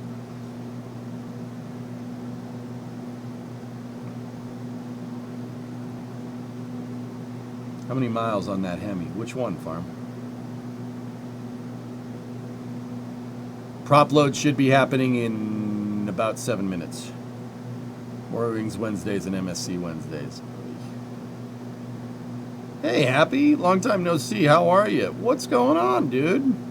Yeah. Long time no see, dude. How are you?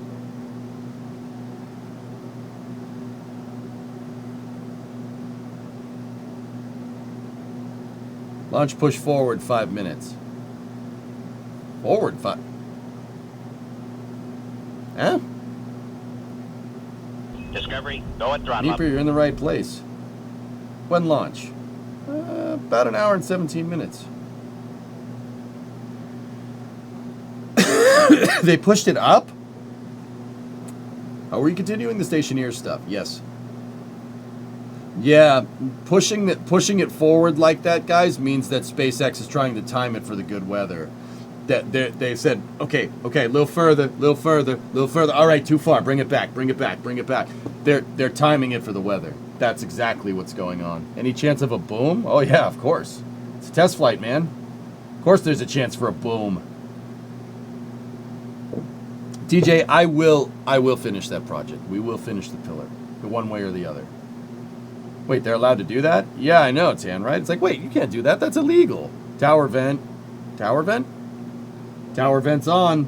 That's a good sign. Good eyes, guys. That's a good sign. See that little whizzy do over there? Here, let's see. Is it making noise?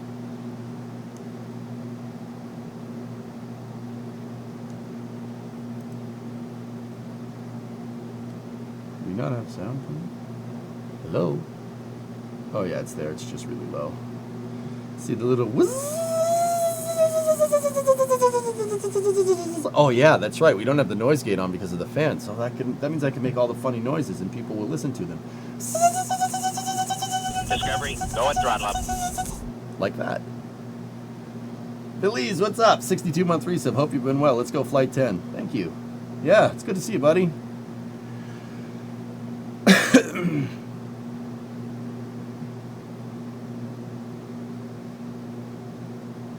Flight director is go for launch in hopefully 1 minute. Prop load isn't until T-minus 53 minutes. Yeah, but the tank farm gets happy. Is it velocity? I wouldn't know. I don't have it on during these streams. The pulp vent is you're having a good time. 115 is go, no go. Thank you, Kate. You hear the vent. All right. All right. Let's go. So this thing right here is a vent line to make sure that see these two guys right there? That's your oxidizer and your methane lines. These are up the tower. That vent right there is up here somewhere. And those are the fuel and oxidizer lines for the ship, for the Starship, for the second stage. They're venting the gaseous oxygen line because see actually the little vent right there. See how it goes up and elbows around? That's so it catches the air. Oh, BQD is on. BQD vent. Guys, so see that and that, the two bottom cameras right here and right here, that means they're moving propellants into the tower and they're moving propellants into the fuel lines that are inside of the orbital launch mount. These lines are going to move these really, really cold propellants, liquid methane and liquid oxygen. And when you move that, you don't want to move it through hot pipes. If you move it through hot pipes, it's going to evaporate. So what they do is they have vent lines, and they open up the vent lines. They open up the vent lines to vent the liquid oxygen, the gaseous oxygen that occurs from the propellants evaporating in the line. They vent them overboard until the line is saturated and to the right temperature.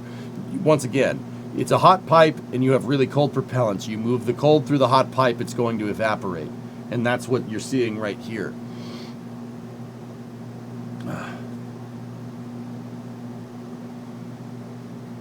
They should have a fueling go-no-go poll here soon.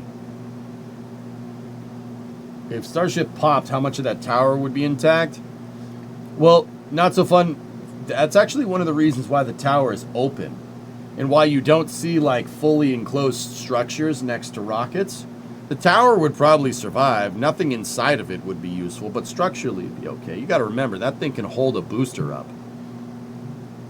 It would probably be structurally, you'd probably be okay. But the thing is like I said, that's why, like, if you look at a tower next to the Saturn V or the fixed service structure next to the space shuttle, they're all open. That's to allow stuff to go through it, because when the rocket launches, so much pressure is going out that the tower can create drag, and it'll actually push the tower to the side if it was a solid thing. True story. The tower would be skookum. Oh, jeez. Are we Zoomer speaking in here?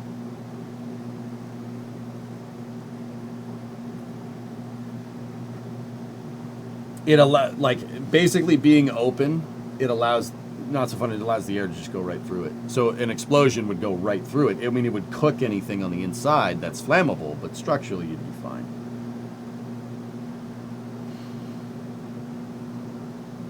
Skookum is Canadian, not Zoomer. I don't know the difference.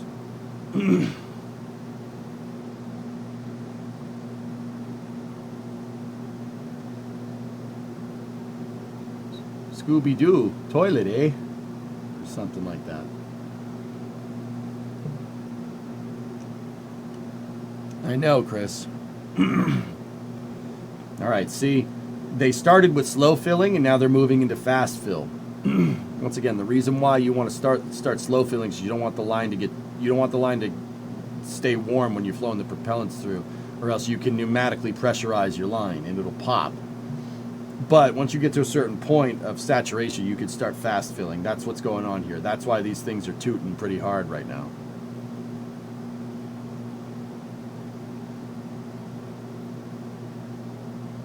They start with a slow fill, Hellfish, and then they move to fast fill. SLS does the same thing, for what it's worth. SpaceX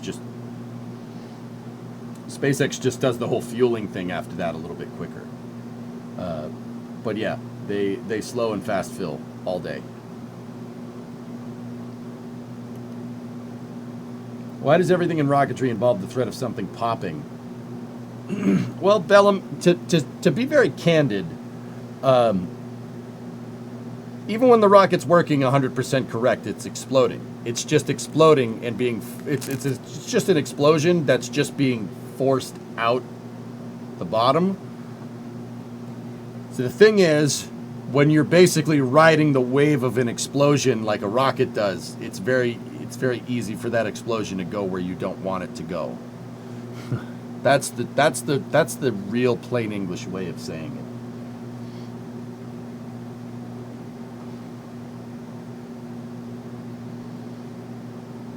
Thank you, Siri. I mean Alexa. Aqualexa. Hey, Aqualexa. What is the airspeed velocity of an unladen swallow?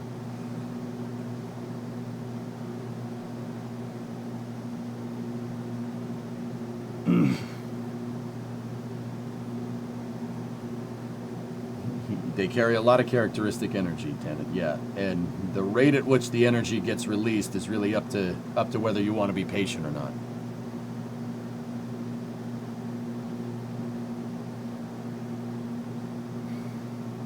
This launch needs Sata Kipine. It needs 100 sparks. Back, are we loading? They're going through the go, no go right now. They're not loading propellants. The vent chill down lines are still cooking. Happy, there he is. Tier 1, 3 months in advance, 50-month total. Rack 'em and stack 'em. Where have you been, dude? Hopefully you've been doing cool stuff. Not just been sitting here the whole time like me.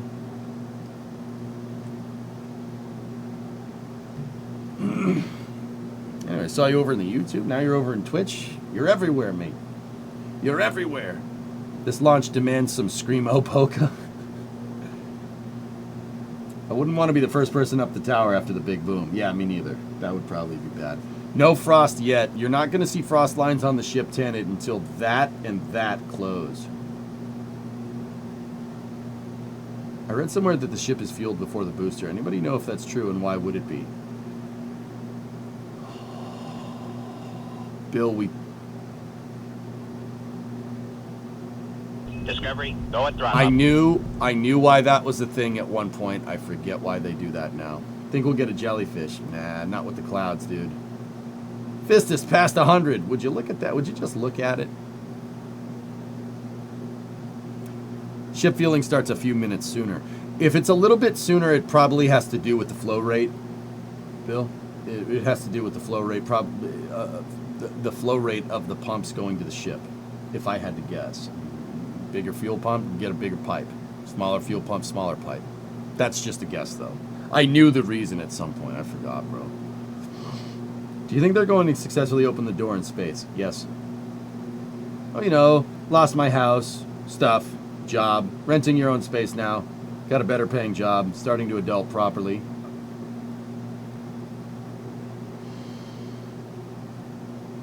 Well, it's good to be here, right? That sucks, man. I'm sorry. Well, hey, things are looking up. Adulting is a pain in the butt, dude. It's tough, man. It's tough. And, you know, it's like one of those things, you know, like I don't know about you guys. My parents made that look easy. They made it look easy. It's not easy. Oh, adulting's not easy. No. They made it look easy. It ain't easy. It's a pain in the butt. It's like doing homework all the damn time. Ugh. What do you think the tiles on the front of the bottom flap are testing? What kind of tiles are there, Yum Food? They could be testing thickness. They could be testing composition. The flaps are one of the hottest spots, dude.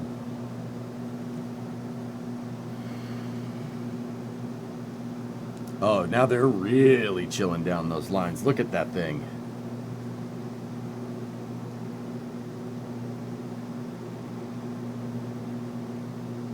Cesare, what's up? Worst part is deciding what to have for dinner. Dude, that's absolutely a thing, Ordon. Yeah, I know what you mean. That's absolutely a thing. You're like, you have to, like, plan stupid dinner unless you want to eat out every night, but you can't eat out every night because that's a pain in the butt and it's expensive. So, like, oh, what am I going to do? And I know that people are going to say meal prep, but not all of us are cool like that. It's still crazy to you that they can fuel this thing in under an hour. Yep. Don't you eat the same thing every night? Sometimes. Life comes at you fast, but persistence is key. I'm at a lower starting point, starting over from scratch, but I have a better foundation for the future. You know, also, I would never meal prep. Screw that. Thank you! Thank you! Thank you! Right. And I will say this, if you're younger, it is perfectly acceptable to have ramen noodles in the pantry. I have ramen noodles in the pantry. I'm pretty good at adulting. I didn't say I liked it. I said I'm pretty good at it, okay? I have ramen noodles and chicken nuggets in my fridge. I don't care. I don't care who knows, all right? I have chicken nuggies in my damn fridge because chicken nuggets are awesome, okay? And I got ramen too because sometimes you just got to have a quick meal, dude. SpaceX's go for propellant load. Excellent. These vents should close here in a second. You have Dino Nuggies. There ain't nothing wrong with Dino Nuggies, N9. There's nothing wrong with that. Sometimes you're the ramen king. That's right. I am the ramen king.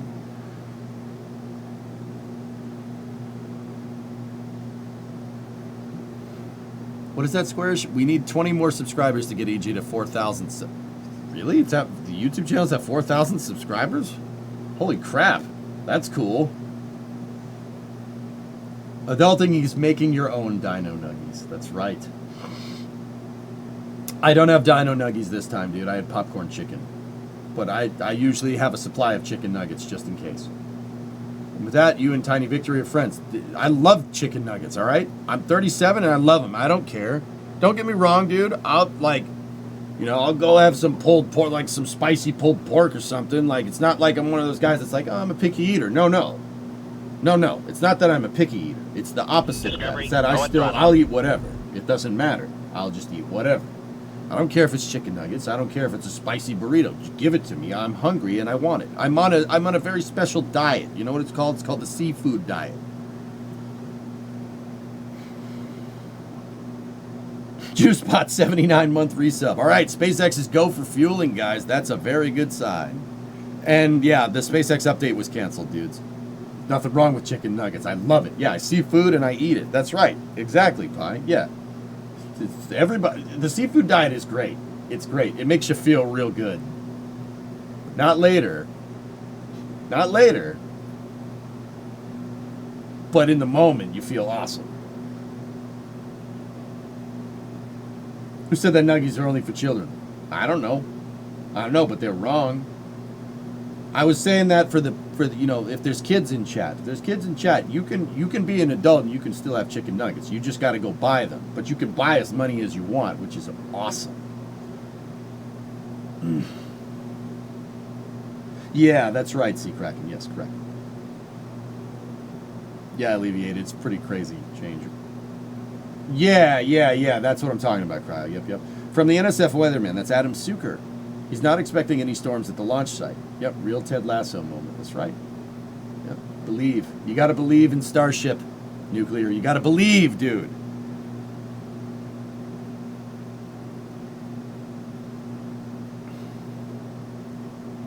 Fish sticks are great. Yeah, those are really delicious. I don't eat those, though. You guys might.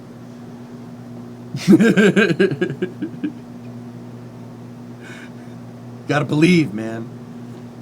Foz, what do we got? Starship teams go for prop load. Yeah, baby. So once again, when they actually do start filling propellants, guys, you'll see these two vent lines close. What they're doing is they're saturating the lines and making sure they're at the right temperature to move the cold propellants. You want to move cold propellants? Pipe needs to be cool too. If the pipe isn't cool when you put the propellants through it, your propellants are going to evaporate. Don't want that. It uses liquid fuel and liquid oxidizer, not gaseous fuel and gaseous oxidizer, okay? So what they're doing, what SpaceX is doing here is chilling down all the lines. They're making sure that the fuel and oxidizer lines are cold. Now, once again, I say fuel and oxidizer lines. These are what's called, it's a fun phrase to say. They're called GOX vents. On the left screen over there and on this screen, they're GOX vents. Gaseous oxygen. GOX vent. GOX vent. Anyway, chicken nuggets.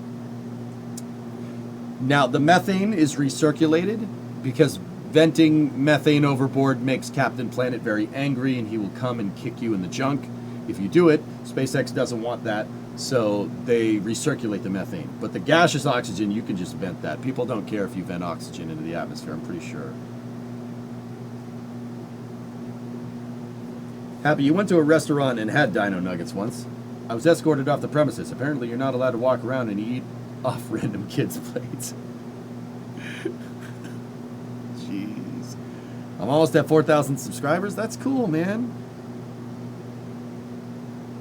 Edman, I think this one's gonna go. Yeah, there's nothing wrong with nuggies. Nothing wrong with nuggies. They're amazing.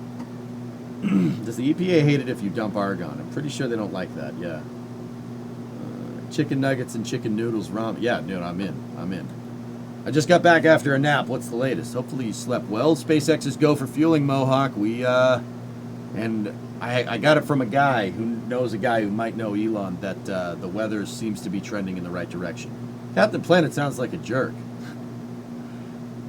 I mean, maybe a little bit, Bacon.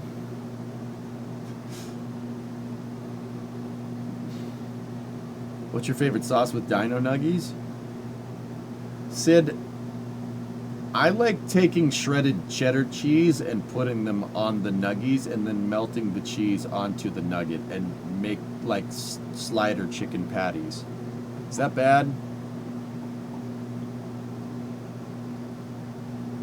Is has the launch been delayed? It got delayed a little bit, Jan, but we're good. Is that bad? Yes, it is. It's not bad. What do you mean, yes? You make slider chicken patties. It's awesome. If you want, you could put bacon on it, sure. If that's bad, I don't want to be good. That's what I do with my chicken nuggets. Oh, nice, Enzo. There you go. You know Elon as well. He just doesn't know you. Yeah, that's right. Yeah. Yes, but the joy is for your... Yeah, exactly. I told you, the seafood diet. It's really... you feel amazing in the moment. But later, not so much.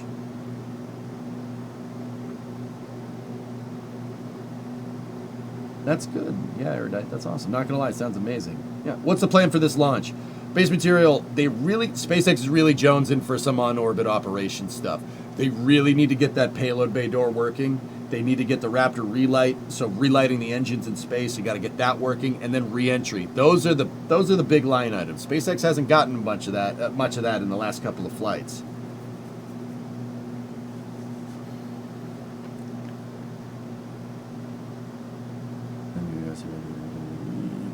Non-stick pans are fine, Sea Kraken. I like all-clad pans. All-clad pans are pretty good.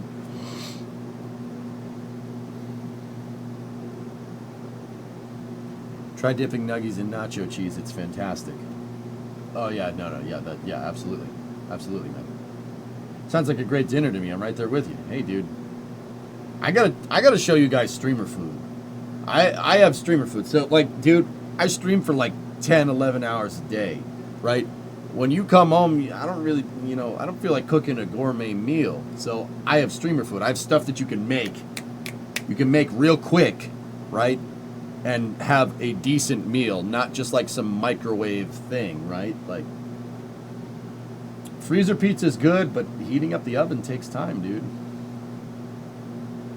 How often do you have pizza rolls? Really never, man. If you don't achieve re-entry, is that considered a one-night stand? There's one launch stand right there. But SpaceX has 2 launch stands at Boca Chica. I don't know what we're talking about anymore.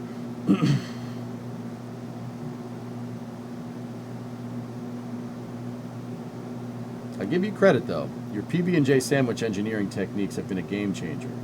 I'm telling you, Pi, I put some thought into this because I'm weird. See, Hellfish said, you weirdo. Yeah, I know. See, the problem with doing a cooking stream, guys, as far as I can tell, is that if I do a cooking stream, it's going to be cooking food that doesn't take very long to cook, so it'll be a really short stream. What's the PB&J technique? Okay. Because when you make a peanut butter and jelly sandwich, all right? Rick, I'll answer your question about payload bay doors in a second. When you make a peanut butter and jelly sandwich, all right, you take the peanut butter, you slather it on one, and then you take the knife and you slather it on the other, right? And then you make sure that the peanut butter is spread to the very edge, right? Make sure it's spread to the very edge of the sandwich, right? And then you take the knife and you clean the knife off with the other piece of bread, okay? Then you take your jam, right? So like the peanut butter will almost form like a bowl, okay?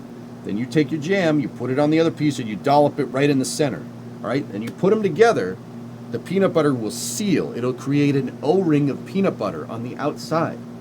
So when you go to bite into it, it doesn't shoot jelly everywhere.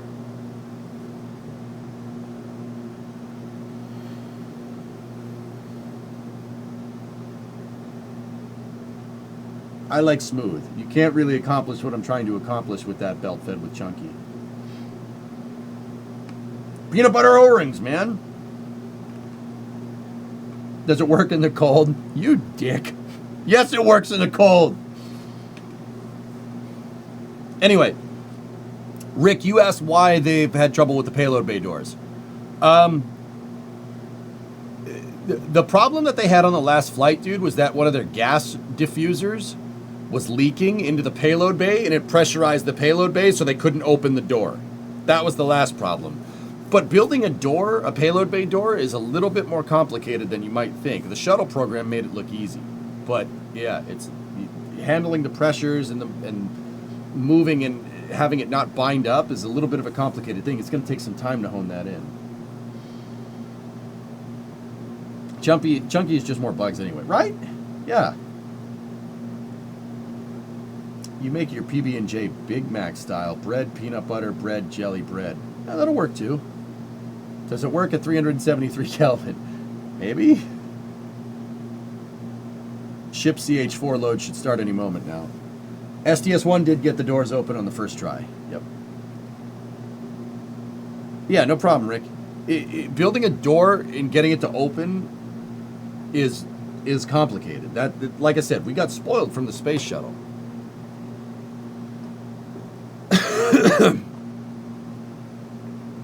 Make it an Uncrustable.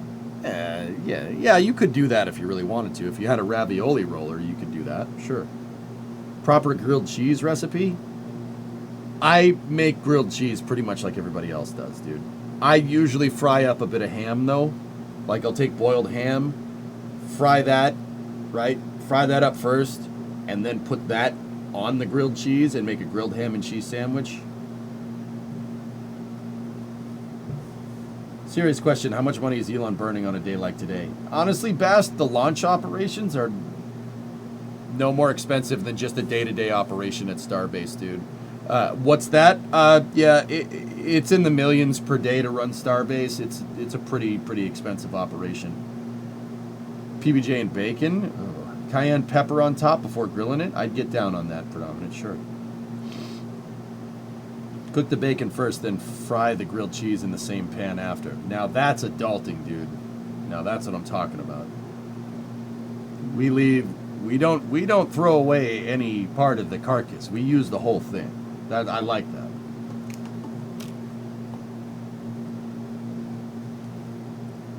Grilled cheese cooked in a panini press. Nah, Based, it's a little bit more than that, dude. We don't really have a price per launch on Starships. It's hard to extrapolate that because of all these test flights, dude. Let's just say that Starship is a multi-billion-dollar operation per year, and we'll call it a day. Grilled cheese with a hamburger patty in the middle of the cheese, then dipped in tomato soup. That's getting awfully complicated, man. Hey, Tripod, what's up? Try grilled turkey with cheese? Yeah, that sounds good. If the launch delays, can we have a cooking stream with you making grilled cheese? Oh, boy. Arteries are designed to store bacon grease anyhow. See? Your seafood diet, man, it works. It's me, Otto plays Roblox. It's been a while. Ever had a croque monsieur? No. All right, let's look around for some frost lines on the booster. It's not hooked up to gas, though. All right, we got it. Hold up. Enough on the food. I'm getting hungry. What do we got here? Propellant load of Starship's upper stage is now underway. All right, so NSF has the camera zoomed in. We should start seeing a frost line right. They got to go up more. More.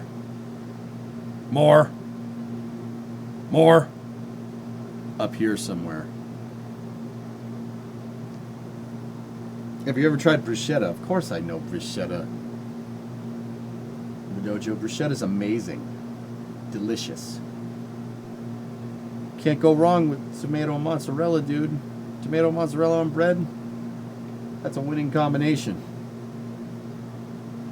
You got to throw a little bit of ham in there, a little bit of prosciutto. A little bit of prosciutto.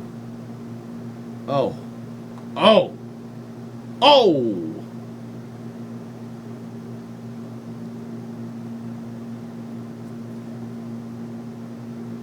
Best Italian joint in the Boston area. Anywhere in the North End, you can't lose. Go to Hanover Street. Just go anywhere. It's all amazing. Man, now I want bruschetta, Dojo. Why'd you do that? I'm gonna have to call my mom. Why are you doing that? Use homemade garlic bread on the next grilled cheese. Garlic bread. All right, that sounds delicious, dude. Hey, Ma, the meatloaf! What is she doing up there? I don't even know what she's doing up there. Question, how do they do the in-space burn and landing burn since they're using the header tanks? There's nitrogen tanks. There's nitrogen tanks inside of Starship payload bay. The nitrogen tanks are where those COPVs are that blew up on Ship 36. Those are them. The nitrogen tanks spin up the power heads on Raptor and get them spinning enough for them to start. Next is ship locks load at T-minus 45 minutes and 20 seconds. All right, cool. Idiot question. What's the use of a tumbler? I don't know. To store liquids?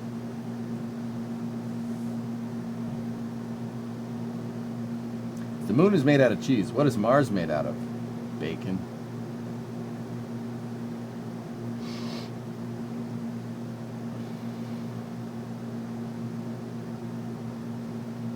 Their Italian ancestors would be appalled by the pronunciation of bruschetta. It's because I'm not Italian, I'm Italian American, man. What do you want from me?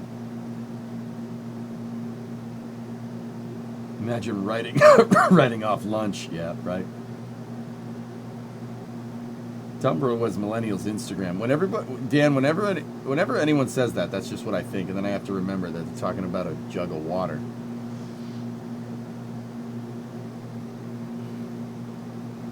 Mars is made out of red 40. I'm pretty sure it's iron oxide, but red 40 would be good. Tumblr, like Ship 35. Yes. Yeah, that's right. Tumblr, not Tumblr. Oh.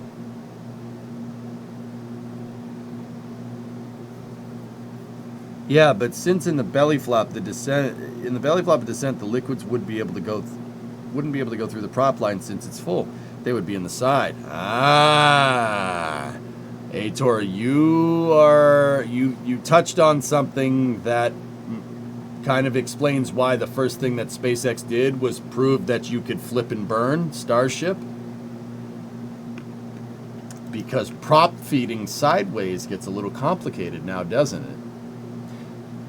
Aitor, the short answer is that's what header tanks are for, inside of the main tanks, not the header tanks at the top. That's why the booster has that transfer tube, for instance, and why Starship has the header tanks. Well, actually, yeah, it is the header tanks inside. That's the reason. Because the feeds for the header tanks are downwards, and the feeds for the main tanks are from the side. Differences. That's why SpaceX proved the flip first, to make sure that worked. And even then, if you go back to like SN8 and SN9, they had problems with prop feeding. They had what's called ullage ingestion, meaning the rocket asphyxiated on its own ullage gases. Pretty much the equivalent of like Dutch ovening yourself. You farted, and that's all in like a small contained area, and that's all that. Now you have to breathe that. Yeah, the thing is that when that happens to a rocket engine, it explodes. You just have to smell it. But you know, everybody likes their own brand, right? So it's fine. Something is off with today. The noise gate is off and the fan is running so I don't sweat a lot. I missed booster catching. Don't worry, the booster catching will be back, and in greater numbers.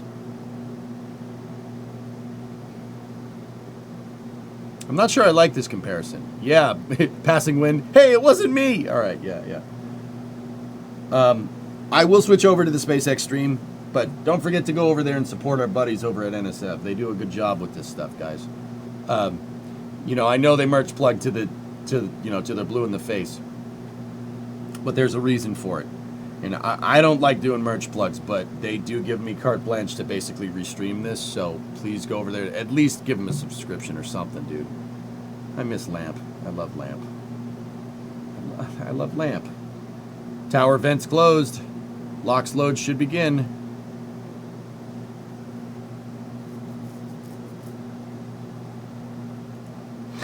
Test.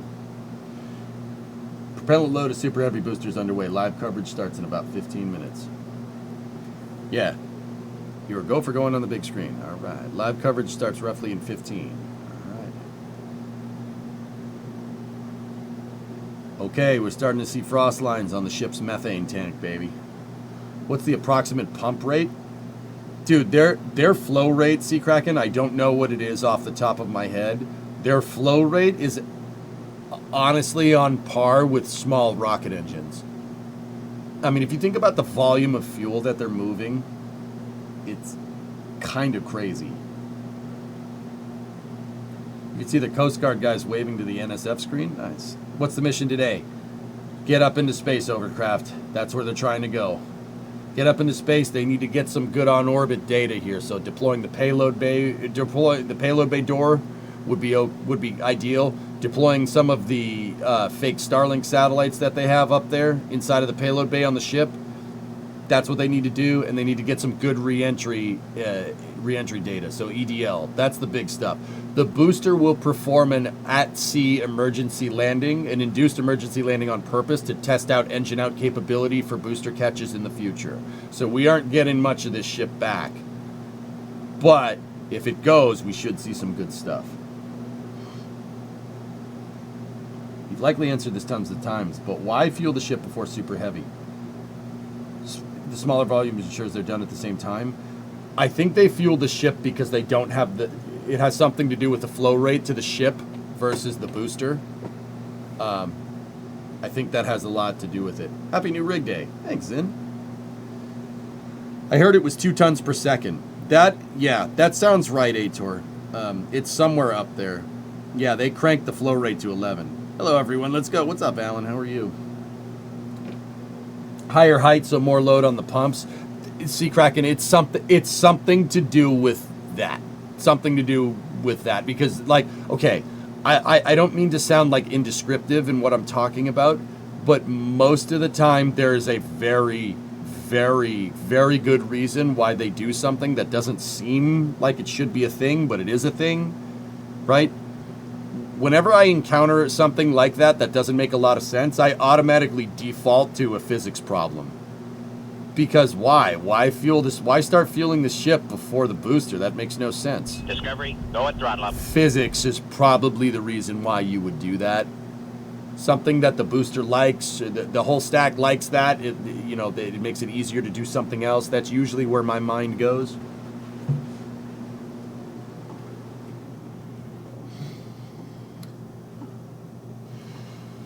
There's always a method to the madness. That's exactly it, Audrey. It really is. Is that vent new in the jettison ring? It might be. Yeah, the hot staging ring has a vent on it. I don't remember that. If you think about it, it's about 45 minutes to fill the booster. And less than 3 minutes for 33 Raptors to drain it, so they fill faster than one Raptor. Holy crap, dude, you're right. Graham, you convinced your mother to watch it with you. Cool. Where's the guy with the NASA hat? That's me. I just don't have a hat on. Mad World I have my Dragon shirt on. This is my original Dragon 1 shirt. This shirt's like 10 years old. I wore it during the first Falcon 9 landing. When I was there, I wore it for the first Falcon Heavy flight. I've worn it for most of the test flights. The test flights that I didn't wear it, didn't work. Starship didn't work. The test flights that I wore it, Flight 9, I wore it and it didn't work. I mean, it started spinning out on orbit. I realized it's because I had my hat on. Okay? So we're going to go OG shirt with no hat. And we're going to see if that works, because that makes the magic of the Dragon 1 shirt work. Oh, we got a hold. Maybe I should go get the hat. You owe Elon a lot of money for not wearing that shirt. Maybe we should go get the hat. Discovery, go and throttle up. Maybe we should go get... No, the plot twist. That guy held the count on purpose. He works for SpaceX and he held the count. What are the goals of today's flight? Tipsy, they just got to get some good data on entry. That's really, really what they're looking for. Good data on payload deployment mechanisms, Raptor relights on orbit, Discovery, and go entry, and descent, throttle and up. landing. Those are the big ones. How does NSF know it's a hold? They know people.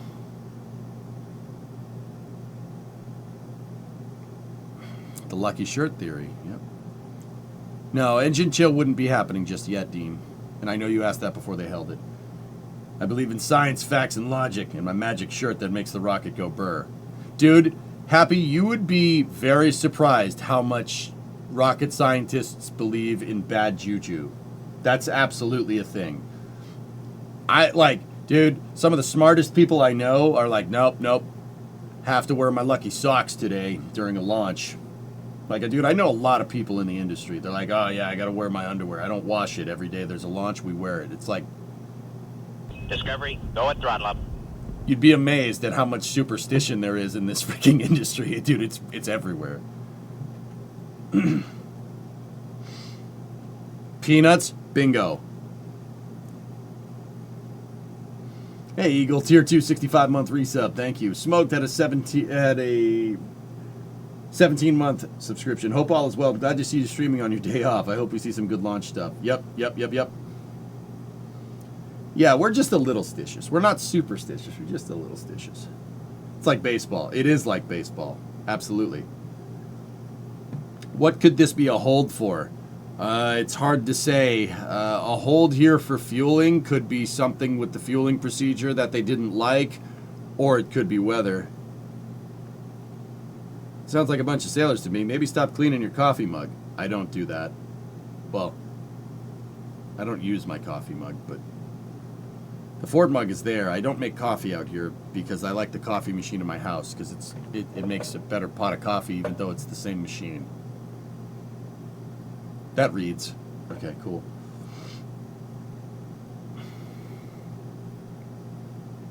People are saying it might be a website issue. I mean, the vents are still on, guys, and this still looks like it's fueling, but we'll keep an eye on the frost lines on the ship. If the frost lines keep going up, then you know it's not a hold. Captain Jack, 42-month resub. Clock stopped on the SpaceX website, okay?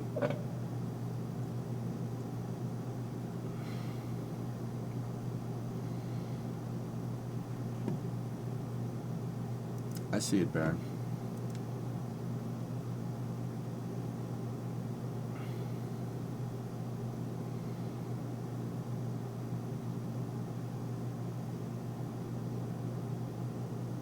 I don't wash coffee mugs, John. Really, I don't. I only do it if it really becomes an issue. Is there something that they're testing for this flight? Well, every flight they're testing launching Astrobrains, but SpaceX really needs to get some second stage data. The Starship's freaking out and spinning out on orbit and going through uncontrolled re-entry really isn't good for testing your ship that needs to go through controlled re-entry. Yes, I just said that. Yeah, I just said that, just in case anybody was wondering. It's not good to test your ship for controlled re-entry and have it go uncontrolled through re-entry. I know, newsflash, right? But that's really what they need, dude.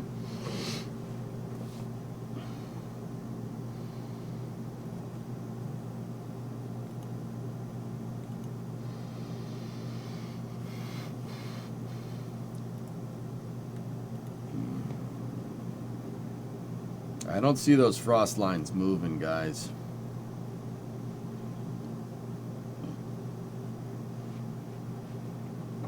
Control the uncontrolled. Yep. Elon landed at Brownsville 5 minutes Discovery, ago. go and apparently. throttle up. I swear, if they held it because he's there, I'm gonna be a little. Hey, Rograi, Tier 3.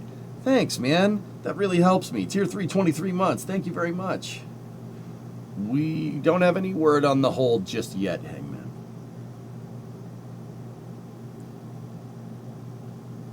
I do not think that this is a planned hold, Reaper, no.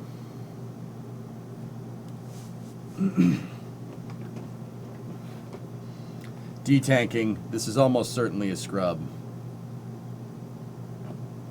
Fudge. Fudge you. Website recycled to T-minus 12 hours.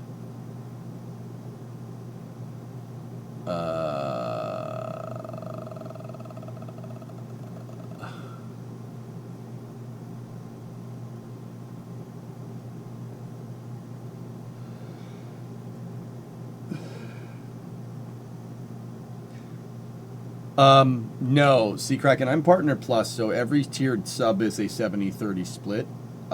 It's just a Tier 3 sub is a lot more money. Heavy Metal Rain, Discovery, go and Tier 2, throttle up. 67-month resub. And yeah, I'll remind everybody, the Prime sub is a 50-50 split, but if you subscribe to the channel, I get a pretty big portion of that cut. T-minus 12, get the coffee pot out. Guys, I'm pretty sure she's not going.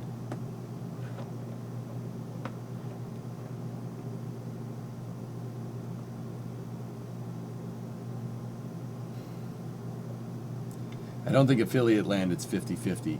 And 9, I am fortunate enough to have enough tiered subscriptions to get Partner Plus, so the cuts are way better. Thank you for your science and fun jokes. No problem. NSF Twitter says scrub. We'll wait on official word, but NSF usually gets it right. See you tomorrow. I'll be here. So now you get to nap early. I do.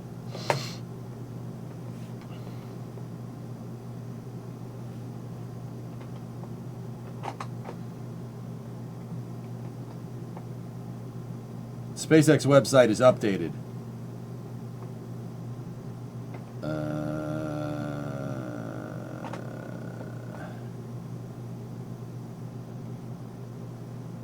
Think they'll do the update tonight? They might. Let's just chill for a second here.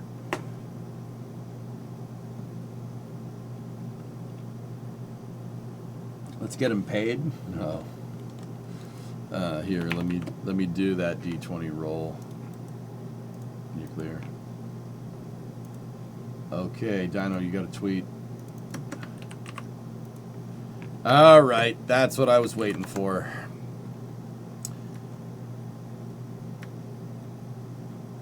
Standing down from today's 10th flight of Starship to allow time to troubleshoot an issue with ground systems. You actually think they'll do a 12-hour scrub? Not a chance, dude.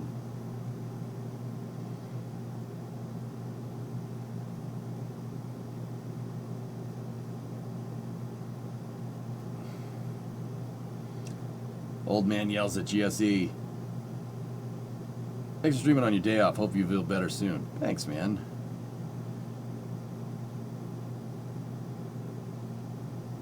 Good thing they didn't waste a ton of prop. Could recycle tomorrow. Yep. Set your alarm just in case. Yeah, that sucks. It's kind of growing. It's kind of getting growing on me. Getting, the idea of a launch today was kind of growing on me. That's what I was trying to say.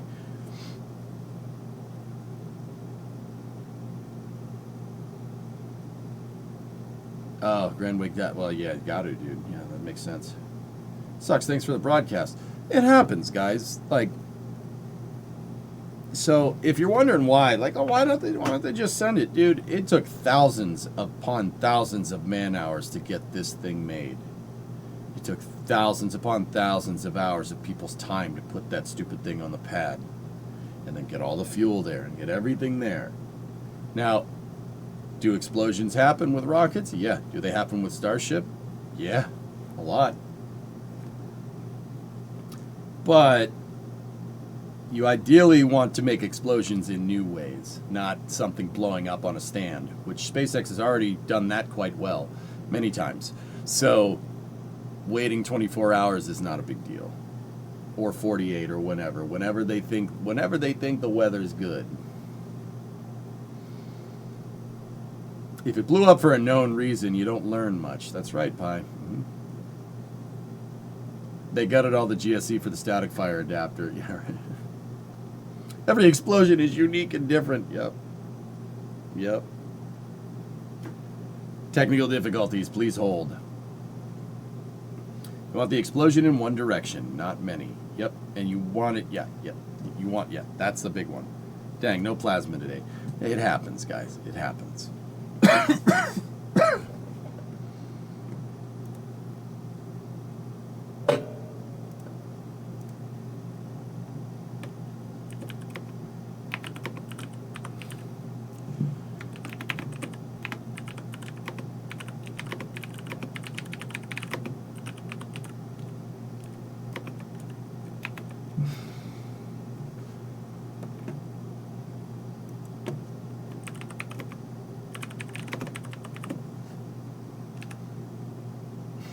Chat, proofread me. Is it good? Is it good? We good?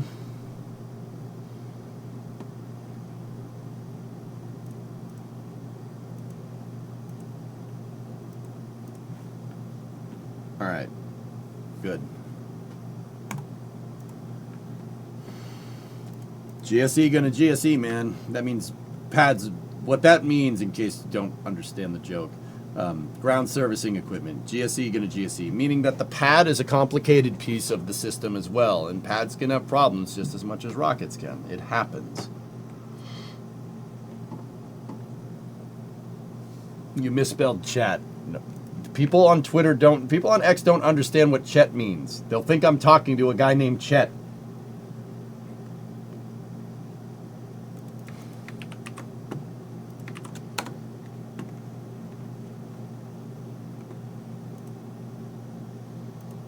Does your English do this?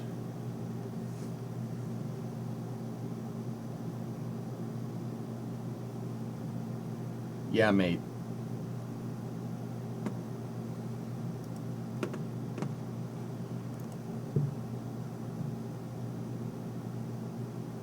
Board approved. All right. Will they be shooting for the same time tomorrow? Usually we get 24 or 48 hours.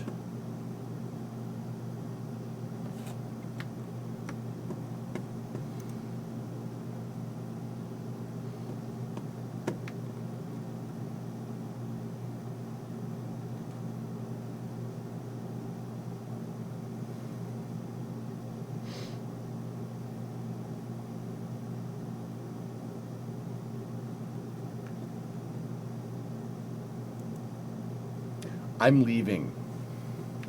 I'm leaving now. I'm going to enjoy what's left of my day off. Okay?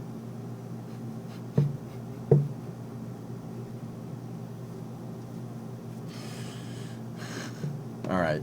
I'll see you guys tomorrow.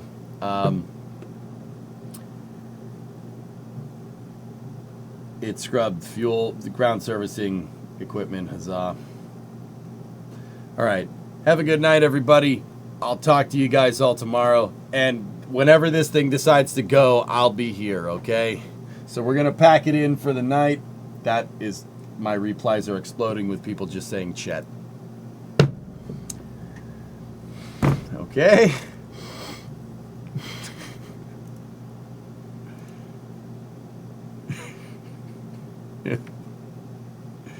Look at what Max posted.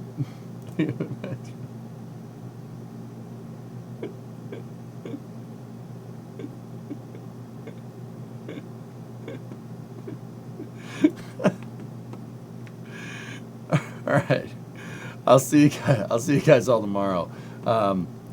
you know, depending on what happens, yeah, I'll probably be here around noontime, maybe a little bit later. I think we'll do one more week of just the relaxed kind of, you know, putzing around schedule, just to make sure that this setup is good, and then we'll get back to the regular schedule in September. I think that's a good idea. So I'll see you guys tomorrow, noontime permitting, and hope everybody has a good rest of your Sunday. Have a good night, guys. I'll see you later.